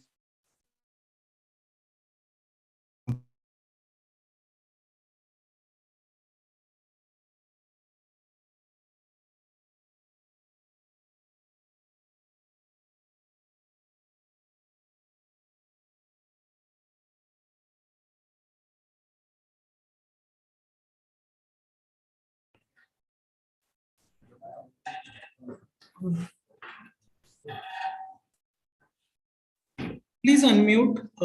Please. Okay. Yes, it's now. Okay, so where was I? Can you tell me where was I? Yes, here? yes. So I was telling students, they can study abroad, study at one of the locations Webster has. They can go in for a semester and come back to the US as well. And round trip is paid by. A ticket is paid by Webster University to these locations. So we have locations in Europe, we have locations in Asia and in Africa. Okay, so the details you can check the Webster University's website, and it will give you the locations where our campuses global campuses are there in the world. Now, one more thing I want to tell you. When we're talking about, when India was thinking about globalization, when the Indian government was thinking about globalization and talking to its education institutions in India, they brought up Webster University as an effective model of globalization, of how universities in India can globalize around the world. Okay, so Webster University was one of those examples. So it was the Indian government who pointed out that Webster University's globalization model is one of the best that there is in the world. And it can be followed by the Indian institutions, like at the IIMs. They are thinking about going to other countries and establishing their campuses abroad. So it was brought up on a working paper by the Indian government, Ministry of Education. Okay, so I told you there are over 200,000 alums all over the world. Some of these are, people, they have achieved much. Some have done well for themselves. There are a few people who have not done well for themselves as well. But, when we look at people who have done well for themselves, one is Susilo Yudhoyono. He became the president of Indonesia. There was one person who is also a Nobel laureate, Grace Akumo. And of course, we have a lot of people in the holding higher offices, government offices, public offices in the US. One of them is General Lloyd Austin. Of course, we have a couple of people in the film and media as well, in the United Nations, as well as, some people and owning CEOs and of Fortune 500 companies and so on. Okay, so people have done well over the years, and they have moved to great places in their lives. But of course, US is all about networking. You'll have to remember that. Okay. All right, so this is the best part. Applying to Webster University, there is an application fee, so of $50. If you're applying to Webster University, you have to be mindful of that. When you're applying, we don't need much documents from you. There is no LOR, no SOP required, no GRE, no GMAT. Okay, so all of these things are waived off for students, international students who are applying to Webster University. All we need is an application form. We need a copy of your transcripts and degree certificates. We need your passport bio pages, and we need your certificate of finance. Okay, so take a screenshot of this, students. So this is it. We don't need more than this to decide whether you can come to Webster or not. Okay, English proficiency is also a mandatory document. So these are the ones that is required: TOEFL, IELTS, Duolingo, and PTE. Remember, there is no English language waiver at Webster. It has never been there, will never be there. Okay, you will have to submit one of these test scores. So there are a lot of choices. Most popular one and the cheapest one is Duolingo, that students are appearing for. I think Duolingo is for $50, and we accept Duolingo, which is 110 minimum score. Okay. Now, have a first-class degree. Don't worry about backlogs. We will accept n number of backlogs. But if you have a second-class degree, then the maximum allowable backlog is only 14. So you cannot have more than 14 backlogs, otherwise you'll be rejected. Third class, if you have graduated in third class, you should not be having any backlogs. Okay. All right, so there are a few programs, one or two programs which are called specialty programs. Their application requirement is a little more, like we will require an LOR, we'll require an SOP and a CV for these programs. But there are a majority of programs that will not require any more documents than what you're submitting, than the ones I told you before. Okay. Now, how the process is: you submit an application along with your English language test score, and the university reviews it, gives you an offer in probably 7 to 10 working days. Okay. So after you receive an academic admit, you will have to submit your financial documents. Once the document is reviewed, you will be given an I-20. Now, there are so many things that are happening, which was not expected. A lot of fake documents have been provided to Webster University. There is a system in place that will catch all these financial documents which are fake. So once these are caught, university will ask you to submit, will ask you to revise your documents. But it is only one, warning that is given by the university. When if it is a case that we receive, fraudulent documents once again, then your admission will be cancelled. Okay. So once you get an I-20, then you go for your visa. Once the visa is done, then only you pay your tuition deposit. Okay. Nothing before that. So even when you are applying for an I-20, we don't have a I-20 deposit, so we don't charge you anything. And tuition deposit is only asked from you after you get your visa. Okay. So nothing before that. All right, so the best part about applying to graduate programs is that it has 5 intakes during a year. We just ended our summer intake, and now the intake that you can apply to is either fall 1 or fall 2. Okay, so fall 1 classes begin in August, and fall 2 classes begin in October. So there are 5 intakes: so fall 1, fall 2, summer 1, spring 1, spring 2, and summer. Okay, we are done for summer. We are done for spring 1 and spring 2. You can only apply for either fall 1 or fall 2, and be mindful of the deadlines. Okay, cost-wise, like I told you, it's very, very attractive. So the 2 campuses, they are priced at $700 per credit. So this is what you're paying to the university. So if you're choosing so most of our graduate programs are 36 credit programs. So the cost would be somewhere around $25,000 for completing the program at Webster University. A very, very value proposition at a very good university, very popular university in India. So that's your choice. All right. Now, on top of that $25,000 that you're paying to the university, on top of that, you will get this scholarship. So guaranteed 15% scholarship to every student who enrolls at the university or who gets admitted at the university. So you don't even pay $25,000. You'll pay 15% lesser of that $25,000.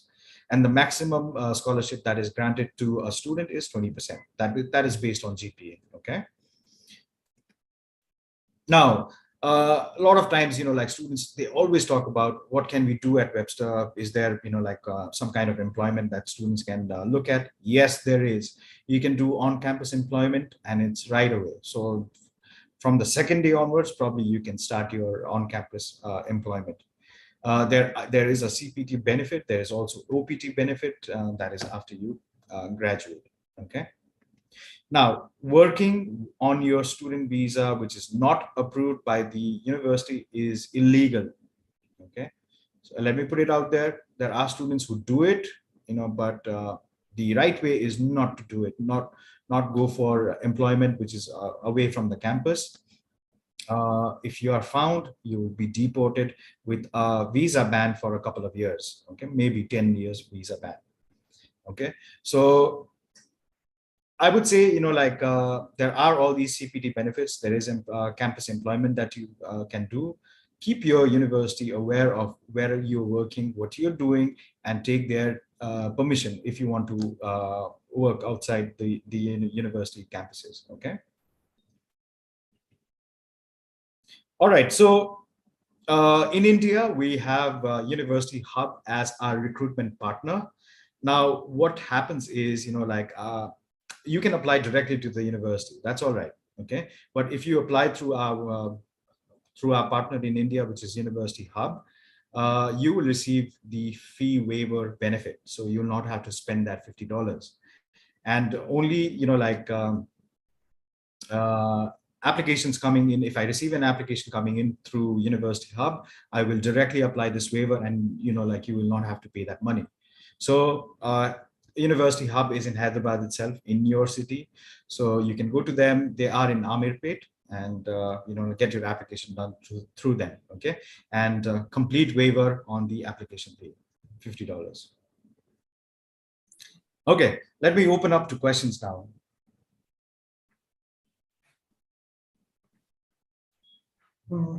Student, do you have any questions? What you can do is, you can use the chat function, Q&A. Yes. You can just get your questions over there, or you can just unmute yourself and ask your question.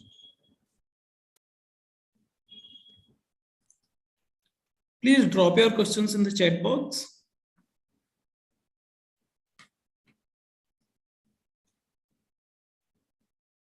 So computer science major. No, we don't have computer science at the master's level. Okay.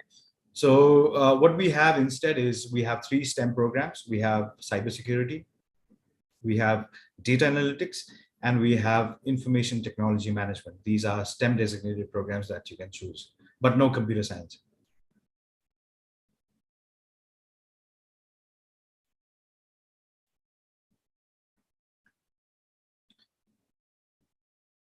Any other question?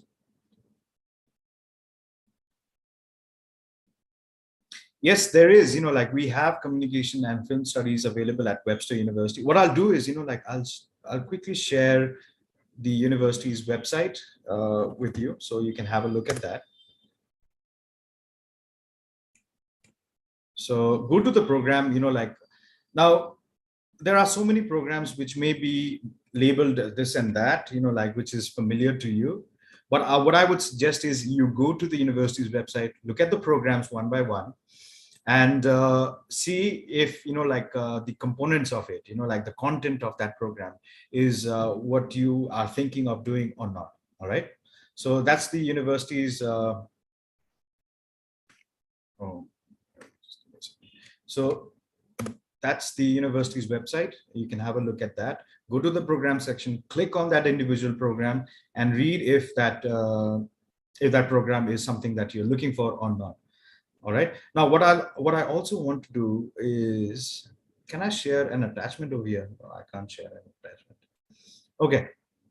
Anyway, so what you can do is, you can write to University Hub. I'll just share their email addresses over here. And what they can share with you is a list of programs and a brochure with you. And I'm also sharing a phone number. So get in touch with these guys and they will help you out with your application. They will also help you out with information on Webster University and the programs that is available. Okay. And they will also guide you into what you can do, what you can accomplish at the university or in the US as well. So Shravan is one, Himaja is the other one, is the other contact for you. And there's a phone number listed as well. So you can get in touch with them as well. Okay, Cybernetics is only available at St. Louis campus, but MS Cybersecurity, you can either choose at Orlando or St. Louis.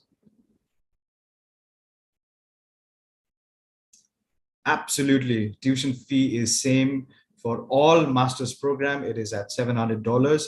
The only difference would be the credit number of credits required to graduate. So most of our programs are 36 credits, but it can go up to 45 credits as well.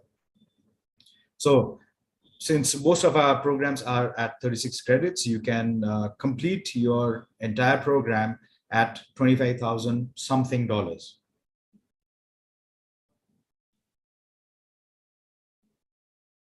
Okay, so let me just do a quick calculation. So hi, students, any other questions?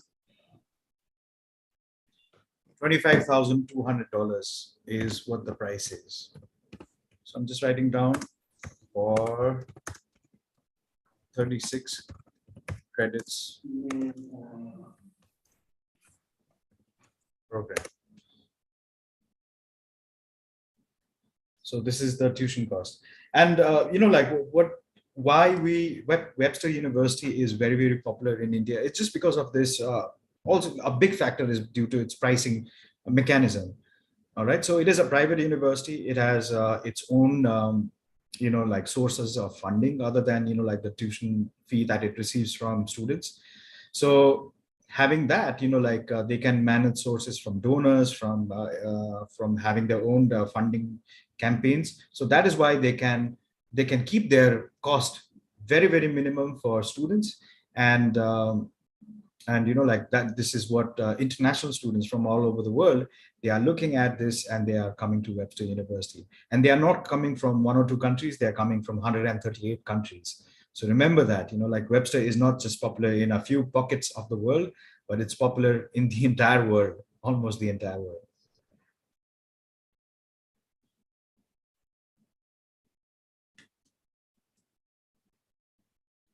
Okay, great question.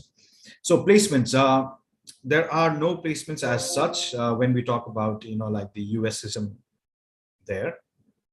But what it does have is, it organizes a couple of fairs where you can go and introduce yourself, share your CVs with potential employers. So these are fairs that are conducted in a couple of times during the year, and this is done by the Career Services Office, which I'm very proud of. Like the Career Services Office is one of the offices that has a very good functioning track record. So they do that, and there is also a statistics about 90+% students they are enrolled into OPT programs from Webster University. So that's a very good ranking when it comes to parameter, when it comes to talking about what the Career Services Office can prepare you, and also shape your career for your future. So per se, in India we have placements. In the US there are no placements, but there are job fairs that universities they organize, and you can be part of it. But our Career Services Office will prepare you for those interviews, for those interactions. So it's a robust system.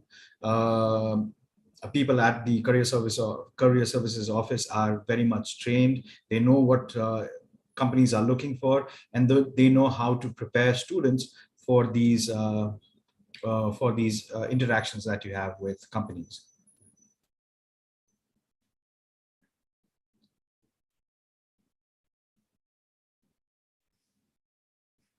Any other questions? So we still have a couple of more minutes left.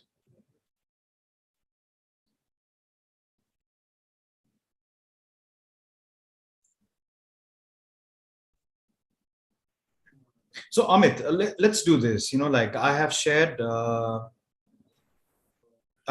University Hub's email address and phone number. So maybe you can also pass them along to the entire group of registered students, whoever had been registered for this program. Yes. Actually, we received overwhelming response for Webster University, but the students, I think, are in classes because the classes are going on. So that's why the less number of students join. But I'll share your contact details to the students, and they can directly contact to you in case of any information if they want. Yeah, sure. Maybe they can. So my team, University Hub, they are an amazing partner. They know, how to prepare students for the university, and also, they also know the right kind of documents to submit to the university so that there is no rejections as such. And of course, we have given them special right for a fee waiver, so they can help students with monetary as well by offering, a fee waiver. There is one question. What are the types of film studies available in Webster University? So what I've done is, I've shared the link. What I can do is academics, go to the college and School of Communication. So student, what you can do is look at this website, okay, web link. Now, what I don't want to do is, I don't want to give very, very specifics about a particular program. First of all, there are over 120 programs. I don't remember them all, right? Obviously. Second reason is, what you're looking for may not be found exactly at my answers. But what you can do, if you can just scroll about, look at the website yourself, so you can get more information by doing this. And this is exactly what the US is all about. They will give you resources, but they will not spoon feed you. Okay, so be trained right from day one, which begins here. So in the US, it's all about networking. People who network, who talk, they reach high places. People who do not, who stay back and wait for things to happen for them, nothing happens to them. So I would say, you may have heard from your seniors as well, how the US is. It's an amazing place. You can do wonders, and there is a huge gap in terms of number of jobs that are available and the number of people, who are that is required in the US. So there is a lot of huge gap. That is why, the US government is making all these policy changes when it comes to OPT benefit, CPT benefit, STEM programs, non-STEM programs. All of that are just, mechanisms for the US to attract students or people from rest of the world. So these are the mechanisms, all right? And you as a student should take advantage of it. Look at STEM designated programs, which will give you much more time for you in the US, for you to get a job, get an employer who will sponsor your H-1B visa. So all these things are there in the US. And as you may have heard, people they go a long way, but the ones who go a long way are the ones who are great at networking, who know their way around getting things done. Okay, so I would say, if you are that kind of person, US is the right kind of the right country for you, and Webster University will help you launch into that direction. Student exchange program, no, we don't. But I'm talking to Webster University to do some kind of a student exchange. At least Indian students can come and visit the university during probably the summer break or the winter break. So I'm working on that regard. So nothing as of now.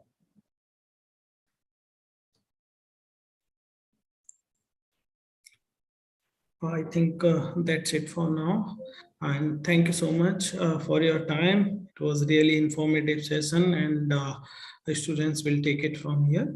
Really, all right. Thank you. Thank you so much, Amit. And students, if you have any further questions, please direct them all to University Hub and get your questions answered. Okay. If I can share their phone number and email once again, I'll do that right now. So Shravan and Himaja is your go-to person for Webster University. Okay. Well, thank you so much, students, and thank you, Amit. Thank you for this opportunity. Thank you. Thank you so much. All right. Take care. Bye-bye.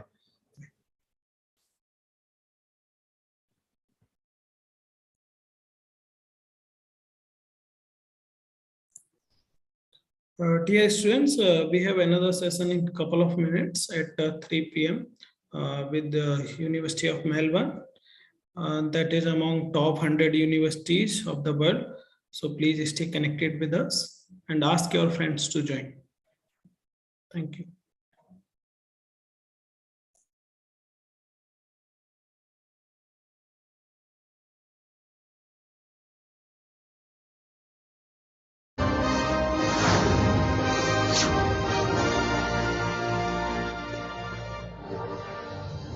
SRM University, Andhra Pradesh, Amaravati was born to offer a unique learning experience, to deliver cutting-edge education, to foster innovation, and to create the leaders of tomorrow. Sprawled over 200 acres, the university has been designed by the world-renowned architecture firm Perkins & Will.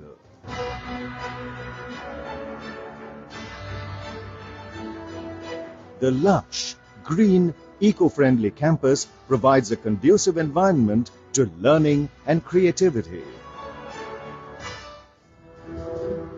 SRM University, Andhra Pradesh, Amaravati is a multi-stream research university with focus on diverse fields including engineering, medicine, liberal arts and management.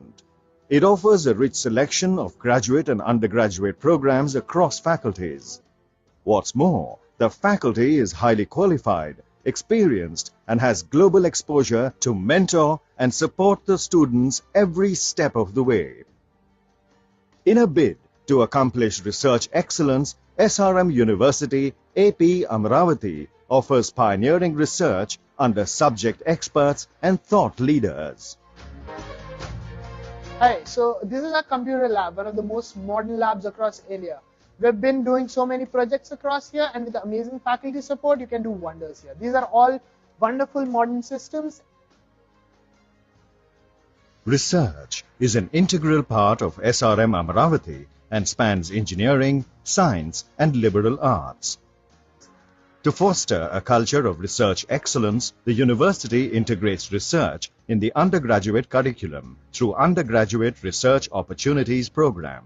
The university is setting up centers of excellence in areas such as artificial intelligence and machine learning, renewable energy, metamaterials, This is a place where we work on bleeding and cutting edge technologies, avoiding time sinks and focusing on innovation. With our work, we have also been awarded the Reimagine Education Silver Award awarded by Wharton School of Business and QS. 50% of our lab members are women. They have also organized events which will foster the spirit of programming in women who have never programmed before. The university is equipped with a cutting-edge Next-Tech laboratory. It holds the proud distinction of winning the maximum number of hackathons in India. The university is currently working on developing a hydrogen fuel cell-based train. SRM Amaravati's board members comprises of leaders and industry from across the globe, ensures global exposure for its students by collaborating with some of the world's most eminent universities, MIT US, UC Berkeley College of Engineering, IIT Chicago, and EFREI, to name a few.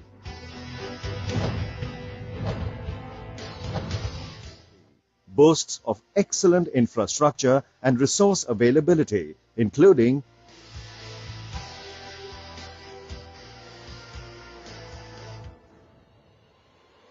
AC bus service, round-the-clock ambulance services, bank, ATM,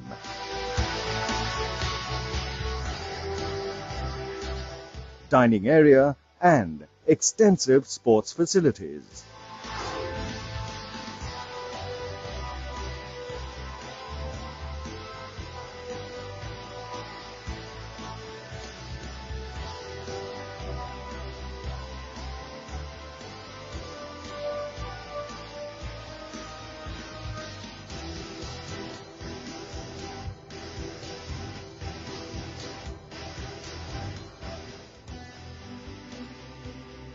The hostel boasts of spacious, well-appointed rooms, common balconies,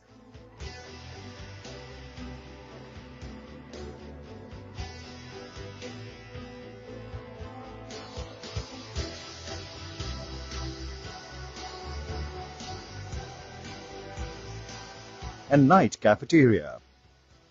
A veritable melting pot of cultures, the university is home to people from across the country. What's more, as the world is part of its educational and cultural exchange programs, it welcomes students from all over the globe. So, if you're looking for a world-class education and unsurpassed academic opportunities, rest assured your journey starts here.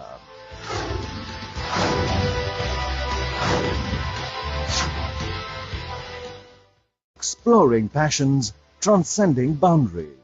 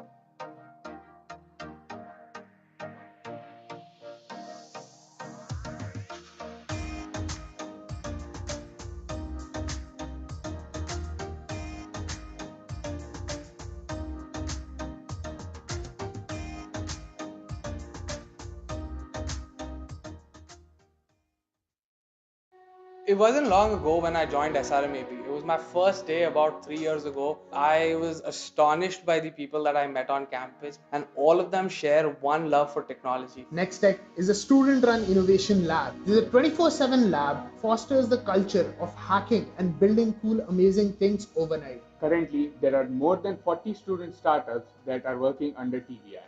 SRMAP acts as a catalyst to your passion, be it entrepreneurship, higher studies, or placements. The first Indian private university to have a student startup with an angel investment of $120,000 in its maiden batch. SRM University AP, embark on the avenues of excellence. From successful entrepreneurs to excellent placements and higher education opportunities with scholarships across the globe, SRMAP provides a wide range of options for your career path. We create icons, not just graduates. I am Sriharsha. I am Rahul. Hi, this is Harini. I got an admit at New York University with a scholarship of $16,000. I got admitted to University of Michigan with a $26,000. I have got admission in University of Texas Arlington. Students offered to study at top universities in US, UK, Germany, France, and across the world. SRM University AP, embark on the avenues of excellence. Getting a job at PVP Japan, a strategic partner of Google Japan, was really a dream come true. We were the first cohort from SRMAP to visit the University of California, Berkeley. When we started participating in competitions and hackathons, we were winning against students from Harvard, Stanford, MIT, students from UC Berkeley itself. The curriculum at SRM University AP is a perfect blend of both theory and practical knowledge. First Indian private university to achieve twin international placements at PVP Inc. Japan, a strategic partner of Google Japan, with a package of 50 lakhs per annum in its maiden batch. SRM University AP, embark on the avenues of excellence.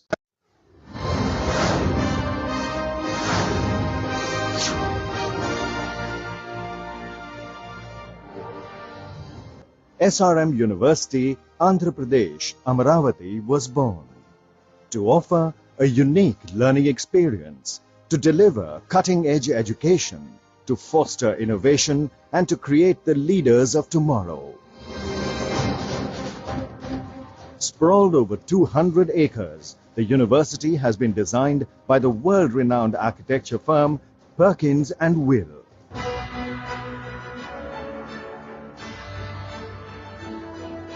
The lush, green, eco-friendly campus provides a conducive environment to learning and creativity.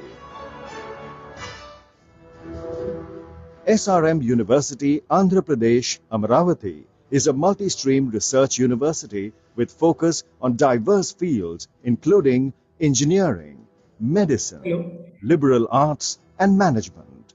It offers a rich selection of graduate and undergraduate programs across faculties. What's more, the faculty is highly qualified, experienced. Hello, Ritu.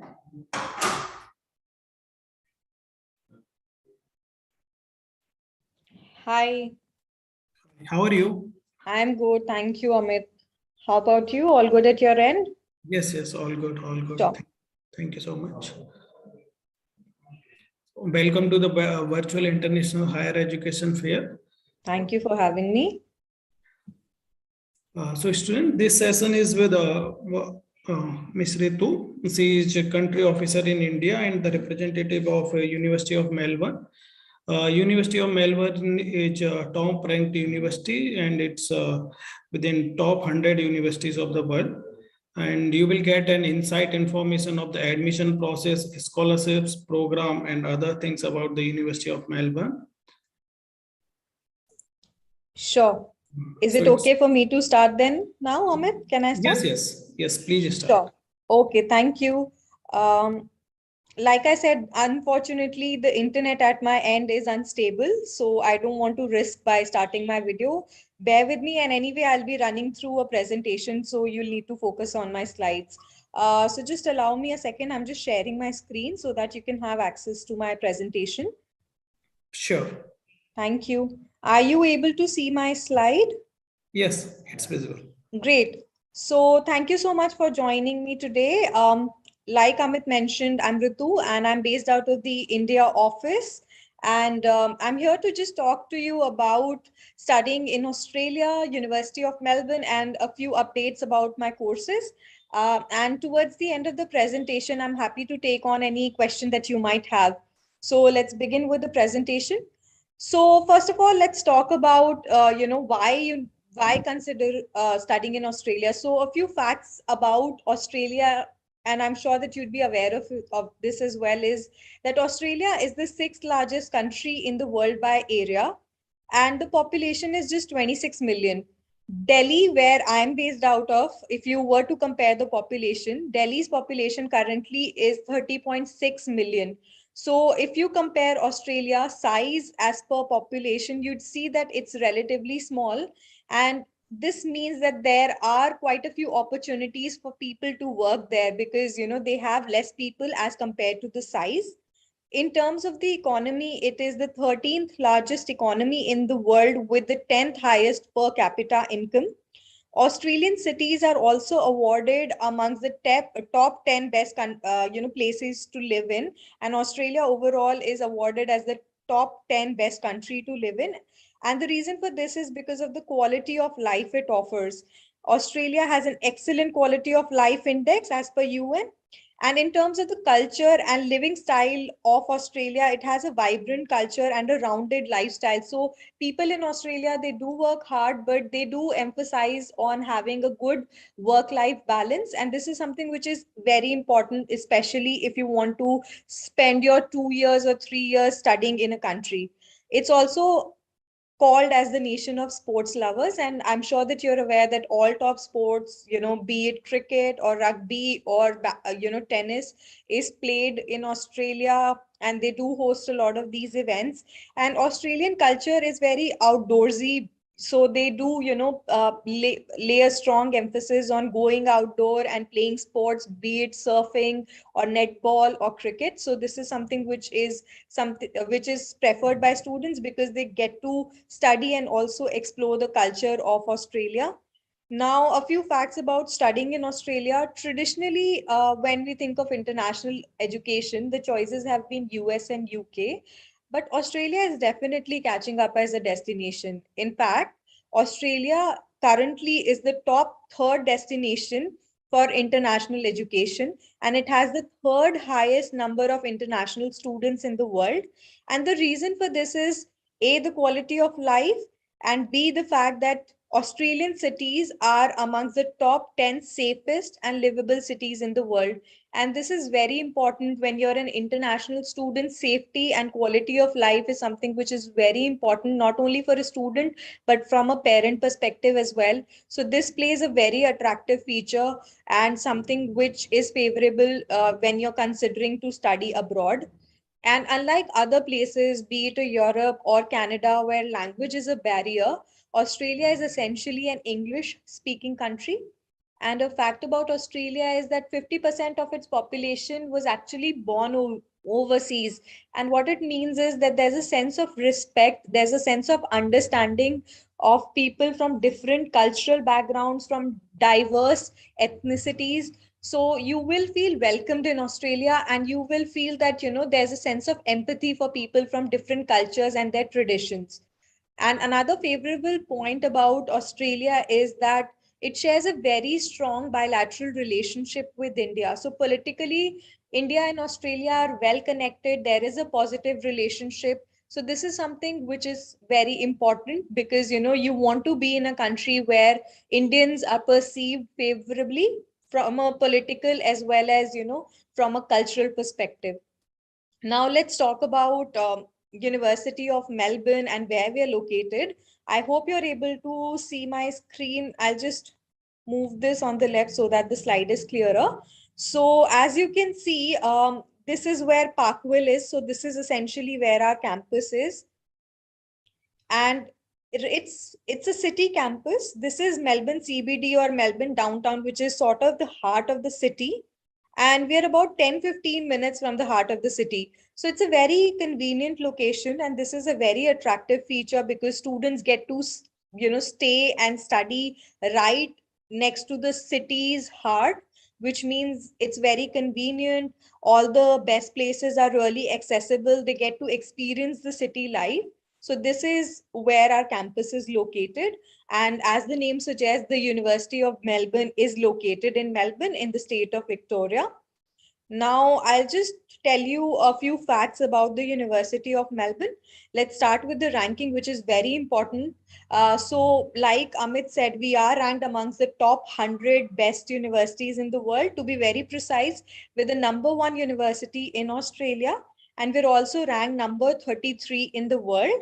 And from a graduate employability perspective, which means after completion of your program, the kind of outcomes you'll get, the kind of jobs you'll get, the kind of respect you'll get from employers, we're ranked number 8 in the world. So this is something which is very attractive, and this is something which is very important to note, the rankings, because when you're investing not only your money, but time and years in a university, ranking is something which you really need to pay attention to. Now, I'll just quickly run through a few other facts about University of Melbourne. We were founded in the year 1853. So University of Melbourne is a relatively old university. We get students from over 150 plus countries worldwide, out of which 44% of our student population is international students.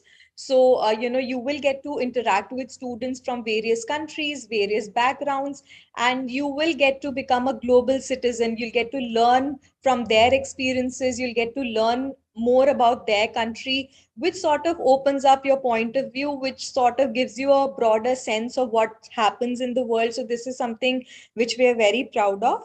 Talking about the student strength, we have 50,000 plus students currently that are studying with us. And 50% of these students are graduate students. We also have over 100 research centers and institutes, because Australian universities have a strong, very strong research focus. And University of Melbourne is also very focused on our research initiatives.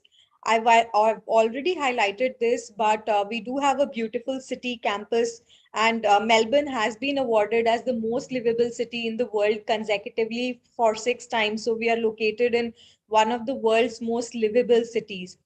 Talking a bit about the quality of students we produce, we've had 9 Nobel Prize winners that have graduated from University of Melbourne. So this sort of iterates the kind of quality of students we produce, quality of students that graduate from the University of Melbourne.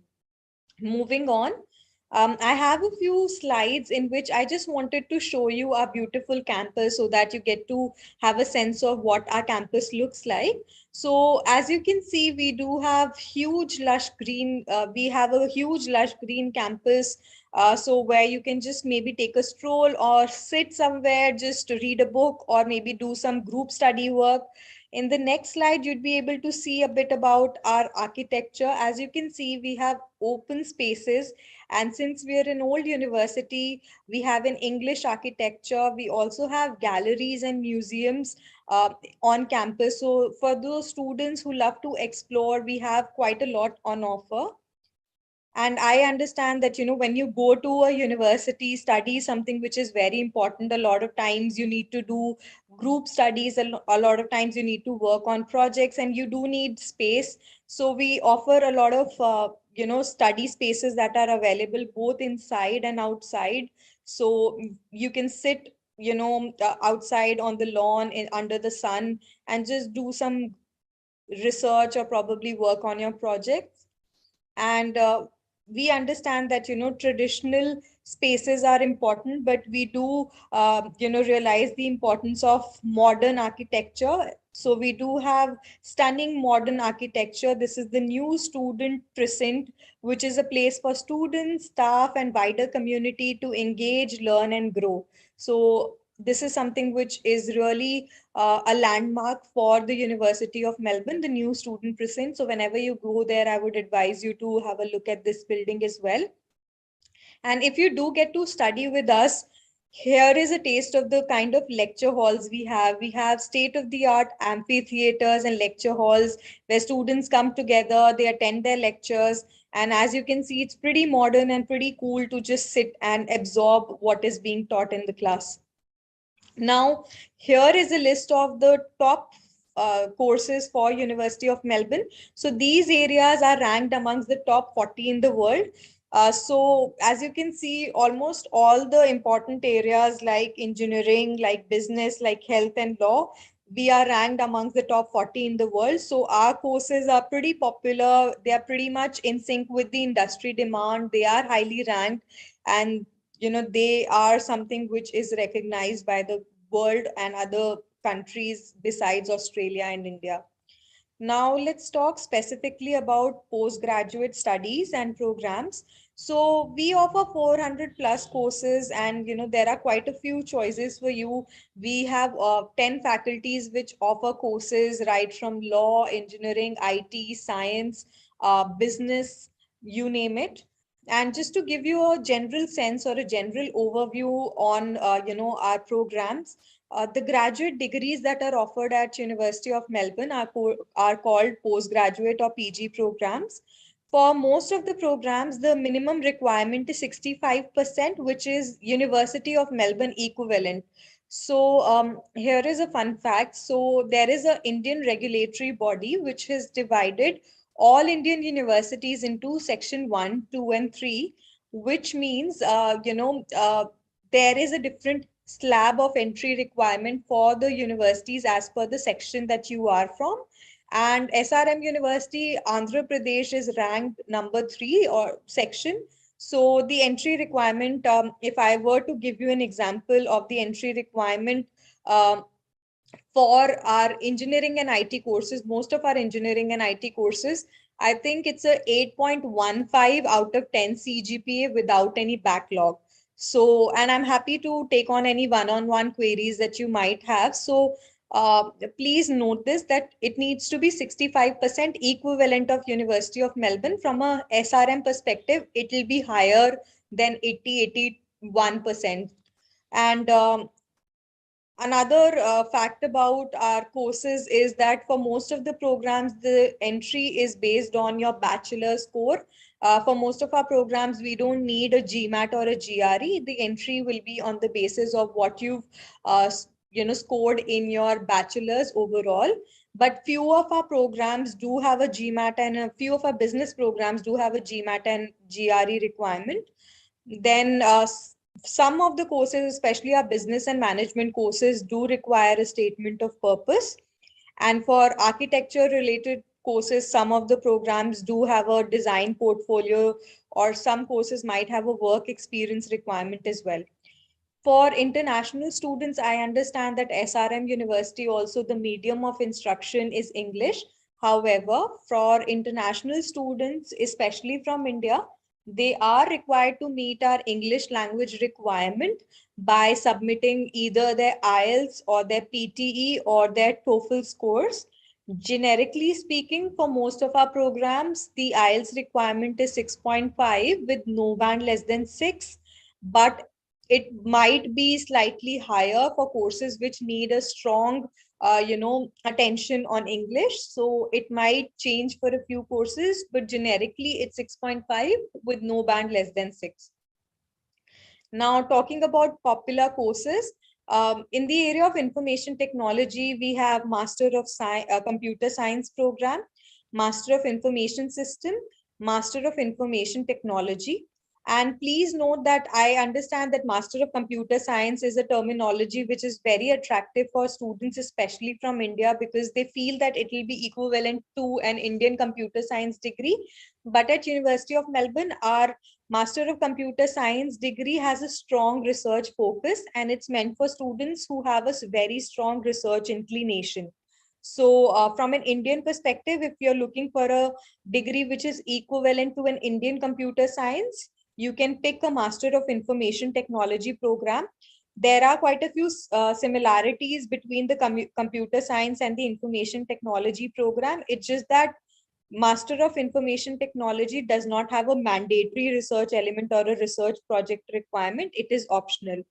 Then from engineering, we have, Master of Engineering, which with specializations in biomedical, biochemical, civil, electrical, environmental materials, mechanical with aerospace, mechatronics, software, spatial and structural. So as you can see, a lot of choices for you to consider. We also have with business option where we embed business elements into the degree as well, so that you can get an overview on business side of things as well. So these degrees are available in the area of biomedical, chemical, civil, electrical, mechanical, and software. We also have law degrees. We are ranked amongst the top 10 in the world for our law programs. So the degrees that we have in the area of law are Juris Doctor or JD and Master of Laws program. And under Master of Laws, we have 29 specializations that are on offer. Business and economics is really popular. We are in fact ranked amongst the top 26. We are ranked top 26 in the world for our business and management degrees and top 16 in the world for our finance and accounting programs. So for business and economics, we have MBA. So this is generally meant for people who have about 4 to 5 years of work experience. This program does have a mandatory GMAT or a GRE requirement, but we do have a Master of Management program, which is equivalent to an Indian MBA. And this program does not have a work experience requirement or a GMAT or a GRE requirement. Entry into this program is on the basis of your aggregate bachelor score and a statement of purpose. And under Master of Management, there are quite a few interesting suites that are offered through which you can specialize either in accounting and finance, HR, and marketing. We also have Master of International Business and Master of Finance. Then the other popular choices are veterinary and agricultural sciences, education. So these are the top courses. We also have courses in architecture, building and planning. So we have Master of Architecture and Master of Construction Management. We have Faculty of Science, which offers a course in data science, which is very popular. We have Master of Science with specialization in bioinformatics, biosciences, chemistry, and biotechnology, to name a few. We also have health-related courses through our Faculty of Medicine, Dentistry, and Health Sciences. We have a course in Public Health, Biomedical Science, Master of Nursing. And in this slide, we'll just share, because I understand, from an SRM perspective, I think most of you would be looking for engineering, IT, and business programs. So we have a few slides dedicated for that. So this is basically talking about the IT programs that we have on offer. Our information technology program is a 2-year full-time program which is offered at our Parkville campus. There are 2 intakes to this program. There's a start year intake, which is in February, and a mid-year intake, which is in July, which works best for the Indian students. And these are the specializations that are there on offer for information technology. You can either specialize in artificial intelligence, computing, cybersecurity, distributed computing, or human-computer interaction. There's also an option for you to do internship while you study, and you can do a live project, work with an industry mentor on a live project, or if you want, you can even do some research work if you have that inclination. Then under our Master of Software Engineering, again, you have the same specializations that are on offer. We also have Master of Computer Science. Like I said, it's meant for people who have a strong research inclination because it has a mandatory research project. Then we have Master of Information System, which is a mix of IT and business. So for those who want to get an overview on business and information technology side of things, you can consider that. Data science is very popular, but for data science, we only accept students who are from a computer science, data science, or statistics background. For students who are from other fields like mechanical, civil, electrical, etc., are required to do an additional graduate diploma for an entry into our data science program. Now, these are the engineering programs. So traditionally, if you go to the website, the duration of the program is 3 years. But for students who are from a similar background, they get credit for prior learning and the duration will be reduced to 2 or 2.5 years. So these are the specializations. We have biomedical engineering, we have chemical engineering, civil. If you want, you can take a picture of the slide so that you can maybe later shortlist the stream and the program that works best for you. These programs again are offered at our Parkville campus, and most of these programs again have 2 intakes. There's a start year intake and a mid-year intake in July. Now our business and management programs, like I said, we have a Master of Management program, which also offers specialized courses in Master of Management Accounting, Finance, Human Resource Management, Marketing, and Master of Accounting and Finance. And the duration of this program again is 2 years full-time, offered at our Parkville campus, 2 intakes again. If you just want to get an overview on all aspects of management, you can go for a generic Master of Management program. And we have international business and actuarial science as well. And a few facts about studying in Australia that you need to be mindful of, especially because you guys are graduate students and you will be looking to build a career at a later stage. So something to note about studying in Australia is the fact that if you choose a program which is at least 2 years in duration, it allows you post-study work right. So if you are planning to stay in Australia for some time and gain some practical work experience there, do look for a program which is at least 2 years in duration. And the post-study work right earlier used to be 2 years, but currently there has been some revision and it has been increased.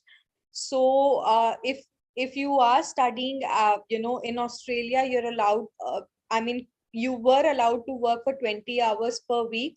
Currently, there's no limitation on the duration, but then that is subject to revision at a later stage. But you are allowed to work part-time, which means, you can earn while you study and you can support your cost of living by earning some bucks by working part-time. And Australia, in terms of the per hour wage, is amongst the highest in the world. It's 19.49 Australian dollars per hour. So this is something which is really attractive.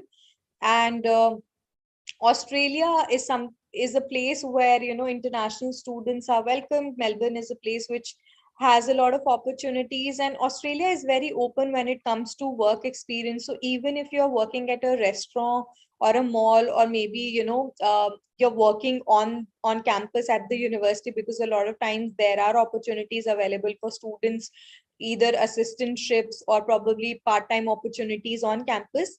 Be it any work experience, it's actually acknowledged by recruiters. They feel that through this experience you would have acquired certain skills, and from a later perspective, these do add value to your profile. So as an international student, we do encourage students to take up part-time opportunities so that they can support their cost of living and also add value to their CV. And in this slide, I've just captured how you can search for your degree and find the relevant course for you. So just go to study.unimelb.edu.au/find/enter, and it will take you to this tab where you can just type in the area of interest for you, or if you have a course in mind, just type in there and just click on search. It will show you, it will take you to the course page where you will be able to find this information. So I'm just going to quickly give you an overview on, what these tabs are all about and what information you can find where. So if you go on the course overview tab, you'll be able to find information like the duration of the program, the campus it's based on, and the intakes that are available for this program. So this information is available in the course overview tab. And if you explore further, you'll even be able to get a highlight of certain USPs of the program. What will I study tab will give you an overview on the structure of the program, the point structure, then how it's bifurcated. Then if you scroll towards the bottom of this page, you'll even be able to see the kind of subjects that are on offer and summary about what each subject is all about. So what will I study tab is very important for you to explore. This will help you in identifying the right course for you. Where will this take me tab usually lists the accreditations that are associated with the program. We also list the kind of career opportunities you can look at after completion of the program. Then the experience tab talks about the kind of opportunities that are available students while they study, like are there any internship opportunities, are there any work integrated learning opportunities, what additional opportunities are available to students along with this course. Then entry requirement will list a generic entry requirement criteria for a particular program. So the percentage, the subjects that are required, the English language requirement will all be listed in the entry requirements tab. Like I had mentioned earlier, for most of the programs, you'll see that we need a 65% equivalent of University of Melbourne. But you can always reach out either to the India office or through your agent. You can check with them whether you meet the requirement or not. So they'll do the grade conversion and confirm whether your scores at SRM University are meeting our requirement or not. Then the fees and scholarship tab will give you an overview on the fees for the program. I will be talking in detail about the scholarship, so I leave the scholarship information for now. Then we also have a how to apply tab, where there are steps which are mentioned for you to apply, help you with the application process. And also we are working with 6 agencies in India. These are all our partnered agencies. They don't charge anything from the students. They are well aware of University of Melbourne application process and guidelines. And they can help you at a later stage for visa application, or probably if you need to take any loan. So if you want, you can either apply directly or you can get in touch with the agency partner and apply through them. So this is just an overview on what information you'll be able to get on our website. And as you can see, it is pretty elaborate. Now talking about academic calendar at University of Melbourne. So we follow a semester system, and there are 2 intakes that are available for most of our programs. There's a start year intake, which is Feb and March, then it goes up till June.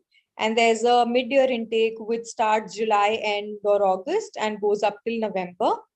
And there is no difference in terms of the quality of studies or faculties or facilities or the value of your degree for a start year or a mid-year intake. The reason we have these 2 windows is because for certain countries that, we get students from the start year intake works best because that's the time they wrap up their studies. And from an Indian perspective, the mid-year intake works best because that's the time when most of the students are finished with their examinations and have their results handy.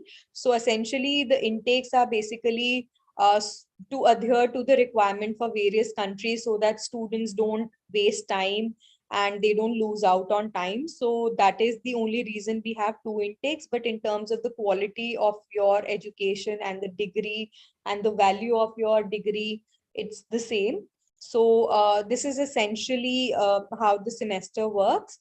So March till June is the start year intake. August to November is the mid-year intake.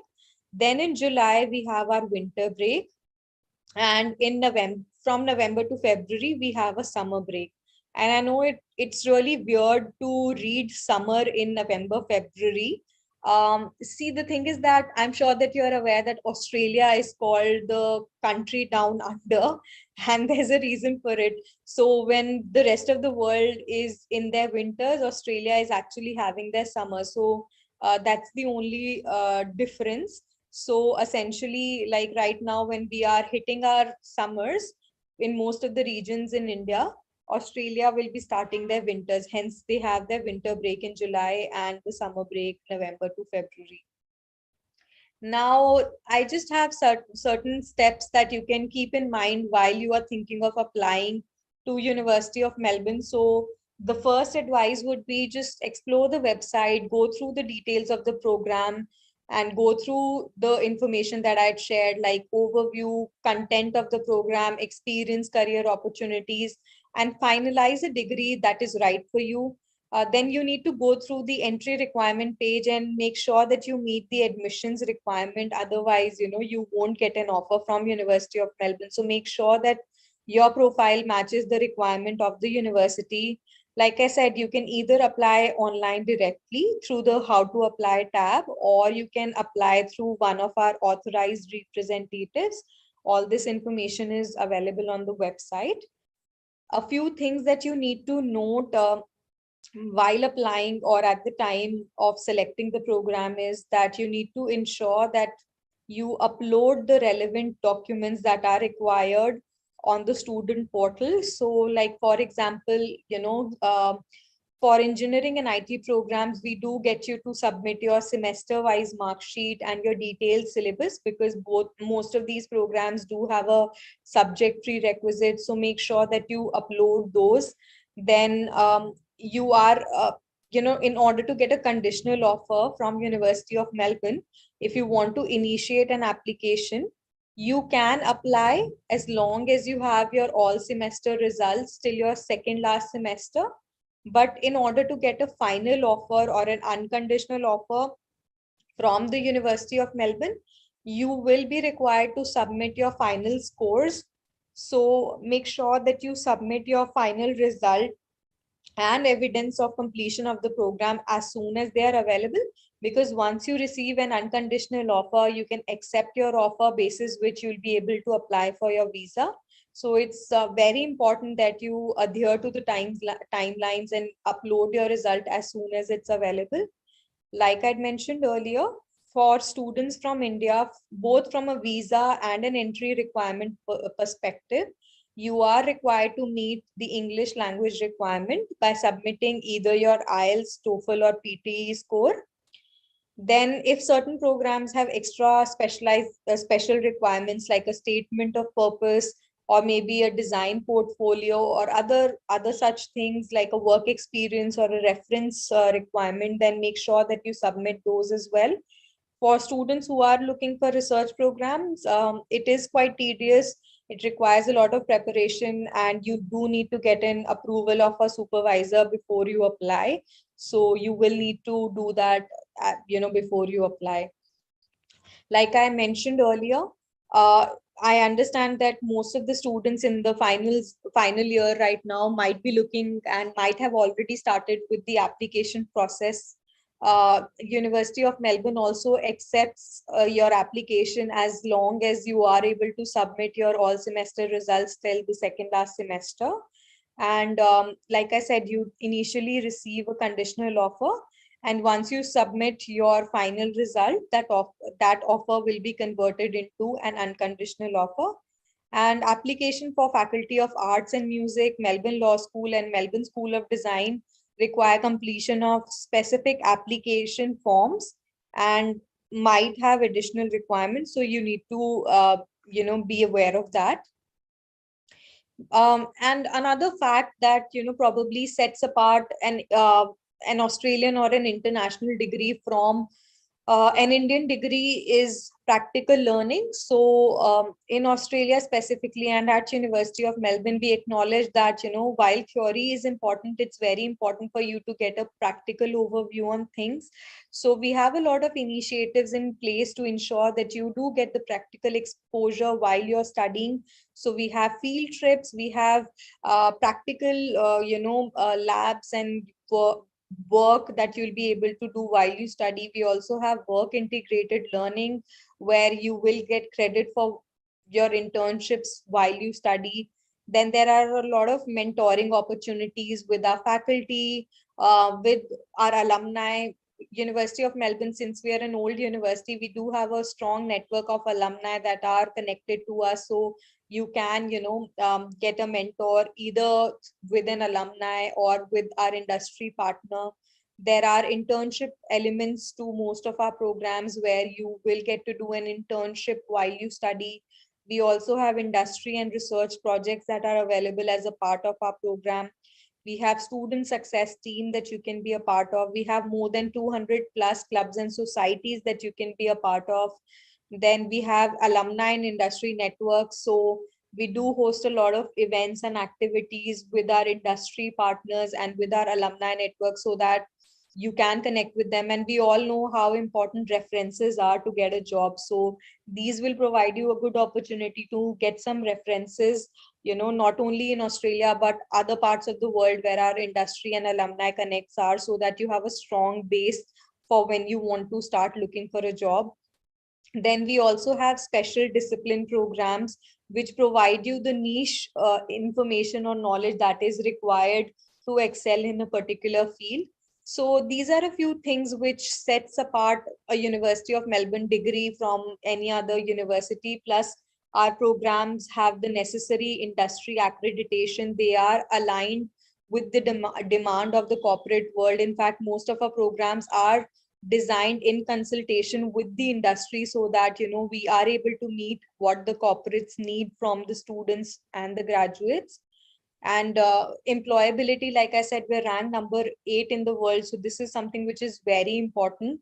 We lay a strong emphasis on employment support, so right from a career support division which will guide you on something as basic as how to prepare a CV or how to apply for a job or how to prepare for an interview. We also have an online portal on which we regularly upload internship opportunities, job opportunities that we get to know of through our network. So you can certainly apply for jobs through that portal. Then we also organize job fairs. It's not a norm in Australia, but the University of Melbourne, because we have strong industry connection, we organize job fairs on campus twice a year, where we call in our corporate connects and get them to interact with our students. And they get placement opportunities through those fairs.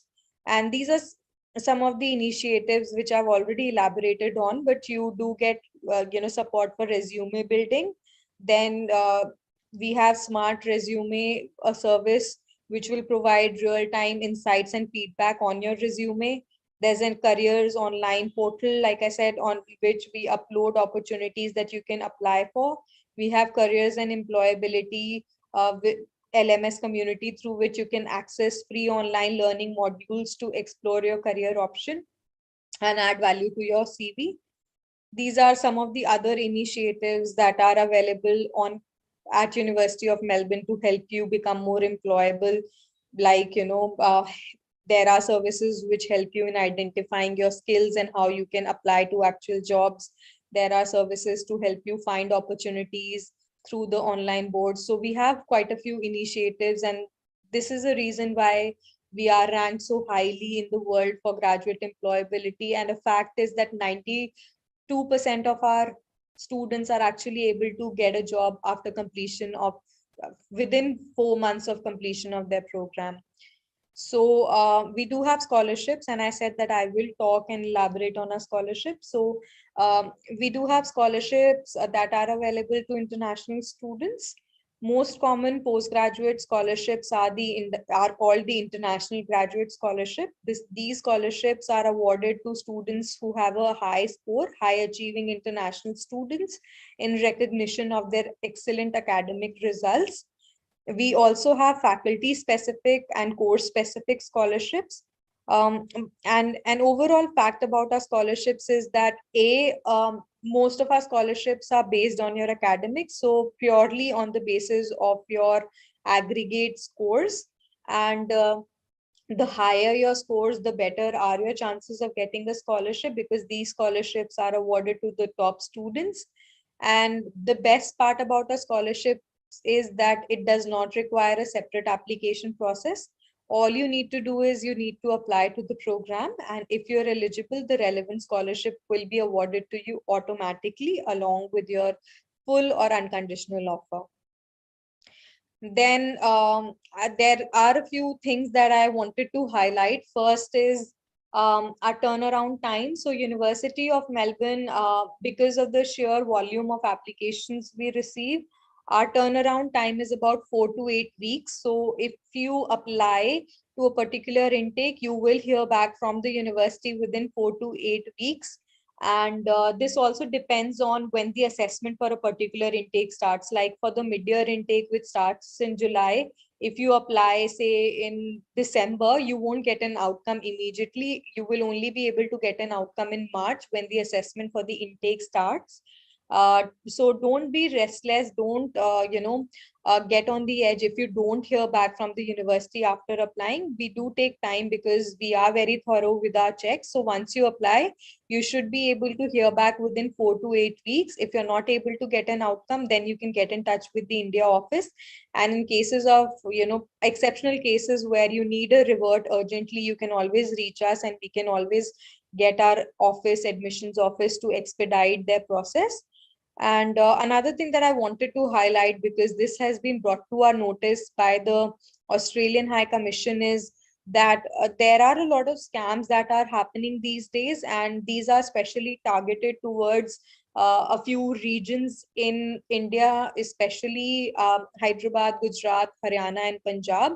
So we just request you guys to be cautious of scams. If you want further information, you can go to our Safer Community page on the website. You can take a screenshot of this page.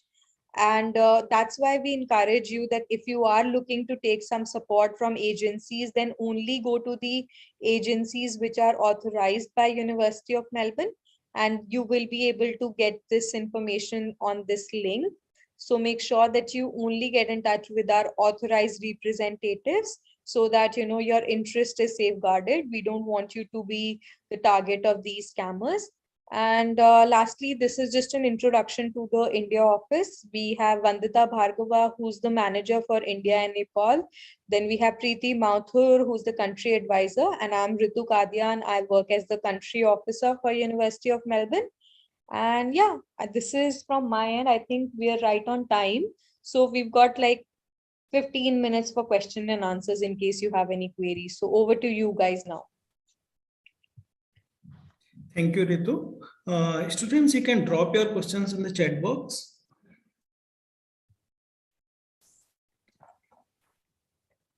Okay, I think we've received quite a few questions. So first is, excuse me, ma'am, can you please elaborate for the program Master of Information Technology? What is the acceptance? Okay, so let me just give you an overview on the Information Technology program. And through this, I think I'll be able to elaborate on what I had covered in the presentation as well.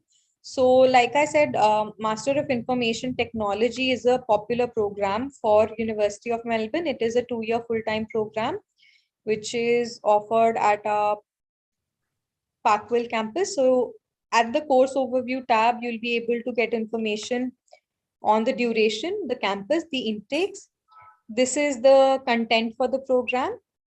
So essentially, it's in the first year, you will be required to study the foundation subjects, which are programming and software development, algorithms and complexity, internet technologies, database systems, and information modeling. Then these are the specializations that are offered as a part of the program. And like I had mentioned earlier, this program does have an opportunity to do an internship. If you wish, you can do a 10 to 15 weeks internship. If you want further information, you can click on this tab to get an insight on what the internship subject is all about. And if you scroll towards the bottom, you'll also be able to see the specializations that are available with this program and the kind of subjects you'd be studying. If you want further information, just click on the subject, the little arrow here, and you'd be able to get a summary of what the subject is all about. Then these are the kind of opportunities that will be available to you after completion of the program. So these are the industries that you can look at, the companies that you can look at, and the job roles that you can look at after completion of the program.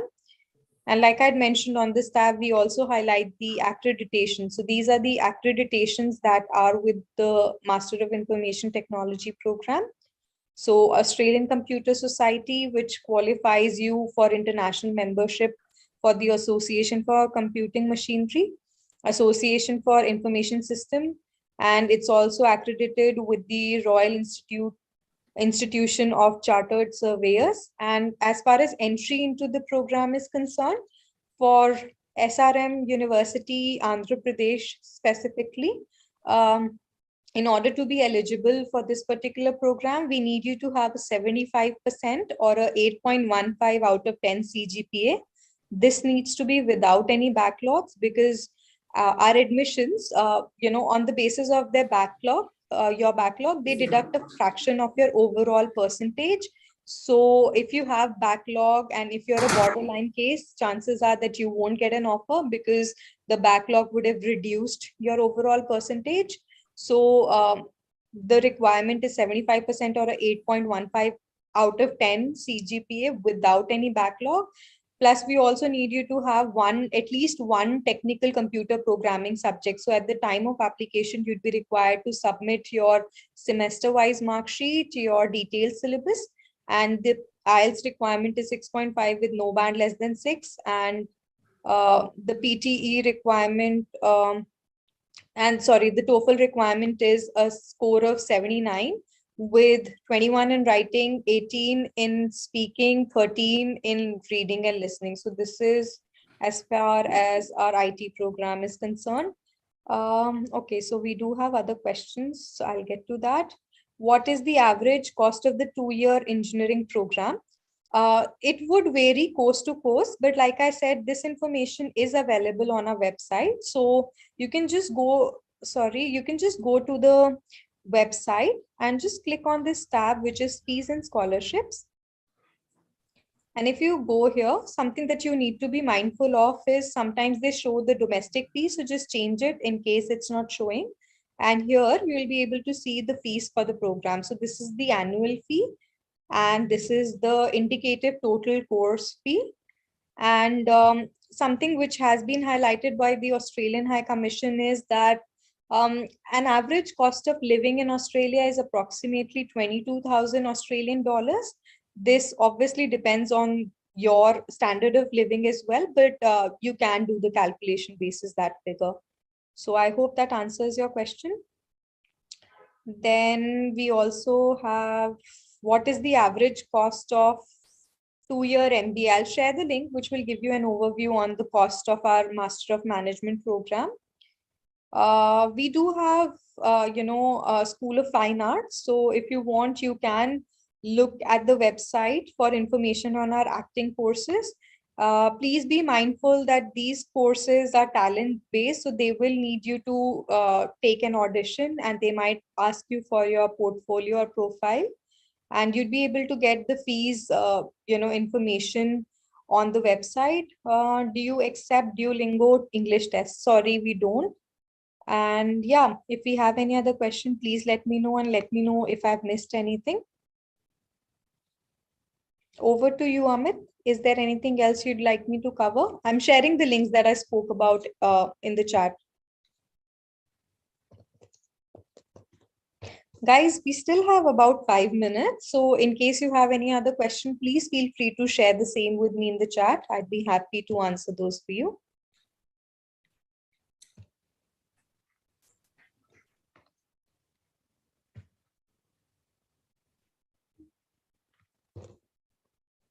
One student is asking about post-study work permit.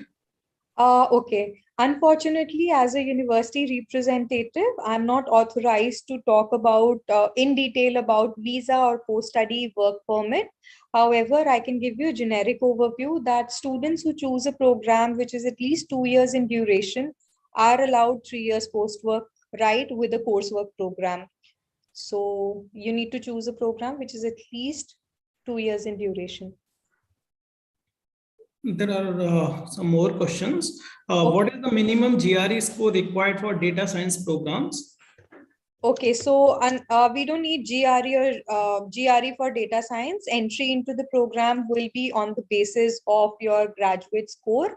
Like I mentioned in the presentation earlier, we are very particular about backgrounds as far as our data science program is concerned. So we only accept students who are either from a computer science, statistics or data science program. I'm happy to share the link which will give you an overview on the entry requirement for a data science program. And I think someone wants to know about physics as well. So we do have a Master of Science Physics program. I'm happy to share a link which will give you an overview on the structure of the program, the content of the program. So I'm just sharing that as well in the chat. And please note, with a single link, you can go to the website and explore the other tabs that I had shown you to get a detailed overview on the program.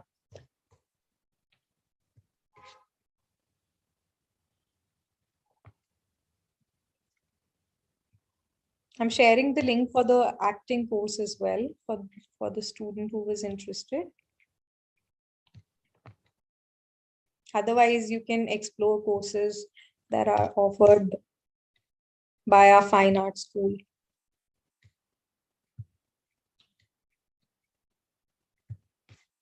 Amit, let me know whenever you'd want me to wrap up, because I understand there's Yes, another. I think there are no more questions.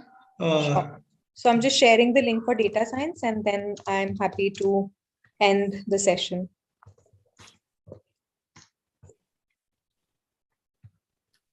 One student is asking that media communication degree is available. Yes, definitely. We do have a Master of Global Media Communication. I'll share the link for the same.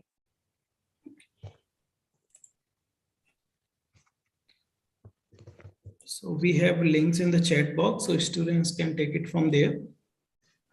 Thank you, Amit. And if any more information required, I will share the details of Ms. Ritu. You can email her for any more information. Yes, and Amit will also be sharing your communication information with me. Yes. So I'll add you guys to our central database so that going forward, whenever we have a faculty webinar happening or any information session happening, you can get an update from University of Melbourne and you can attend those sessions. So great. I think that calls the wrap up to the session. So thank you so much, Amit, for the opportunity. I'm also really thankful to Shweta for organizing this event. And thank you, team SRM. It was a pleasure working with you. Looking forward to participating in such sessions going forward. Take care, students. All the best. Nice talking to you guys today. Thank you. Thank you so much, Ritu. Is it okay for me to leave right now? Yes, yes. Thank you. Thank you so much for your time.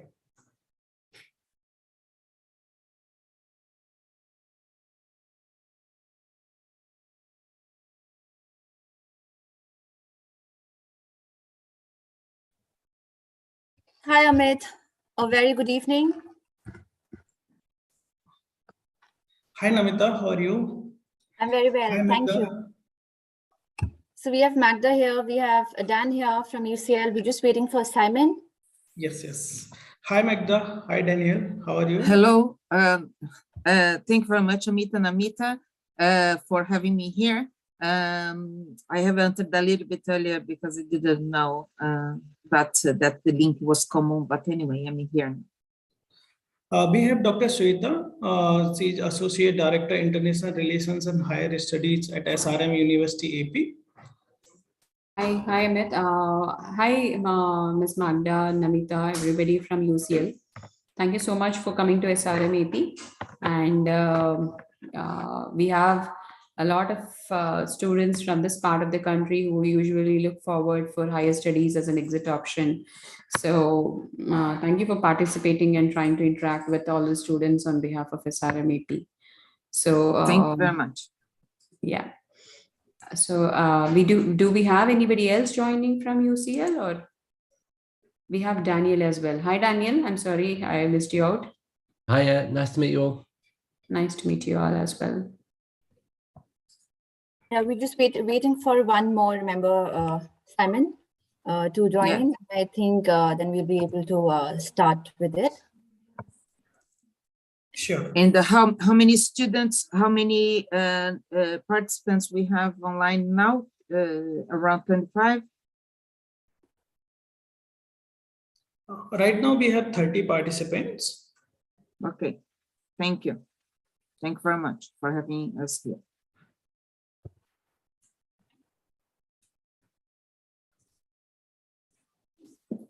Magda, would you like to try to share your screen just so that we can just test before Simon joins all of us? Yes. Can you see it? Yes, it's visible. Okay, excellent. Thank you very much. Perfect. So what I'll do is me and Dan will be off the camera. We'll be helping the students with the chat questions that they have in the chat so that, we can cover a wide range of questions. And Simon and Magda will be on the screen, Amit and Shweta. So you can probably tell your students to post as many questions as they can in the chat box so that we can start cover them from the, from the beginning of the presentation. Sure.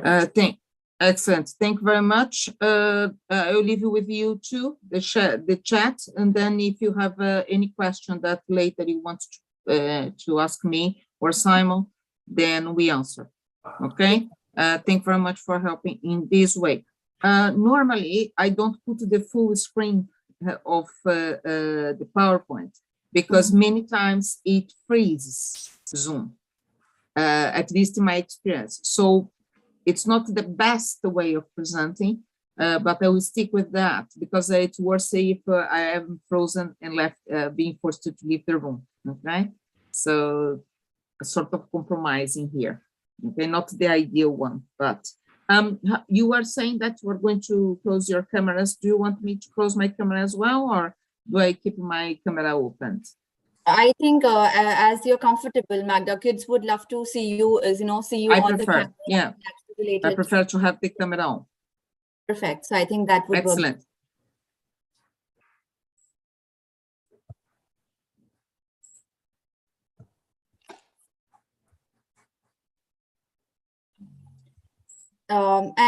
Magda, if you would like to, probably because we are running out of time here, we've already, it's already 15:57 in here. So would you like to just start the presentation? Simon can join in. Thank you very much. Thank you. Guys, you hear all these conversations in the background, isn't it? But here we are. So my name is Magda Hershowitz. I am here representing the UCL School of Management, and I'm going to present to you the master programs that we have at the School of Management in postgraduate level, naturally, master programs. And I'm going to introduce you the key aspects of our school, and in the end we have a space for questions from your part. Meanwhile, when I'm making the presentation, if you have any question, please type in the chat. We have our colleagues here prepared for answering your questions, and they are going to coordinate which questions they need to pass to me in the end of my presentation. I will be going quickly through the slides because naturally, if I would cover the whole thing about the School of Management, it would take lots of time, and we don't have this time. So I think that's better if I just give you a sort of overview about what we have to offer, and at the same time, then give you more space for your questions. Okay, so let's go there. My apologies, I'm not going to use full screen because normally Zoom freeze when I'm using the full screen. So I'm using in this format, not the best one, but I hope you understand. We need to cope with the realities of technology. Okay, so first of all, talking about UCL, we are very proud of being part of UCL, University College London. The university was established in 1826, so we are moving towards the 200 years of existence, and we are very proud of being this institution. University of London was created as an alternative to Oxford and Cambridge, and we have a very long stand as for equality between people with from all genders, all nationalities, all religions. And this is a very good reason for us to be proud of this institution, that we stand for this equality. And you see this everywhere at UCL, historically and in our present days. So it was the first university in England to admit students of any ethnicity, social class, or religion in the same grounds. And also the first university in England to admit women in the same terms of men. So we have this tradition behind us, and we are very, very proud of that. Associated to UCL, we have 29 people that have received the Nobel Prize as well. It shows the weight of University College London in terms of the knowledge that we create in the relevance of the impact that we have in terms of research. Among our students, we have more than 150 countries represented. We have more than 40,000 students in our campus and more than 12,000 members of staff. So it's a big university, it's a massive operation in central London. In terms of rankings, you can go around, you're going to find many rankings. University College London is always among the best universities in the world because of the impact of our research. And you can see some examples here in front of us. One that we use a lot is the QS World University Ranking, in which we are in the last ranking in position number 8. And we have been around this position for many years. You have many different rankings, all of them measuring different aspects of the university. But the important thing is that we are always recognized as one of the most important universities in the world in terms of research, in terms of teaching, and in terms of impact to society. Let's talk about the School of Management. UCL, School of Management, is part of UCL. And our main mission as a School of Management is to create, as we say here, creating a world-leading disruptive research and entrepreneurial leaders for the complex, interconnected world of the future. And it's exactly what we do, combining research and teaching in order to deliver this disruptive thinking that's going to help us sorting out real problems and passing our knowledge to our students. And if you join us at UCL School of Management for your master's degree, you are going to have exactly this sort of education. We are one of the most important leading schools in terms of research in business as well.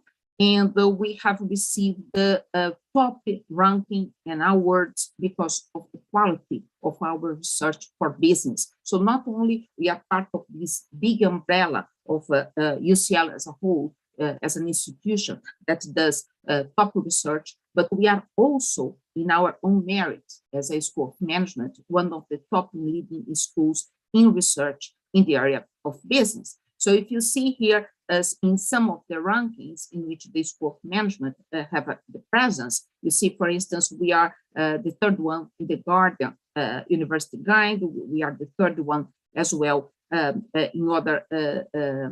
the Complete University Guide, Independent Trusted ranking as well. Position number 5 in the ranking as well. So you see, in many positions, we are in the top rankings in terms of research for business. We are also part of associations that demonstrate that we have knowledge and we have capacity of teaching students in relation to business. We are now a member of the AMBA, as Association of MBAs, and we are now looking for our accreditation as well in another institution, the AACSP. It's a very important institution to demonstrate our connection with research and our capacity of sorting out problems related to business, doing research, and also teaching business to our students. So this broad view tells us about the relevance of UCL and UCL School of Management in terms of research and teaching. Now let's talk about our programs and what we do more locally. So first of all, if you will come to study with us, we are going to be part of this London Live. So we are in the middle of London, and you are going to have the opportunity to connect with companies, to connect with consultancies, NGOs, all sorts of institutions that we can offer here in London, in addition to museums, art, restaurants, a very rich cultural life. So living in London, I can tell you, it's a marvelous place to live. And I'm very proud of being here as well. Our installation for facilities for the master's degrees in London is in this set of buildings you see here in Canary Wharf. So we are members of, we have allocated our facilities in Canary Wharf, exactly in this building here that has a triangle on the top. So this is One Canada Square. So you can see here a little bit in more detail from inside. So we have 2 floors in One Canada Square, one in level 38 and another one in level 50. You see here the sort of facilities that we offer to our students. We have large theaters to accommodate lots of students, and we have also small rooms for seminars and meetings when students need meetings. And it's a marvelous view, it's a marvelous facility, and also very close to the banks, to the consultancies, to the big companies in London, to the main office and headquarters. So it's a very interesting place to be, and very enjoyable indeed.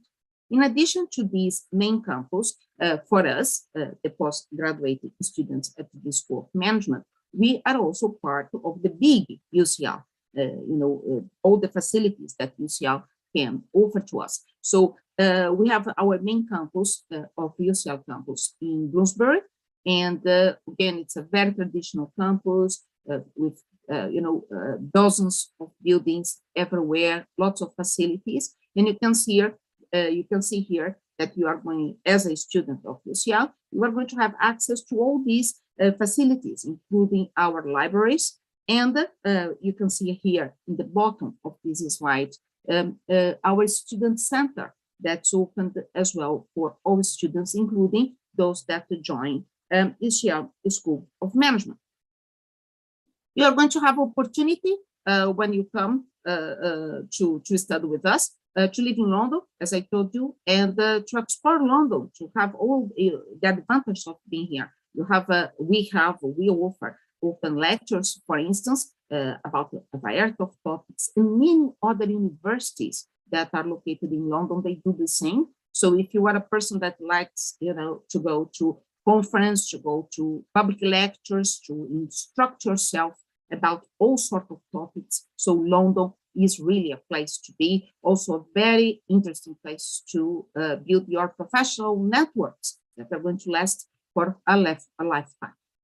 So the School of Management, as I have said before, we are leaders in research. We are in the rankings, as I have pointed out before, but we also needed to point out this particular ranking, that in the last exercise that the British government has done to analyze what are the best schools for research in business, we, the UCL School of Management, we have been in the top position. We have 55% of our research in world-leading journals, what we call the 4 stars journal. So it's a massive achievement for a school that is young, but it's very robust, and it proves that we do the best research possible here in the United Kingdom. And more than this, it shows you that we are not only leading in research, but we are informing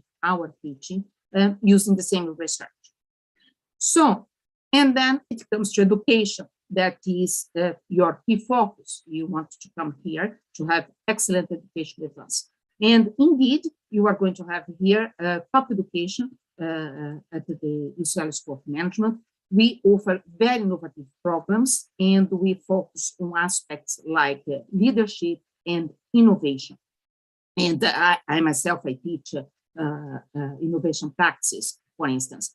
And it's very important for us that our students, they get this education that will allow them to be innovators and to be entrepreneurs. And when we say that, not necessarily you are an entrepreneur that you are opening a startup, but you can be an entrepreneur working inside an organization, okay? So it's innovation, entrepreneurship in a broad sense. Even in government, you can work in governments, and still you are going to need these skills. We are going to offer you lots of contacts with the industry as well, and we are going to foster critical thinking and creativity in all our teaching activities for you to get more experience in creating the solutions for your own problems, considering your capacity of having critical thinking. So What are the focus of our teaching? So we focus in 4 areas mainly. We focus on analytics or data analytics. We focus on innovation, entrepreneurship, and technology. Okay, so these are the key areas that we teach. And this content is spread across different programs. And I'm going to talk now about our 4 programs for the master level. We have the program of business analytics, entrepreneurship, finance, and management. We are going to talk about each of these programs. Naturally, you need to choose one that you are going to apply to. So let's start with our program of business analytics. So this is a 1-year program, and it focuses mainly on the skills that you will need in order to work with data, to understand data, and to sort out problems, strategic problems, or any sort of problems that are based in data. So it's a data-driven approach to understand the business and to analyze business. We have key modules that are going to explore these skills that are related with decision-making, strategy, marketing, and operations. This is a program that also offers you an opportunity to work, to be embedded in one organization across 3 months in order for you to develop your final project that's either a dissertation or a consultancy project. So you see, these are, it's very mathematical, it's very oriented towards numbers and tools, digital tools that allow you to analyze data. So it's a data-driven course. Then we have our master's in entrepreneurship.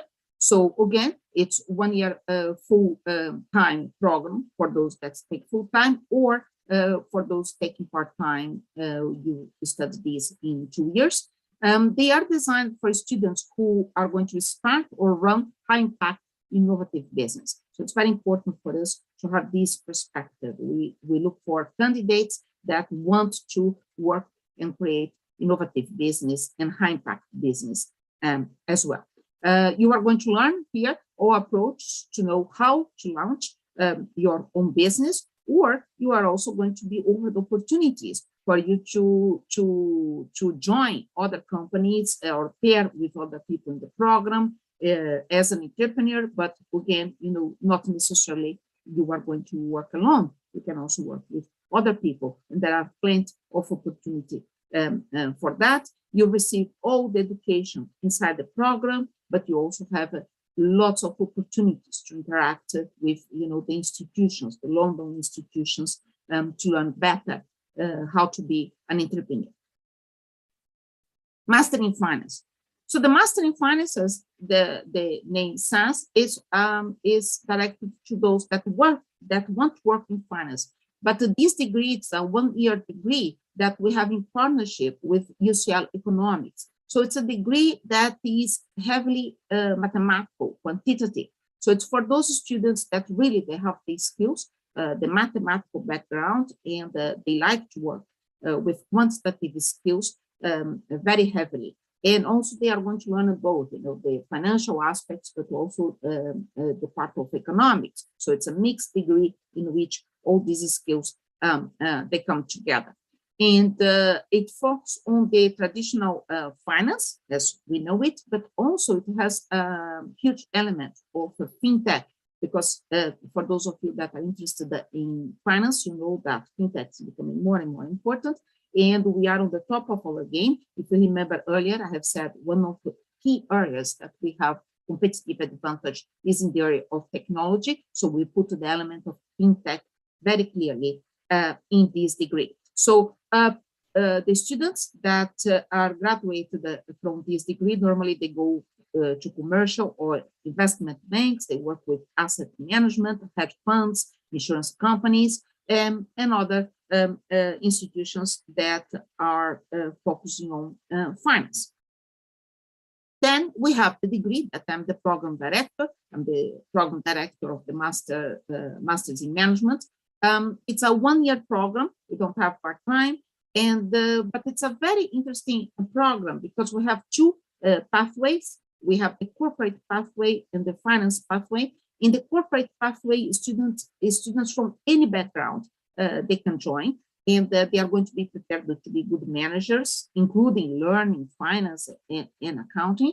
And we have the finance pathway. So the finance pathway is less numerical than the master in finance, but it covers the key topics on finance as well, although less quantitative than the master in finance. And for students to join the masters in finance, they need to have studied before a little bit of accounting and finance, and also they needed to have a career plan to work with finance. Okay, the other students that go to corporate, either they don't have the background in finance and accounting, or they have interest in working in corporations in other aspects, for instance, strategy or marketing, innovation, not necessarily finance.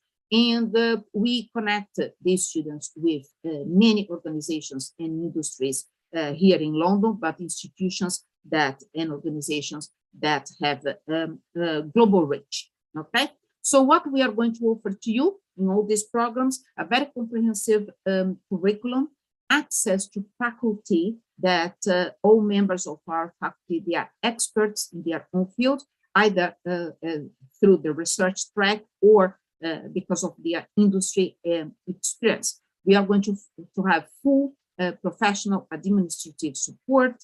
We have a careers team that is absolutely outstanding in helping you to develop your skills and help you to find better jobs here in London or in other place, London, UK, or other place around the world. We advise students not only to get jobs here, but back home as well as they wish. So we also offer master classes. We have lots of master classes, international summary schools. We have access to many organizations through meetings, through talkings that we invite organizations to come to talk at UCL. We also offer language classes through UCL and public lectures and events, as I have told you before. So this slide here, it summarizes very much our offering in terms that we don't restrict ourselves to our curriculum only. It's much beyond this, because it's about connections, it's about preparing you for your career development, it's about understanding your weaknesses and helping you to overcome your weaknesses. So at the end of the day, each student of us, they receive a sort of different training in accordance with their needs. And this is very important for us. So it's not only the whole curriculum, it's the whole set of knowledge and formation of skills, development of skills that we offer to our students. For instance, if you go to summer schools, if you are selected to our summer schools, we have lots of opportunities like HEC Paris, in Tsinghua, Chile, PU Leuven, Aarhus University. So we offer lots of opportunities for our students to have international experience as well, in addition to be here with us.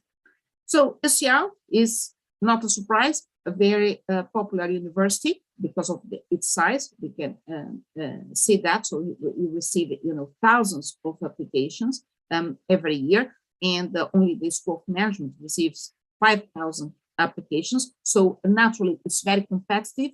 But we are looking for those people that have strong talents, and particularly, for instance, for the Master in Management, we are looking for those that have passion for management, and we are going to recognize these skills and these talents, not only considering their academic background. That sometimes the students come from a university that perhaps it's not in the top ranking, but they have the passion, they have the energy, they have the skills, and we recognize this very much in our admission process. Be aware that because of this strong competition, UCL has decided now that we need to have short deadlines for the applications. So the application this year, the deadline for the applications this year is on 31st of March, so not far away. So if you want to apply, you need to apply now. if you apply, please be patient because it takes for us around 10 weeks to do all the rounds of evaluation. Some of our programs, we have interviews with the candidates as well. So once you apply and you have reached the minimum requirements, you are going to be invited for an interview, recorded interview. And so naturally, this process takes time.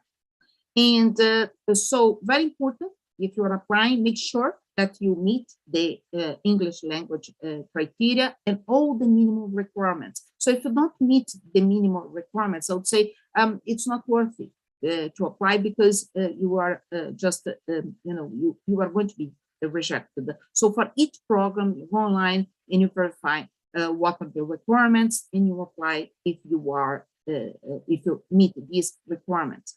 Some students, sometimes they have this strategy about applying for all programs in a school. I would say, this is not a very good strategy because somehow you are saying, I'm not sure about what I want. Anyone is good for me. So perhaps other people that have a strong wish to go in one direction, they may have competitive advantage in relation to you. Finally, we need to talk about our provision in terms of careers. We are a very strong university, and the School of Management particularly, it's very strong in providing career support for our students. From those that leave the postgraduate programs at the School of Management, the average salary is around £34,000. 95% of our graduates are in full-time work or further education after 15 months, in accordance with our last numbers. And 25% graduates find a role in accountancy or financial service companies. And finally, 19% of our graduates find a role in technology and IT companies. Not a surprise, we focus on innovation, we focus on technology, we focus on data-driven strategy. Naturally, our students are finding very good jobs in the companies that offer this digital service. This is a small example about companies that have our postgraduate students, very quickly, because we don't have much time to go towards, to understand all these companies, but it gives you an idea about the breadth of our the range of industries and companies that our students are working with. And so the career support is extremely strong. We have events in which people are trained, they receive particular training about some topics that we know that are more important. We organize meetings between students and the organizations in which they are going to talk about how they recruit and what they are looking for and how people can, better perform their recruitment process. So we are very strong with this connection with the industry.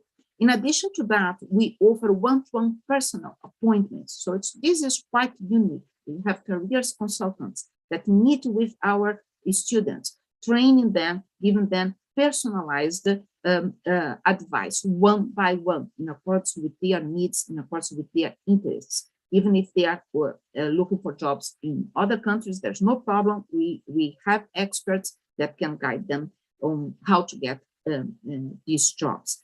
And we also work with the students in order for them to get more skills for interviews, for group work, and also to review their CVs and to give them advice about their cover letters. So we have a strong support across the year, including during the summer. So our students really, they are going to have, special opportunities here to find jobs with our support.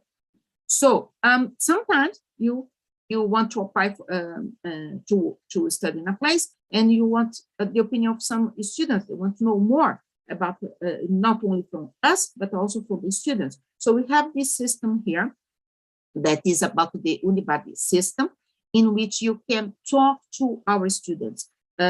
former students, our alumni, but also current students. And then you can have a very good vision about what they are studying, what do they feel about the university, what sort of experience they have with our career service, and so on. So if you have questions and you say, no, I want to have an independent view from the students, please use this system and talk to our students. They are very happy to help you to have a good impression about their experience. And naturally, it's up to you to choose the school that you are interested in, but talking to students may be a very good way of understanding what the university and the School of Management can offer to you.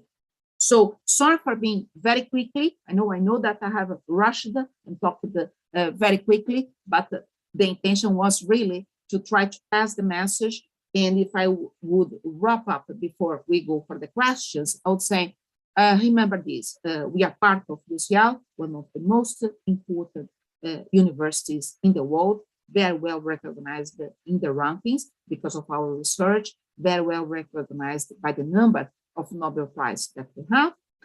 Remember that the School of Management as well is in the top rankings and also has top research in the United Kingdom, showing the value of our contribution.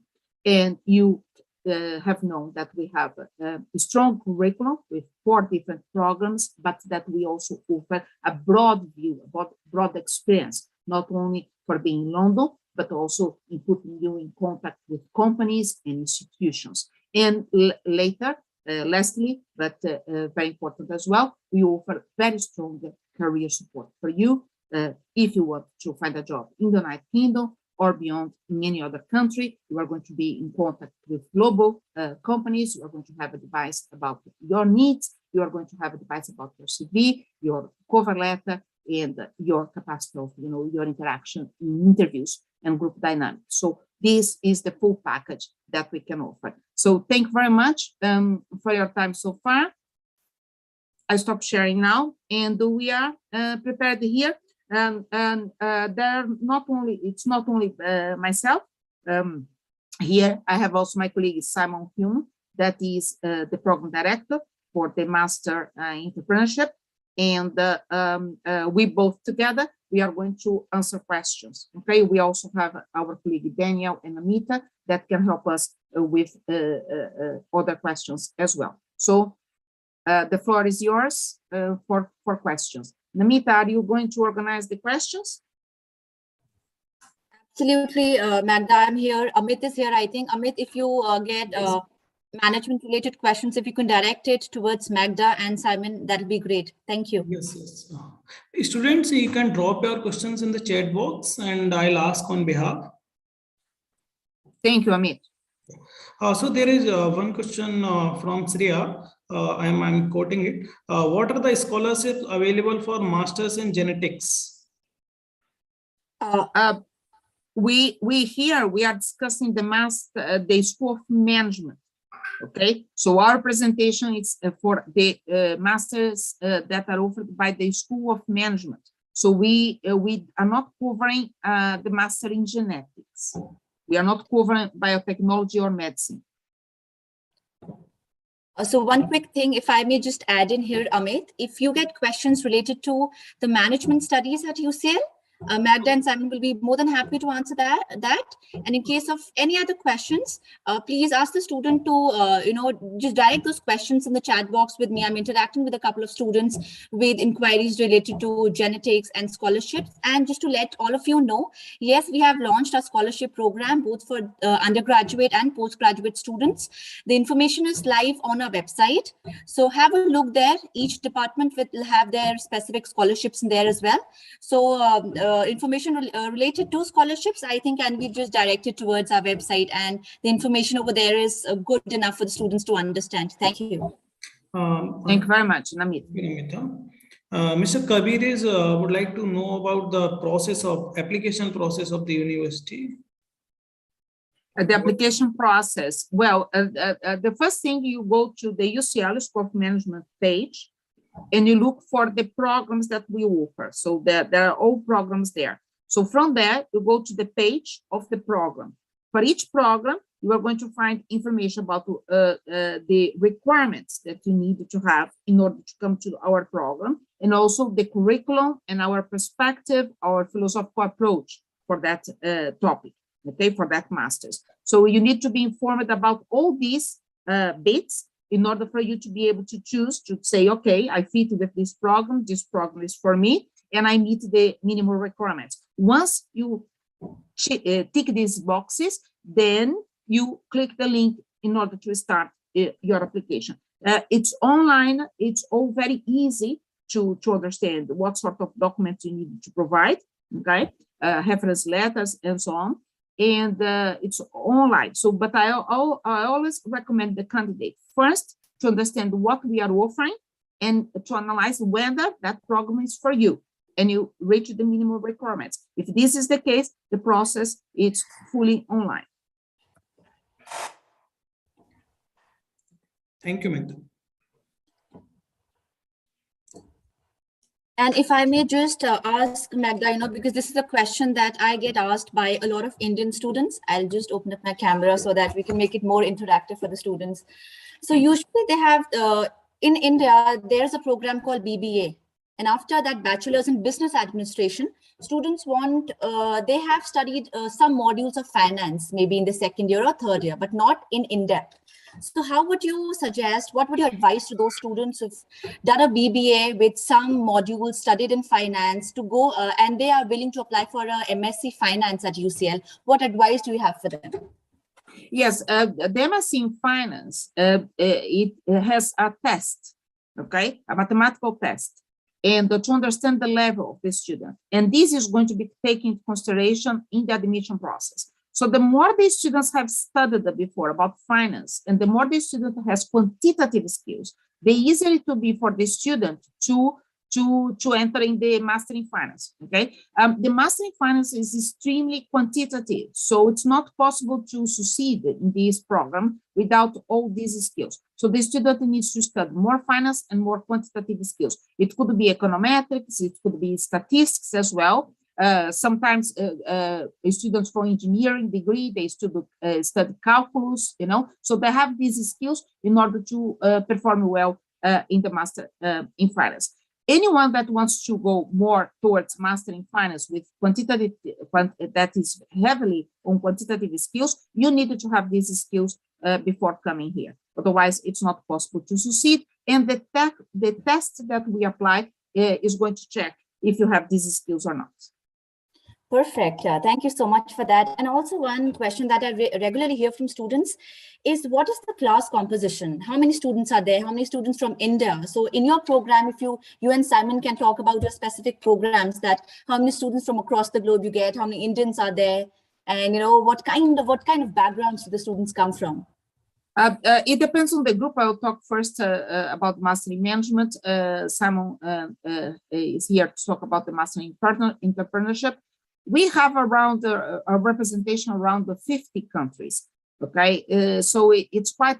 I don't have exactly the distribution of students to be more precise numbers. So I prefer to avoid this conversation. But the important thing is that we have people from all around the world. In the last 2 years, the number of Indian students is increasing in my programs, and I'm very happy with that. And indeed, I'm fascinated by the energy, the entrepreneurship, the skills of our Indian students. And I would say that they compound very well with the big crowd that we have.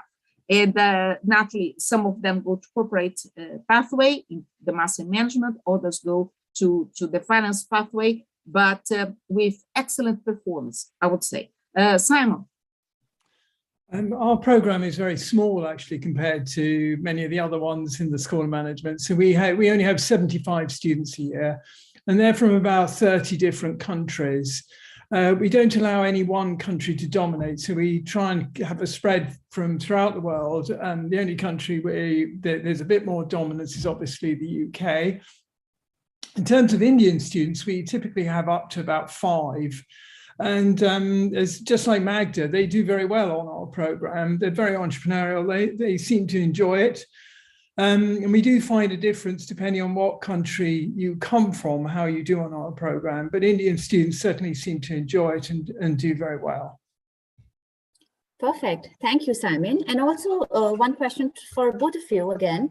For example, Indian students come from various institutions across India. And say, for example, if our GPA requirement is a 7.75 or a 7 and above, and if a student is not able to get that GPA requirement but has sufficient work experience, would you be able to, are you happy, or are your admissions advisors happy to look at the application? Will there be some waiver for those kind of excellent students with not, making up to our GPA, but having some good work experience? I'll say first and then Simon. We use the GPA as our minimum requirement. So it's very difficult to not have this minimum requirement. However, if the students can prove not only work experience, but outstanding performance. Okay, so we had examples in the past with the students with lower GPA, but they had outstanding performance either as entrepreneurs or in a particular field of work, or as members of the government, or sport people, art people. Okay, so it depends on. In this case, the student needs to contact me before submission, because we needed to check to give the right device. It's one by one, okay? There's no rule to say, okay, working 1 year, it's enough. No, we needed to verify what sort of contribution the person has given. But we had in the past, yes, students, not from India, but from other countries, that they had outstanding participation in society through other means, and this has been taken into consideration. Simon? Yeah, very similar for us. We will take students who don't meet the academic requirements, but they have to have something else to bring. So, I often jokingly say, if you arrive at a party, you have to bring something with you. So what are you going to bring to the party to make up for the fact you haven't quite got the academic requirements? So a mature student is interesting to us, good commercial experience is interesting to us, and a clear reason of why they're doing our degree. So in our particular case, how are you going to use that degree to help your entrepreneurial journey? So in summary, we will look at every case individually. And, again, as Magda says, do feel free to email me directly so I can have a direct dialogue before you apply. Thank you, Simon. So for all the students attending today, I'm sure Simon and Magda will be sharing the email IDs here in the chat box. So make a note of it. If you have any questions related to the School of Management, to the courses that they lead, make sure that you reach out to them. And as they said, they'll be happy to get in touch with you on one-on-one basis. Namita, there is one more question from one student, and she's asking that does UCL offers SAP programs, like semester abroad programs? Yes, we do have certain programs wherein, you can come and study some of your semesters in here, but we are very specialized. We have some tie-ups with universities abroad. So you will have to go onto our website. I will just share that are being conducted in the university. So have a look at it and do get in touch with the team. I will just share the information in here.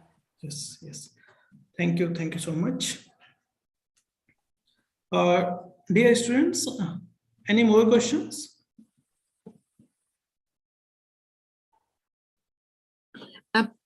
Meanwhile, the students are thinking about their questions. I want to add something else. One of the things that calls very much my attention when I am analyzing the application of Indian students is their creativity and their authenticity.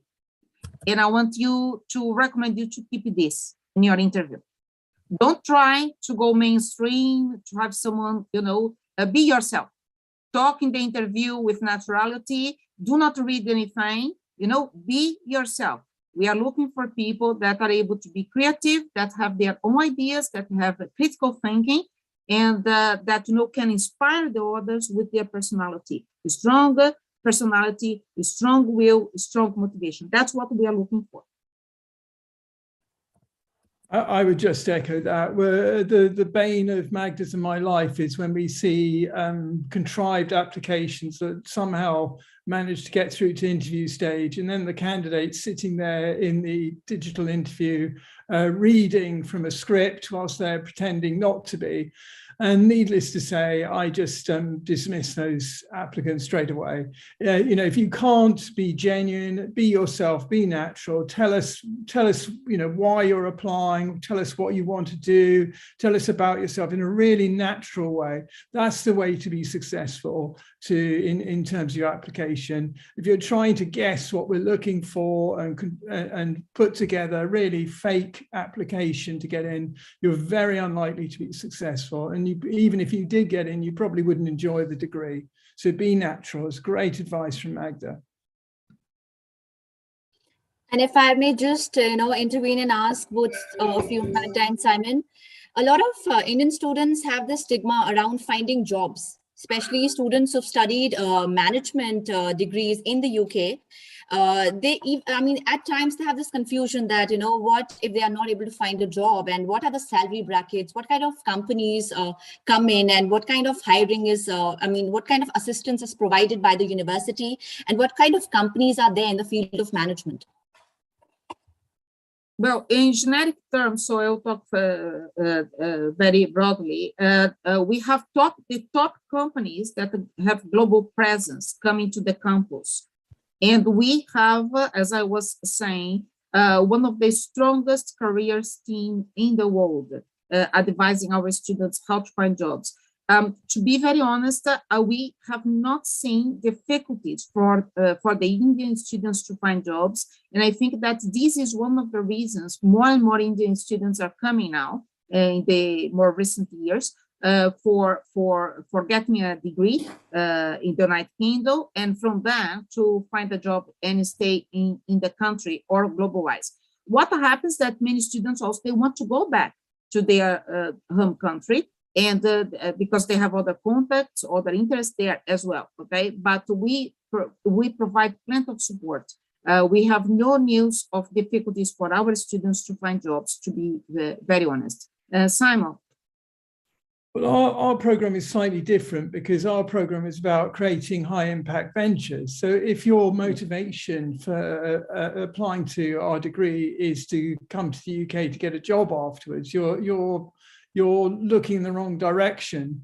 We have access to the careers service from the entrepreneurship degree, but we're mainly about creating an enterprise, a high impact business, either in the UK or in your host country. So don't apply if your sole goal is just to get a job in London. And I think that applies actually to all of any degree in the UK.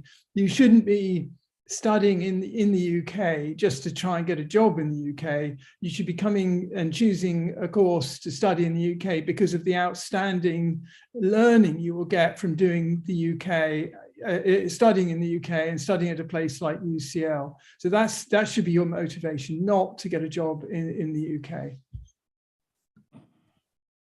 Perfect. Thank you, Simon. Amit, if I may just, ask you this question that, from India, we get a lot of students who have backlogs studying their undergraduate degree in here. So would you just, talk to both Magda and Simon about the kind of backlogs that you experience within your students, and if they will be acceptable by Magda and Simon's courses? Yes. Sorry. Hello. Yes, yes. Sorry, I have not understood the question, backlog. Yeah, Magda, that's for Amit to help you explain from the Indian terminology what a backlog means. As Amit is a teacher in an Indian university, I thought he'll be the best person to give you an overview as to what backlog means here. Because we do receive a lot of applications from students who have backlogs. Backlogs are, they have repeated a couple of modules. They were not able to clear it in their first attempt. So say, for example, in their first year and second year, they had, I think I will leave it to Amit to explain. Amit, over to you, please. Thank you. Yes. There are many courses in the semester, 6 or 7 courses. So students, if he or she has been failed or he is not getting the passing marks, but he will go into the second semester or the forward semester. So they have to clear their exams in that they has been failed. So they have to clear those exams in the upcoming semester. So like that, they have some backlogs. And till the final semester or final year, if they have some courses like that and they have backlogs or they have not cleared it in the respective semester or they have cleared it in the later semester. So is this applicable, or I think like this students you can take that? There's no problem in terms of backlog. There's no guideline to say that a student with backlog or that has not passed the first time would be in disadvantage. Okay, naturally the student needs to complete all the credits before coming, and the student needs to clear the grade before coming. Normally we issue a conditional offer waiting for the final transcript. But otherwise, there is no difference in treatment from the others. Simon? I would say it makes it quite difficult. I mean, I would question why you're applying to UCL if you can't get through your undergraduate degree. And we do prefer students with work experience anyway. So I would say if you're having problems completing your degree, complete your degree, use the extra time you may have to have some work experience and then think about applying to us. So I would say the chances of you getting into my particular program under those circumstances are very, very slim. No, it's like a student had to complete their courses in the respective semesters only, or like if some courses is in second semester or he has completed it in fourth semester. So they can also apply to the UCL for the programs. Yes, my understanding is that yes, they can apply. As Simon was saying, it's a balanced evaluation. If the student has lots of fails, what is going to represent this? It's a low GPA, okay? And with a low GPA, naturally, the student doesn't have the same competitiveness as the other students, okay? This is an obvious thing.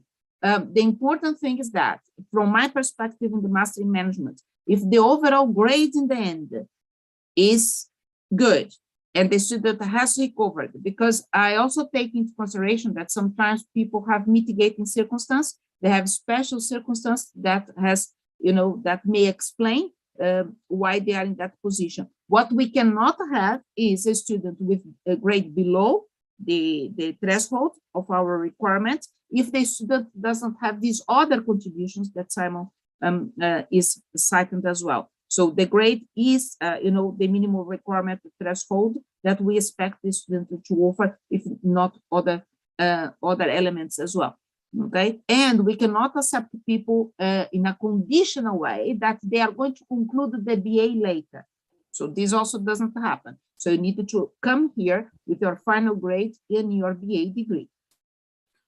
Is there any minimum CGPA criteria or grading criteria for the application? It is online. It's the equivalent to 2.1 in the United Kingdom, and it's online the minimum requirements. And because there are different ways of measuring things from different countries, you need to go to the UCL page and see the equivalence there. I do not have this by memory, okay? But it's all informed in our website. Namita? Magda, so I will just post a link of the qualifications page. We have specific qualifications for students coming from India. We've graded that into 2 brackets. So based on the university that you're coming from India, the CGPA will be ranging from 7 to 8.75. So have a look, students. I will post a link. So if you cannot find the university in bracket 1 and bracket 2, you will automatically fall into the bracket 3 category. So admissions team has carefully curated that, requirements for students coming from India. So guys, have a look, please. Thank you. Thank you so much. It was really a wonderful session. Magda and Simon, thank you so much for joining us. And it was really great to have you here with us. And your experience and your information, it will really helpful for the students. Thank you, Namita, for making it happen. Thank you so much. Thank you everyone. Thank you, Magda, for coming. And Simon and Magda, if you would just like to say a few words before you wrap up the session. And thank you for coming and presenting to the SRM University. Thank you very much. So from my side, first of all, thank you for the audience for being here and the colleagues for having organized the meeting. We are very interested in having more Indian students. There is a level of creativity, there is a level of motivation, entrepreneurship, different visions, and we want to motivate the Indian students to apply more and to be part of our big learning community. Thank you very much. So in summary, my program is all about creating enterprises. So if you're a student who's got a passion to build a business, then please come and talk to us or apply to us. I echo exactly what Magda says about Indian students. I find them to be wonderfully enthusiastic, and that's infectious. You know, if you're with excited, passionate students, it makes my job really fun and exciting. And Indian students are fabulously enthusiastic, so we'd very much like you to apply to us. And in my course in particular, I'm interested in entrepreneurial students. So thank you very much for your time today, and do email me if you have any questions. Thank you.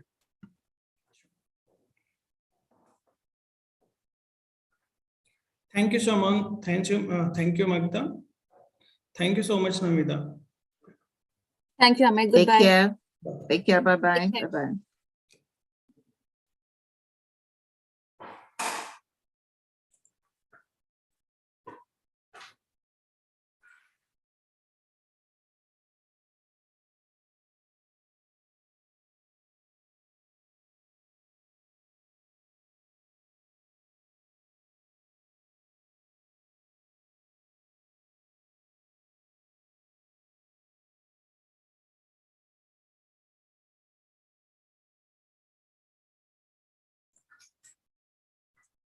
Dear student, we have another session at 5 p.m. With the University of Wisconsin. Please stay connected.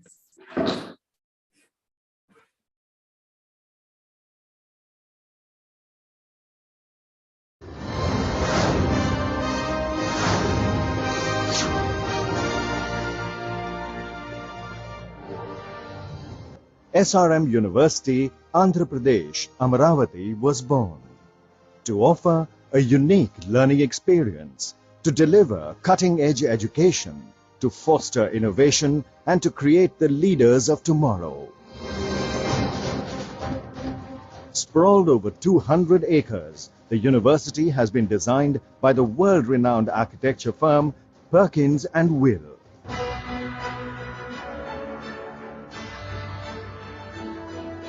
The lush, green, eco-friendly campus provides a conducive environment to learning and creativity.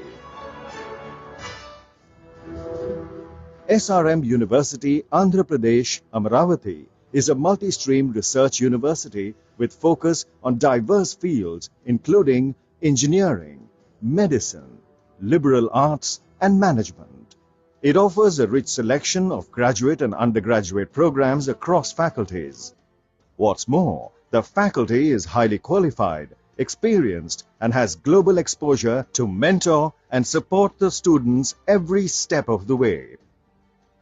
In a bid to accomplish research excellence, SRM University, AP Amaravati offers pioneering research under subject experts and thought leaders. Hi, so this is our computer lab, one of the most modern labs across India. We've been doing so many projects across here, and with the amazing faculty support, you can do wonders here. These are all wonderful modern systems. Research is an integral part of SRM Amaravati and spans engineering, science and liberal arts. To foster a culture of research excellence, the university integrates research in the undergraduate curriculum through Undergraduate Research Opportunities Program. The university is setting up centers of excellence in areas such as artificial intelligence and machine learning, renewable energy, meta materials. This is a place where we work on bleeding and cutting edge technologies, avoiding time sinks and focusing on innovation. With our work, we have also been awarded the Reimagine Education Silver Award awarded by Wharton School of Business and QS. 50% of our lab members are women. We have also organized events which will foster the spirit of programming in women who have never programmed before. The university is equipped with a cutting-edge NextTech laboratory.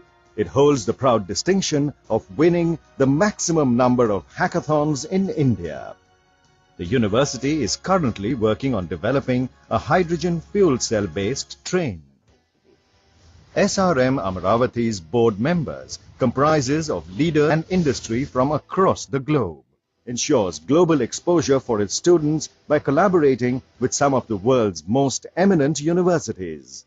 MIT US, UC Berkeley College of Engineering, IIT Chicago, and EFREI, to name a few.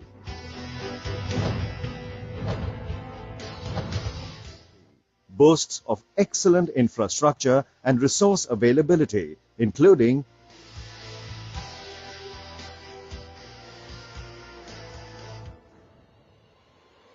AC bus service, round-the-clock ambulance services, bank, ATM,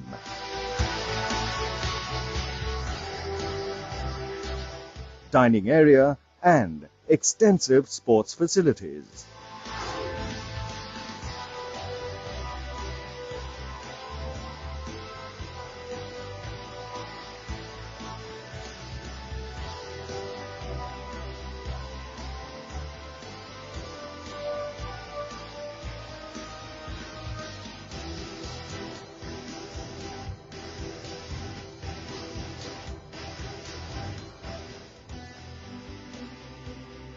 The hostel boasts of spacious, well-appointed rooms, common balconies,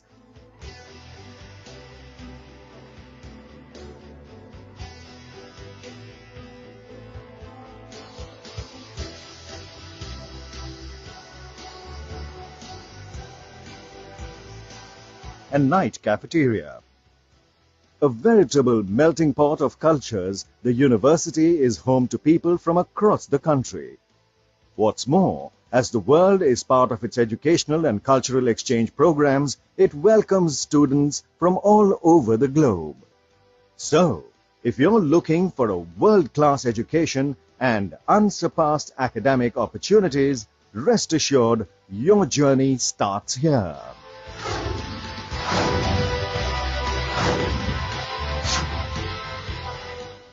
Exploring passions, transcending boundaries.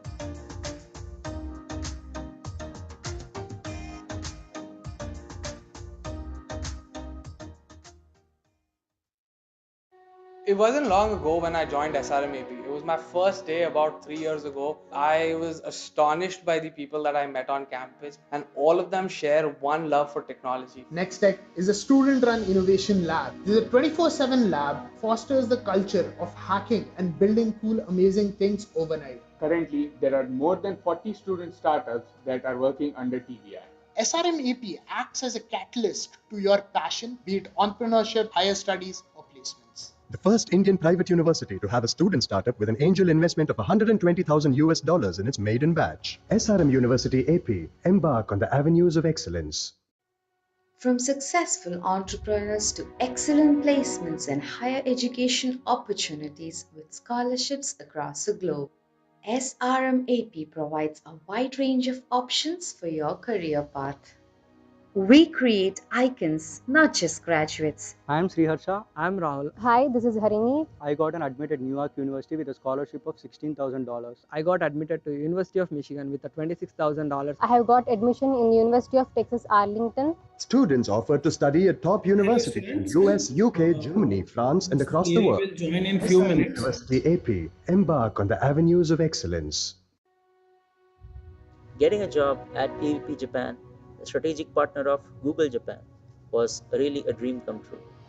We were the first cohort from SRMAP to visit the University of California, Berkeley. When we started participating in competitions and hackathons, we were winning against students from Harvard, Stanford, MIT, students from UC Berkeley itself. The curriculum at SRM University AP is a perfect blend of both theory and practical knowledge. First Indian private university to achieve twin international placements at PVP Inc. Japan, a strategic partner of Google Japan, with a package of 50 lakhs per annum in its maiden batch. SRM University AP, embark on the avenues of excellence.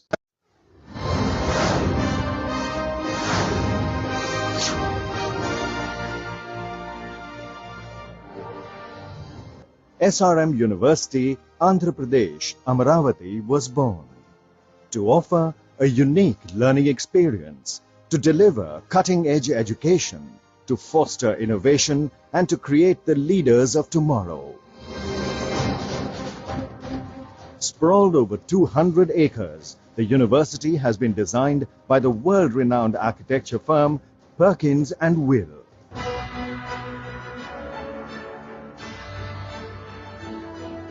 The lush, green, eco-friendly campus provides a conducive environment to learning and creativity. SRM University, Andhra Pradesh, Amaravati is a multi-stream research university with focus on diverse fields including engineering, medicine, liberal arts and management. It offers a rich selection of graduate and undergraduate programs across faculties. What's more, the faculty is highly qualified, experienced, and has global exposure to mentor and support the students every step of the way. In a bid to accomplish research excellence, SRM University, AP Amaravati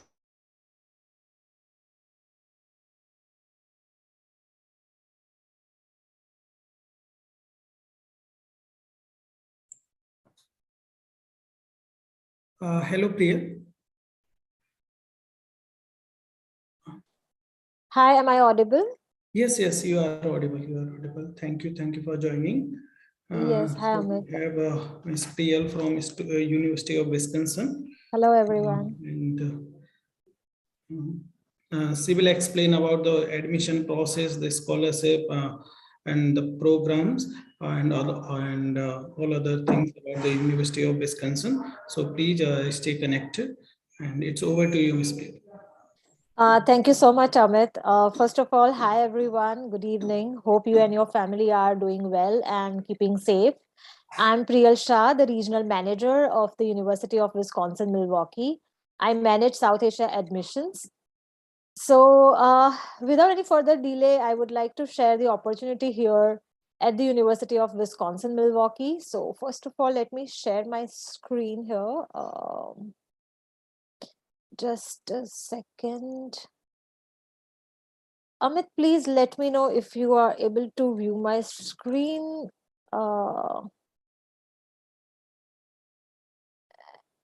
Can anyone quickly let me know if everyone can view my screen? Yes, ma'am. Thank you. Okay.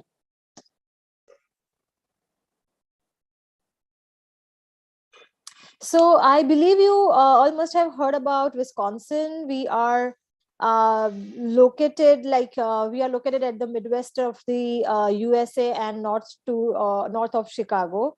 We are just 90 kilometers away from Chicago. So we are a public research university, a state university. We are top 131 research universities in the USA. Now, talking about the Milwaukee city, well, Milwaukee is the largest city in the state of Wisconsin, fifth largest city in the Midwestern United States. We are like 90 miles away from Chicago, which is about 1.5 hour drive. Milwaukee is a very bustling city with a friendly small town feel. Some fun things about the city are Milwaukee music and film festivals, bike race, food trucks on the beach, old architecture, ice skating. So no matter what the weather is like, there is always something to see or do in Milwaukee. Milwaukee celebrates its history with cultural festivals throughout the year.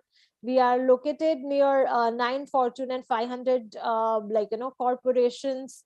So so it is convenient to get around with a reasonable cost of living. Now moving to basically moving to some of the important facts and facts of the university. So as I mentioned, we are a public research university and we are the research one rank amongst top 131 research universities in the US. We are top in Milwaukee and second, in Wisconsin, we are the AACSB and ABET accredited university. We have about 14 schools and colleges, including 90 plus for bachelor's, 60 plus for master's, and 30 plus for PhD programs, which is approx 200 programs which we offer. Yeah, so about Satya Nadella, but before that, would like to give glimpse of about the programs which we offer. So as I already mentioned about the about the programs. Now just a second, this slide is one which is missing first. Okay, I'm sorry, there is just a second.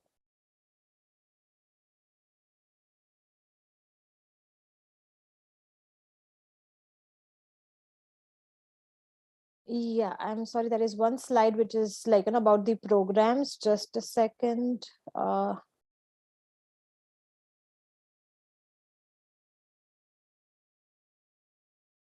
Just a sec. Yeah, so sorry. Yeah. So we have approx 200 programs to offer, and as I mentioned, we have 90 plus for bachelor, 60 plus for masters, and 30 plus for the PhD programs. We are located so we are known university for engineering, business, healthcare informatics, health sciences, architecture, physics, social welfare, nursing, and letter and science, to name a few of and to now we are moving to the next slide. So about yes, so Satya Nadella, he's the alumnus of our university. He has done his master's in computer science from our university. We have over 190,000 alumni around the world, including Satya Nadella, and he has earned his master's degree in computer science from UWM in 1990, and after graduating from UWM, which is where he was also a graduate teaching assistant, and Nadella moved to Chicago and pursued his MBA at the University of Chicago. He joined Microsoft in 1992 and as a program manager, and rose through the ranks. He visited UWM in 2013 when he was given the Chancellor's Innovation Award, and recently he visited in last 2021 in December. Now moving to the next slide about housing. So we have we have 4 residential house. So like first of all, talking about on-campus housing and off-campus housing. So we have on-campus housing, we have 4 residential halls to accommodate 5,000 students. We have study lounges with Wi-Fi, fitness facilities, delicious dining and fun activities. Kenilworth, Square Apartment is a UWM residential hall that is most popular of option for the masters and PhD students. Approximately 330 of the students are housed in 1 or 2 and 3-bedroom apartments. And for the off-campus housing, the UWM Neighborhood Housing Office assists students in finding safe, quality off-campus housing and roommates. For the new freshmen, in the sense the bachelor students, it is they required to live on campus for the first academic year. Now moving to the next slide about applying to a university. Now so basically there are to apply for masters or everything is online. We don't need any hard copies, and there's no VAS evaluation which is required. It is our in-house process. We need transcripts. Official score reporting is required for GRE and TOEFL. We have 2 major intakes, fall and spring. Some of the programs have different deadlines, so would suggest to visit the below deadline for more information. And for the bachelors, again everything is online. There are 3 ways to apply for the bachelors program, through our Wisconsin systems, through our university portal, and through Common App. There is no application fees for any of the bachelor's program. For the masters, the application fees will be $75. Moving to the next slide. Okay, about the proof of English proficiency test. So we accept IELTS or TOEFL. Now because of this pandemic, we also accepting Duolingo. So for regular admissions, whether bachelors or masters, either we need 6.5 of IELTS or 79 of TOEFL or 120 of Duolingo. Students who has below this course, we also have English ESL programs available, where the students needs to go program with ESL. Well, to be honest, I would suggest to again reapply and try to get minimum 6.5 of IELTS or 79 of TOEFL or 120 of Duolingo for the regular programs. For the for the requirements of GRE, yes, GRE is required in all the STEM designated programs, and also it is advisable. Only for computer science program, GRE is optional. It is not mandate. And again, so we don't have any cutoff scores. We evaluate overall a profile, and ideally we look for 7.8 of CGPA on the scale of 10. So if you have a less CGPA but a good GRE or vice versa, we consider such profiles. Because of this pandemic, in any of our business programs, GRE or GMAT is conditionally waived off. For healthcare informatics, also GRE is conditionally waived off. So if you have not written GRE or GMAT and you are interested for any of the business or healthcare informatics programs, well, I would suggest to reach out to the department and you can request for a GRE waive off. Moving to the next slide, which we already discussed. Okay, so now about about the budgeting. So well, UWM is one of the kind university where we have an affordable tuition fees, with the academic excellence. The estimated tuition fees, is approx $25,000 per year for the masters, and for bachelors it is approx $21,000 per year. The living cost will go up to say $12,000 to $15,000 per year. I'm talking about the including about the on-campus housing, and off-campus it might take like $10,000 per year. And yes, health insurance and books will be separate around 1,700 to 200 of the student health insurance will be approximately $1,500 to $1,700 per year. So this is the amount which you see for the undergrad and masters, the total that should be your I-20 amount, you should show with your financial documents and to get your I-20. Okay, now this is very again important slide where I'm sure maximum of the students must be curious to know about what kind of scholarships or funding opportunities they have. So all our incoming students are including the international students are encouraged to apply for scholarship opportunities. Our scholarship programs are a bit competitive because it is in general for all the students, whether localite or international students. Now looking at the overall performance, the fund availability and the need of the and the need we provide scholarships. So I mean now for any of the recently we also have announced a specific international bachelor scholarship of program for the international students, where the bachelor students can expect up to $5,000 of scholarship, and more for the masters international students they have the opportunity for their tuition remission via assistantships. There are 4 kinds of assistantships: training, project, program, and research assistantships, where they have to basically assist a faculty and will be getting stipend for that. So apart from scholarships and assistantships, even the on-campus jobs are available. The international students can work for up to 20 hours a week on campus. There are other opportunities for the international students, including their CPT, OPT, and STEM OPT. Now, if we talk about the placements, so as mentioned, we are located near 5 Fortune and 500 corporations, companies like Harley Davidson, Rockwell Automation, GE Healthcare, Johnson Controls. These are the companies which are based in Milwaukee. So one of the key advantage of University of Wisconsin-Milwaukee students have in the city and is the city and the strong career network. So as I mentioned, in fact, 1,500 plus companies actively recruit interns and employees from UWM each year.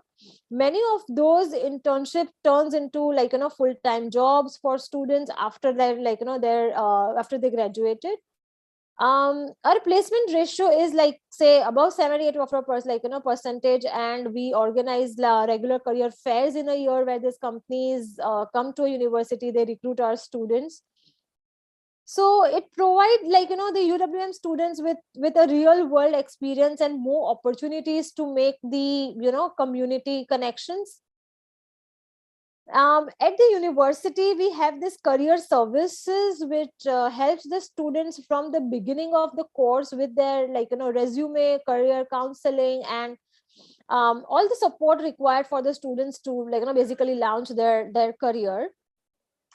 Now, yeah, so we have ended with the the slides. So I hope this gave you a glimpse of our university. And for any other queries, please feel free to reach out to us. You can email on ISSS@uwm.edu. My email ID is priyal@uwm.edu. That is PRIYAL@uwm.edu. And my contact number is 7043555570. I am stationed in India, and this is my Indian phone number, and I'm also available on the WhatsApp. I'll be more than happy to assist in every ways I can. You can also follow our Facebook page to get more updates about our university. So now Thank you, Priya. yes, Amit. Students, you can drop your questions in the chat box.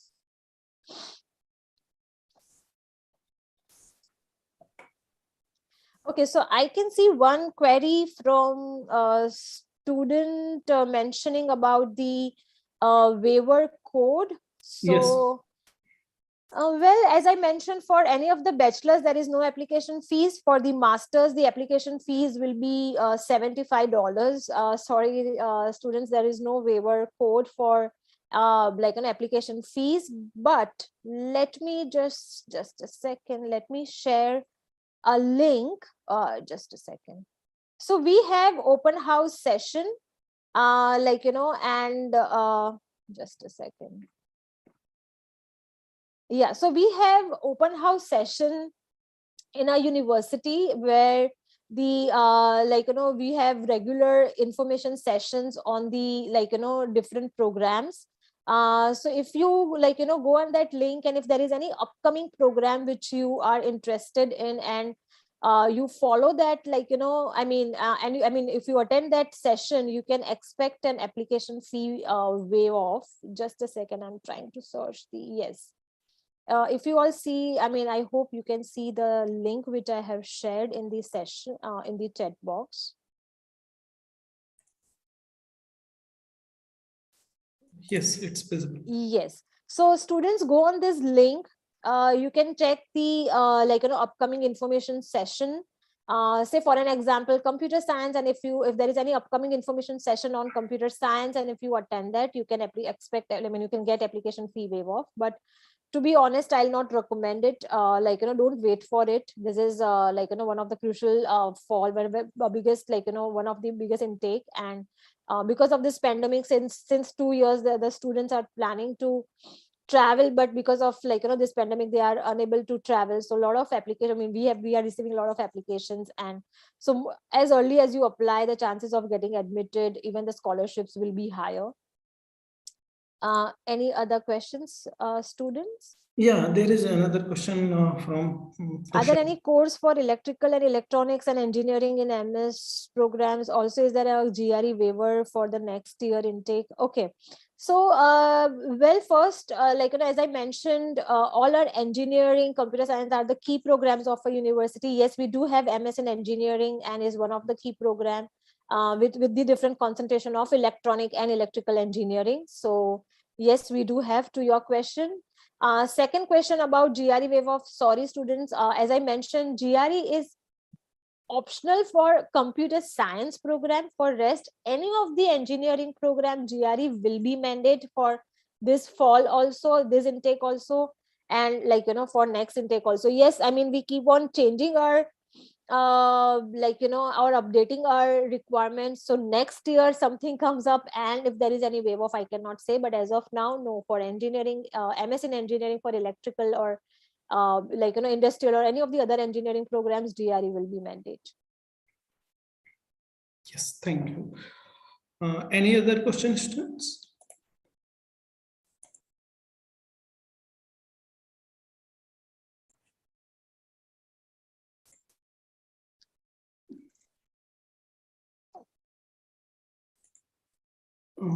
Okay, any idea what would be the minimum GRE requirements? Well, so as I mentioned, like, you know, we don't have any cutoff scores. If we talk about our university, we evaluate overall a profile, where ideally we look for 7.8 of CGPA on the scale of 10. So, and ideally we look for 300 GRE. Say for an example, if you have a less GRE but a good CGPA, or vice versa, we consider such profiles. So there is no cutoff, but yeah, ideally we look for 300 GRE. So if you have a less CGPA, then I would suggest to write, to get more scores, like plus 300 scores in GRE.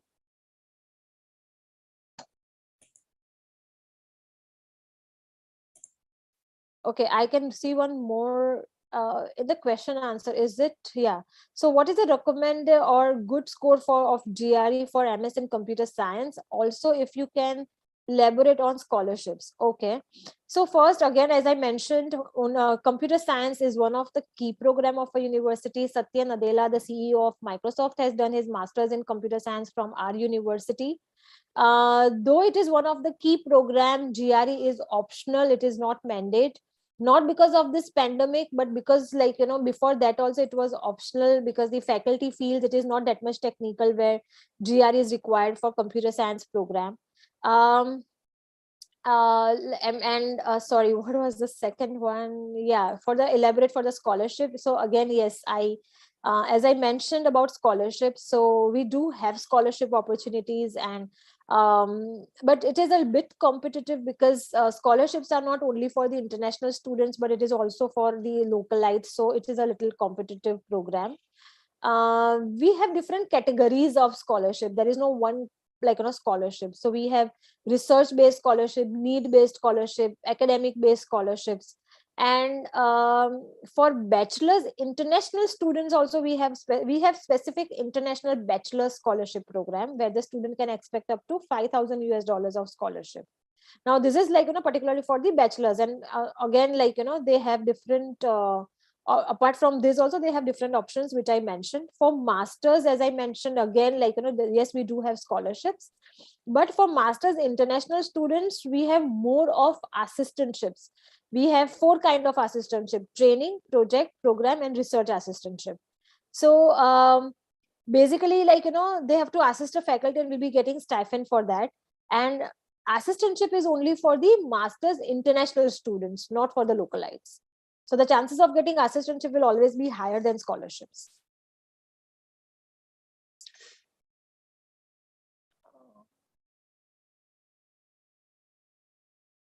Any other questions? Any idea about GRE? Okay, I think GRE requirement we already discussed. Does the institute also have biotechnology related programs? So we do have biomedical sciences, biomedical engineering, biological sciences. So yes, these are the programs available. Any other questions?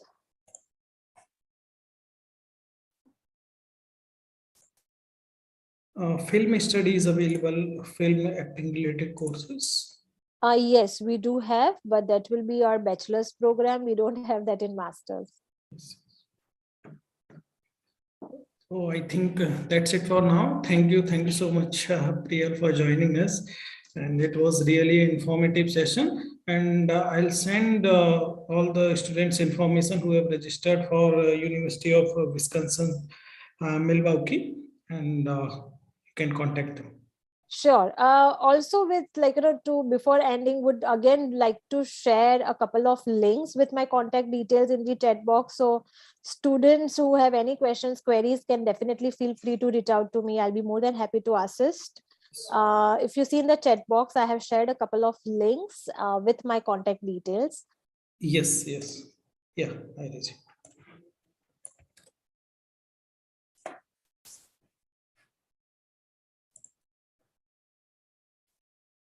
Give me a sec.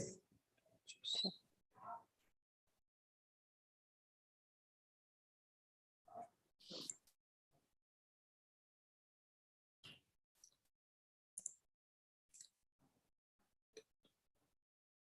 Thank you so much, Priyal, for joining us. Thank you so much. Thank you for having me here. It was a wonderful opportunity to discuss more about UWM. I hope it was an informative session. Yes. But again, as I mentioned, if anyone have any questions, queries, I'll be more than happy to assist. Yes. Thank you so much. Thank you so much. Thank you. Bye-bye. Take care. Be safe.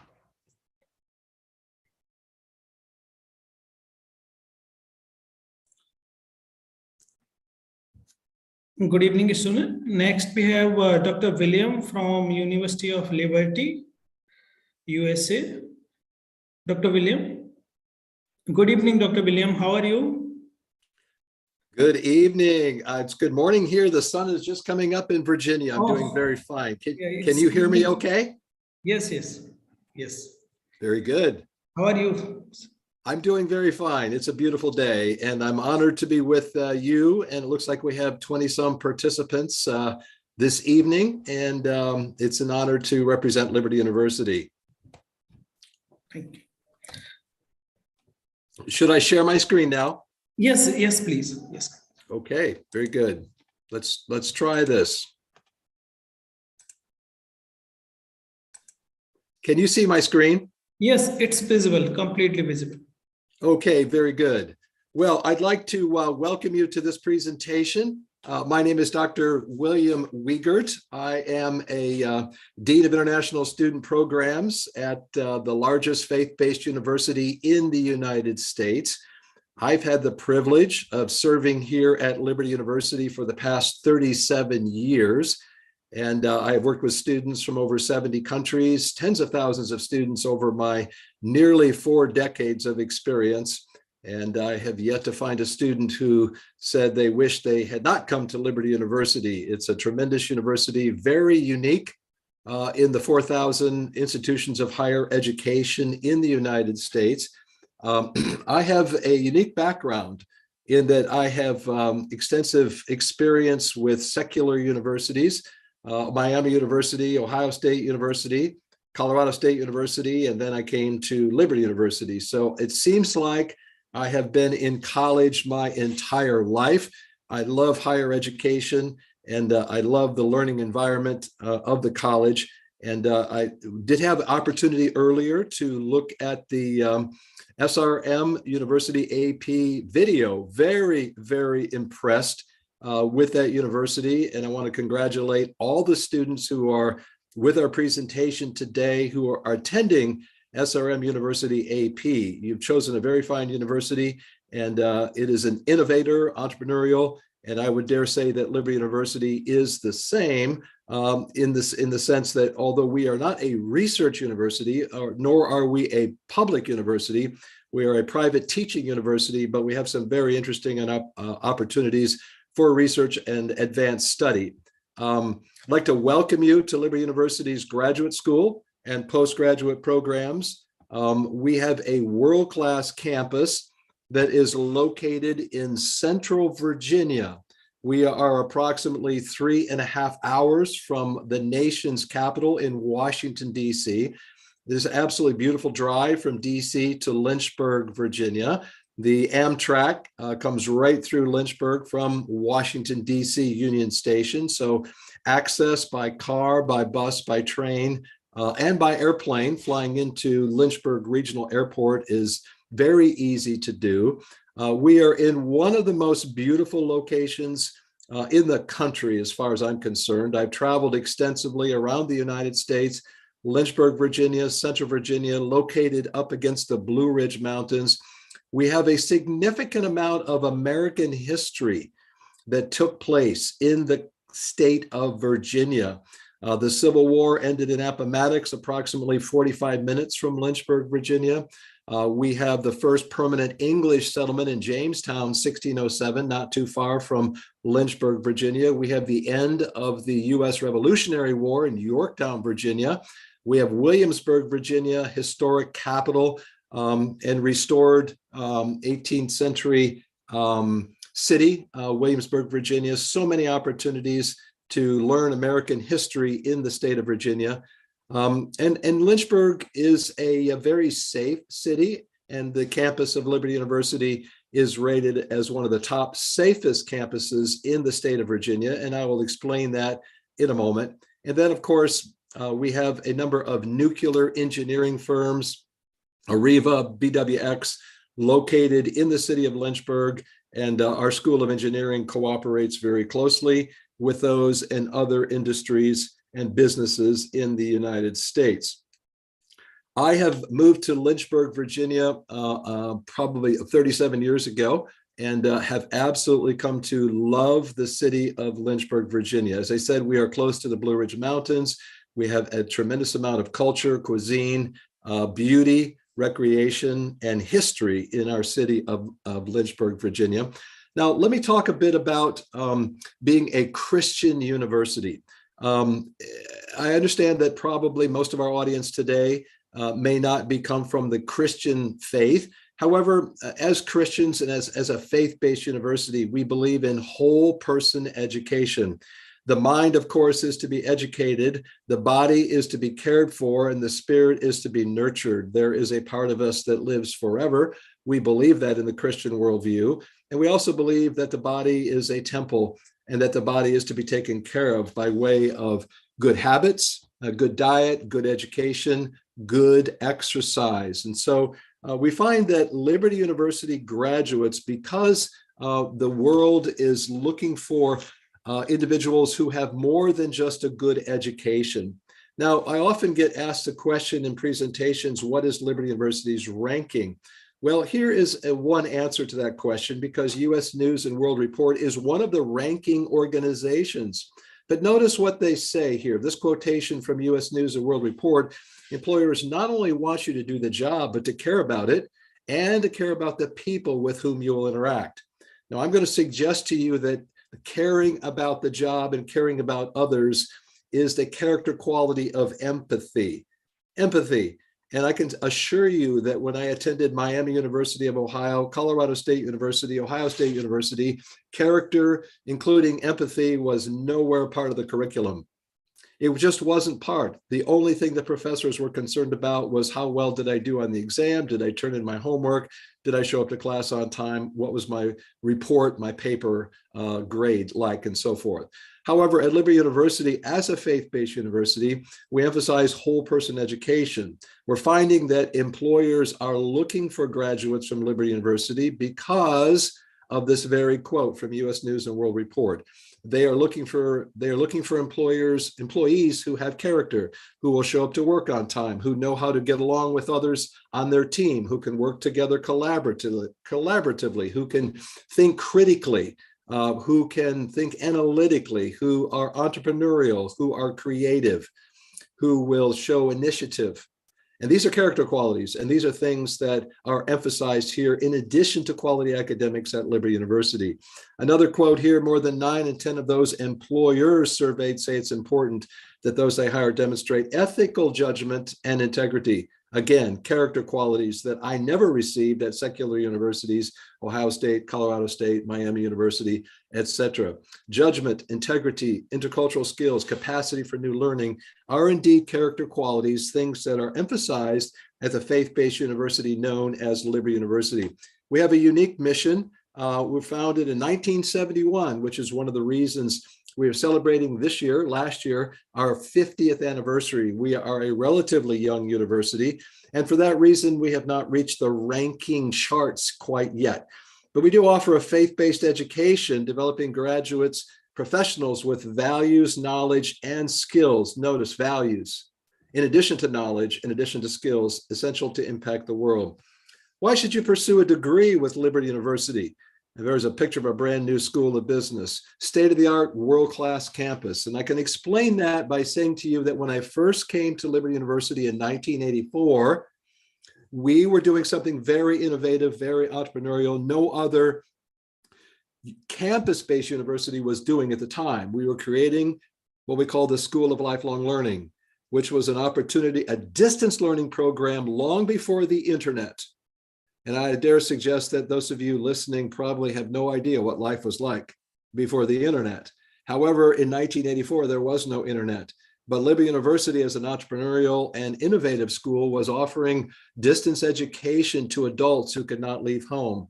I tell you that story because when the internet came, Liberty University was poised to become the largest nonprofit provider of distance education.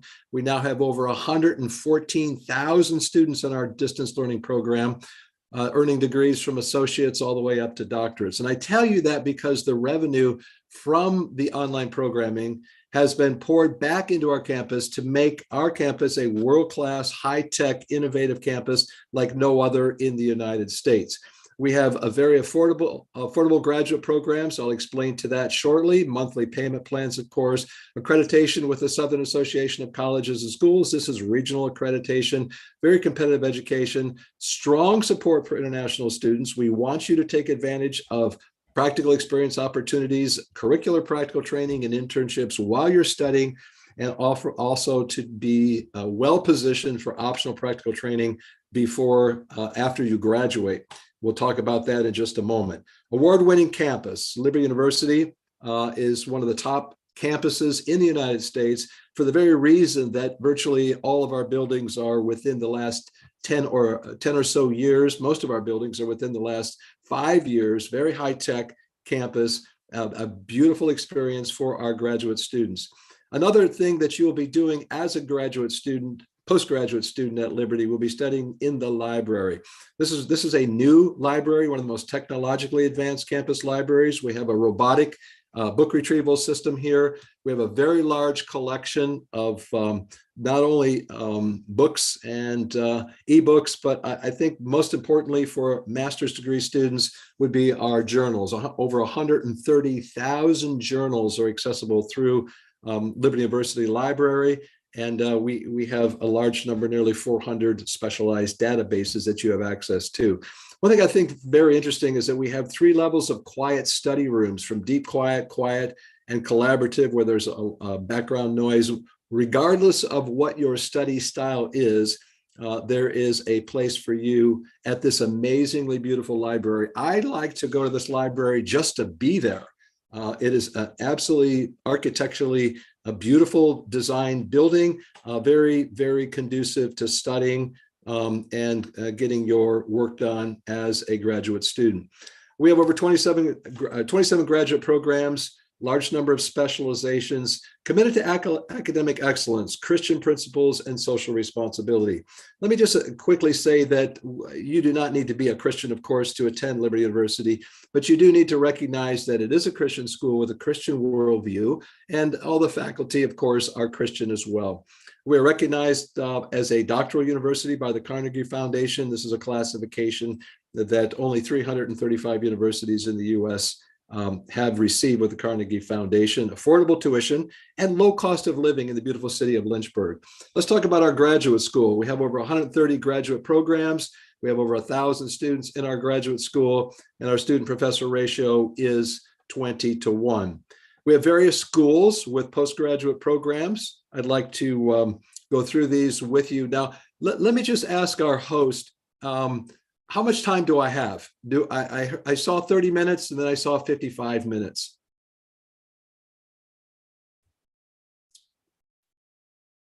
Hello? We're just going to press on here. Yes. Yes. How much time do I have? 15 minutes.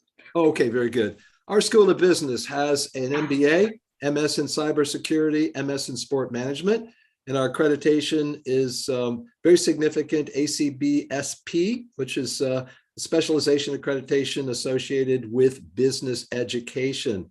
Here are our MBA specializations, which I find very fascinating. And you can look at this: accounting, criminal justice, economics, finance, healthcare management, human resources, international business, legal studies, leadership, marketing, nonprofit, project management, project admin, public relations, real estate, Six Sigma, strategic management, strategic media and digital content, supply management and logistics, and tourism management. Our admission requirements for the MBA, we do look for students who have at least 15 upper level hours, and in the US it's 300 to 400 level undergraduate coursework in business, or we have an opportunity for students to take one course. It's an online course called BMAL 590, and you complete that course and you are eligible for our MBA. That course can be taken online while you are in your home country. It can also be taken online while you are a graduate business certificate student here on our campus. Two options for actually, if you are not a business major now and you want an MBA, there's easy to get that through taking the BMAL course. We have a School of Engineering with both a Master of Science and Engineering thesis track and a Master of Science non-thesis track. Our accreditation with our School of Engineering is ABET accreditation. We have nearby, I mentioned to you that we have nuclear engineering firms. We have the Center for Engineering Research and Education, which is off campus, and our graduate students have the opportunity to conduct research at this high-tech facility. Admission to the Master of Science in Engineering is a completed engineering or STEM-related degree with the 3.0 GPA equivalent. School of Behavioral Sciences, we have industrial organizational psych, clinical mental health, marriage and family, pastoral counseling, psychology, Master of Science, and then a Master of Social Work. Our School of Communications, we have an MA in Communications, MA in Strategic Communications, a Master of Fine Arts in Studio and Digital Arts. That is a terminal degree that allows graduates to actually serve as professors. School of Health Sciences. Our most popular for international students is our Master of Public Health degree with various concentrations in global health, global nutrition, epidemiology. We have athletic training, biomedical sciences for our students who wish to go on to become medical doctors, and that is very popular as well. By the way, Liberty University has its own law school and has its own medical college. We have a Master of Science in Exercise Science and Wellness and a Master of Science in Human Performance. Now, STEM degrees. You may be aware that if you graduate from a STEM degree in the United States, you are eligible to work for up to 3 years on optional practical training, OPT. You get 1 year OPT with any degree that you graduate from in the United States. But then those who graduate from a STEM degree have the opportunity to apply for STEM extension, which gives them additional 2 years. So here are our postgraduate STEM degrees allowing students to work for up to 3 years. Of course, MS Engineering, Exercise Science and Wellness, the MS in Biomedical Sciences, and our MA in Strategic Communications, by the way, also allows you to work for up to 3 years in the United States. Now, graduate tuition fees, I'm not sure why this is a blank screen. Oh, there it is. $545 per credit hour for most master's degrees. That translates into about $5,000 per semester at 9 hours per semester, which is 3 courses per semester, and approximately $10,000 on an annual tuition basis. MS Biomedical Sciences is a little more expensive. Let's see how this shakes out. I think you will realize that Liberty University is a very affordable postgraduate programs, most master's degree programs, and of course, your room and board is going to vary depending upon your living situation in this beautiful city of Lynchburg. But we make an estimate there. So we're looking at approximately $26,000 per year to live and study as a full-time graduate student in the city of Lynchburg. Admissions requirements. We do waive the application fee if you will use the UHub application link, and you can contact your representative to get that link. We do ask for of course, a photo passport page. We do ask that all transcripts, your bachelor degree transcript, for example, from your university, to be evaluated by a credential evaluation company that is accredited by the National Association of Credential Evaluation Services. We recommend Spantran. They have a special rate and they have a special link for applicants to Liberty University. IELTS score requirement for postgraduate programs is 6.5. Of course, affidavit of financial support. We do not require a GRE or any entrance exam for most master's degree programs. If you want to be a law school graduate, you of course take the LSAT. If you want to go into the MS Biomedical Sciences, we do ask for one of several. The MCAT is the one that most students will take, the medical college aptitude test. But for most of the master's degree programs here, no GRE is required. Liberty University would love to have you as a student. We want to help you reach your goals by providing you with the knowledge, tools, and the faith foundational for success. So whether you are an innovator, a dreamer, or a leader, we can help you by adding a Liberty University graduation cap to the many hats that you wear in everyday life. You have some contact information, of course, which will provide you with that application link that waives the application fee. And I would certainly be more than happy to discuss with you any questions that you might have. Again, I have degrees from three universities. I've spent the last nearly 4 decades working with international students on the undergraduate and postgraduate side. And so I would love to discuss with you the additional benefits of participating in one of our master's degree programs at Liberty University. And I do believe we have a unique product. We're unique in our mission. We're unique in our location. We're unique in our innovation and entrepreneurial approach to our offerings. And we're very unique in terms of our world-class campus that has been totally remade, well over $1 billion investment in that university in the last decade. So it's exciting for me to present Liberty University to you. And I have the joy of working with students from over 70 countries. I've never traveled to India. I would love to someday, but I do know that the Indian students who have come to Liberty University have been hardworking students, and we would be honored to have you consider Liberty University as well. So I will stop sharing, and I will turn it back over to our host with gratitude for the opportunity to present to your students today, sir. Thank you. Thank you, Dr. William. It was really an informative presentation, and the students can take many more information from it. I would like to ask if any students have any questions. Please drop it in the chat box. The question is drama. We have a tremendous theater program, but it is a Bachelor of Science degree or a Bachelor of Arts degree. We do not have any postgraduate theater programs. On our undergraduate, we have a cinematic arts major. We have various theater majors, various music majors, but all of those are undergraduate, not postgraduate. Most of our GPA requirements for most of our degrees is 3.0 on a 4.0 scale.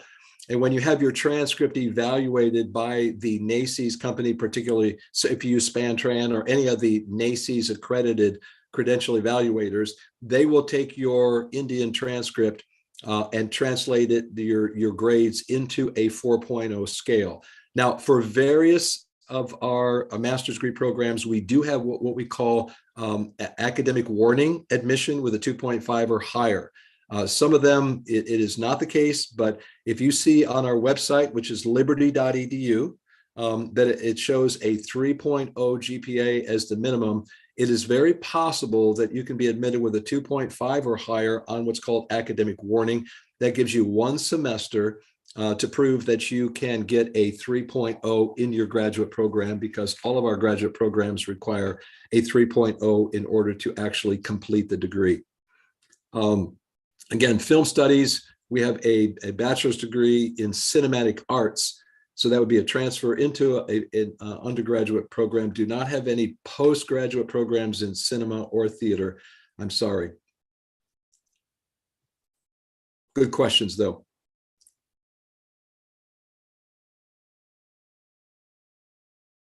One student is asking that what is the minimum GPA requirement for MS programs?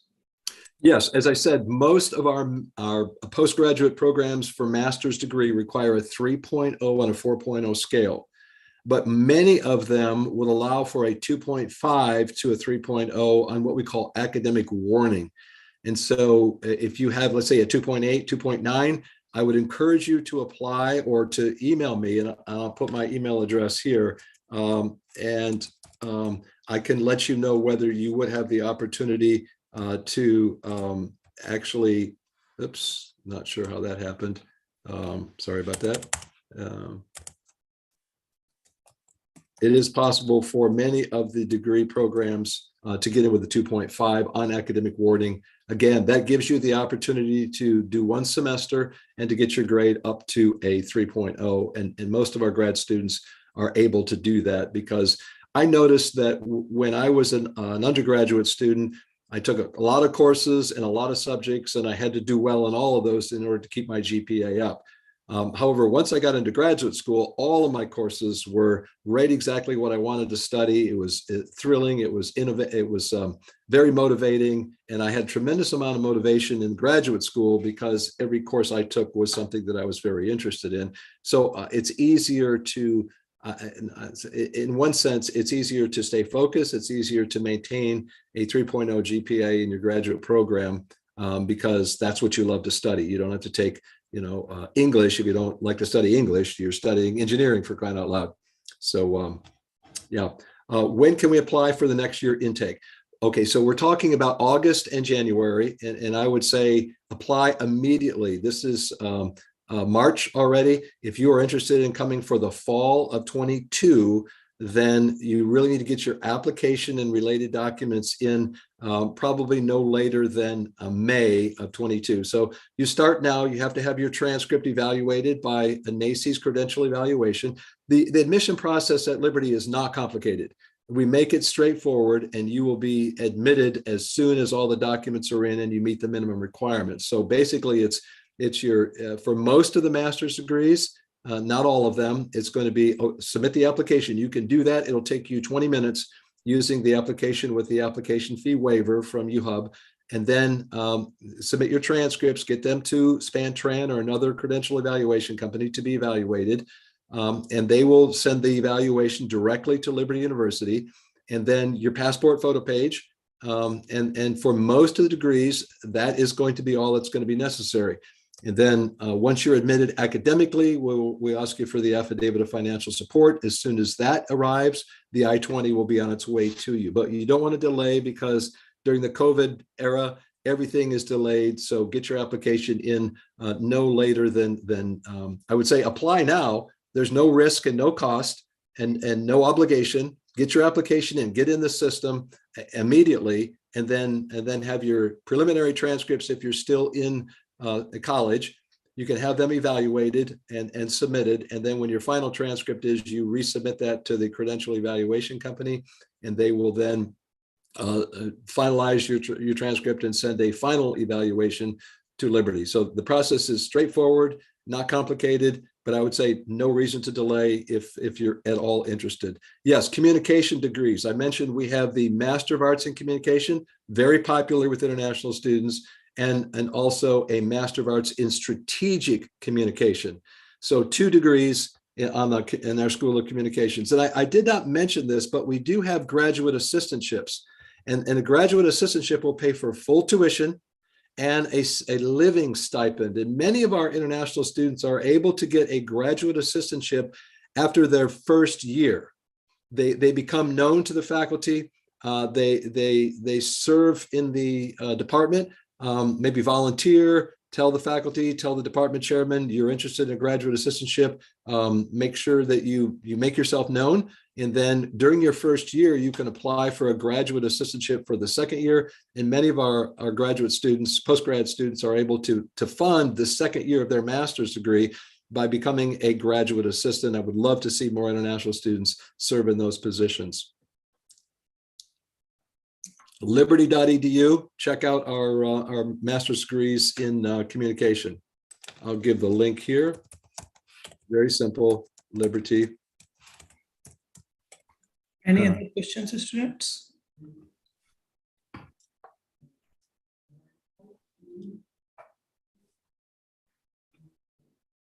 Good questions. Do appreciate your attention and your audience this evening. I think it's 6 o'clock in the evening for you guys right now. Very good.